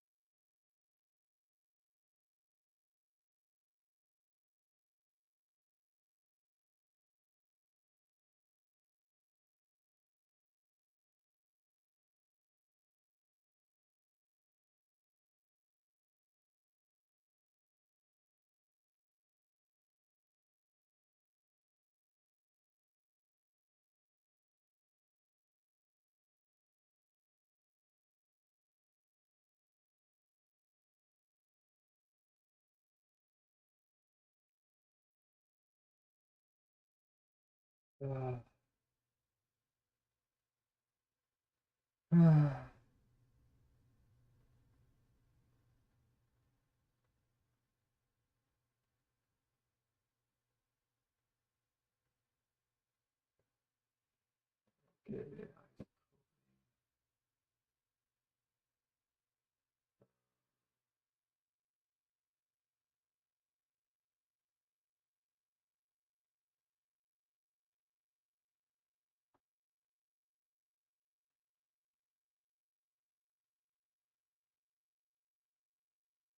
Oh.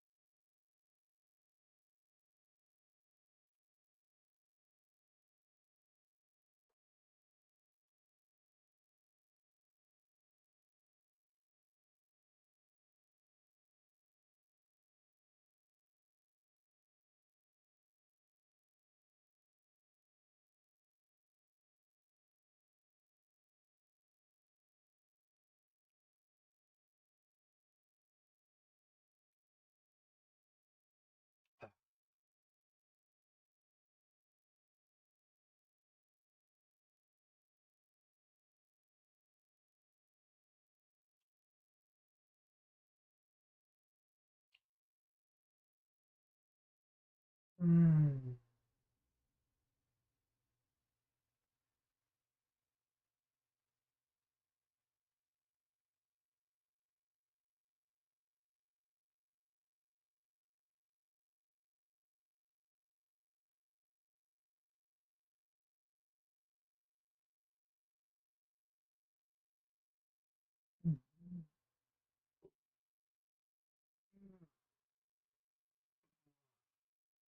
Ooh.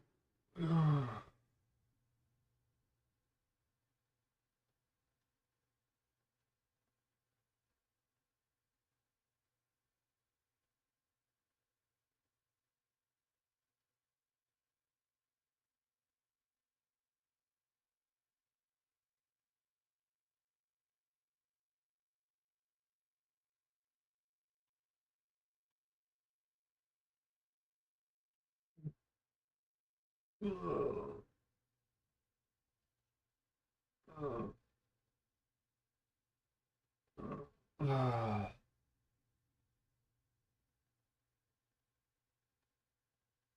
Ugh. Ugh. Oh. Ugh. Ouch. Mm. Mm.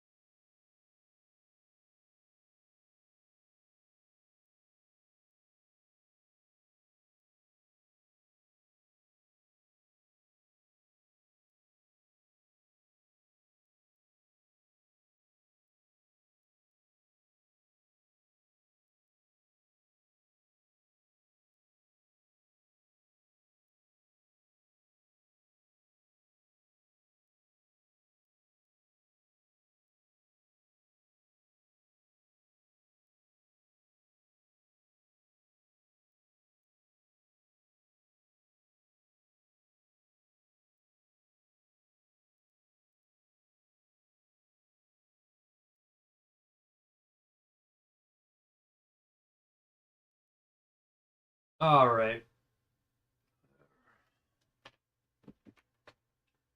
Learning like crazy. Learning a lot. We're getting the process all set up. Good, good, good.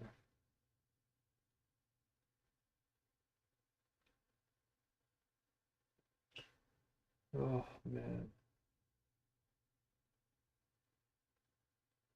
Oh.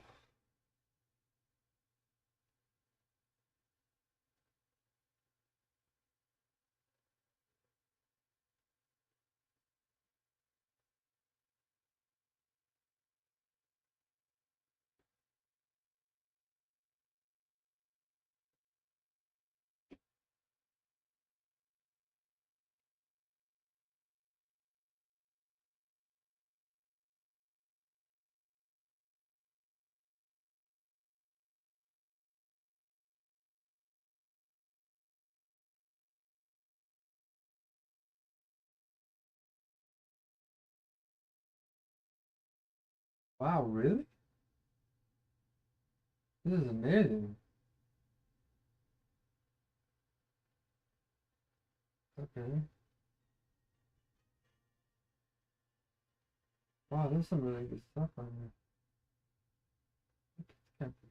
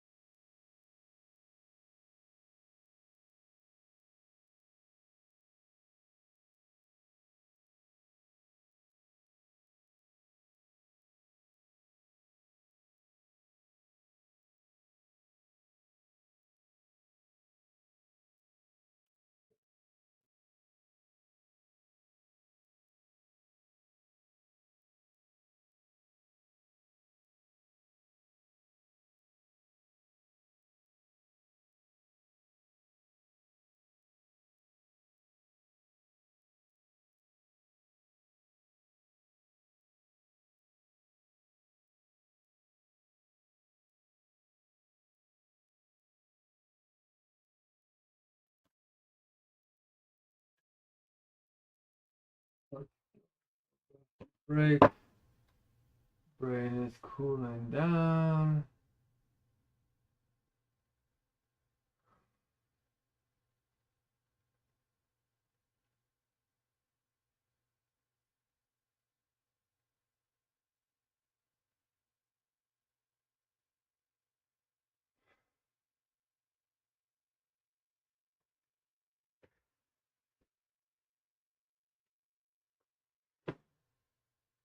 Right. Here we go.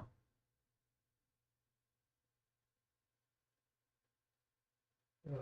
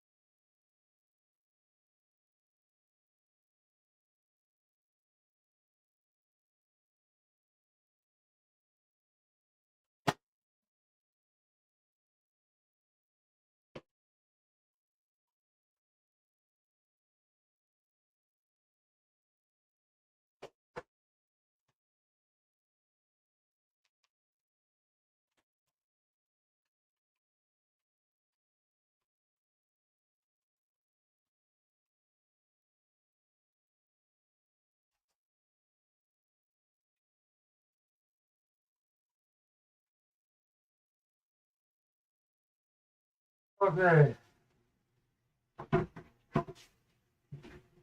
Buckle up. Round two.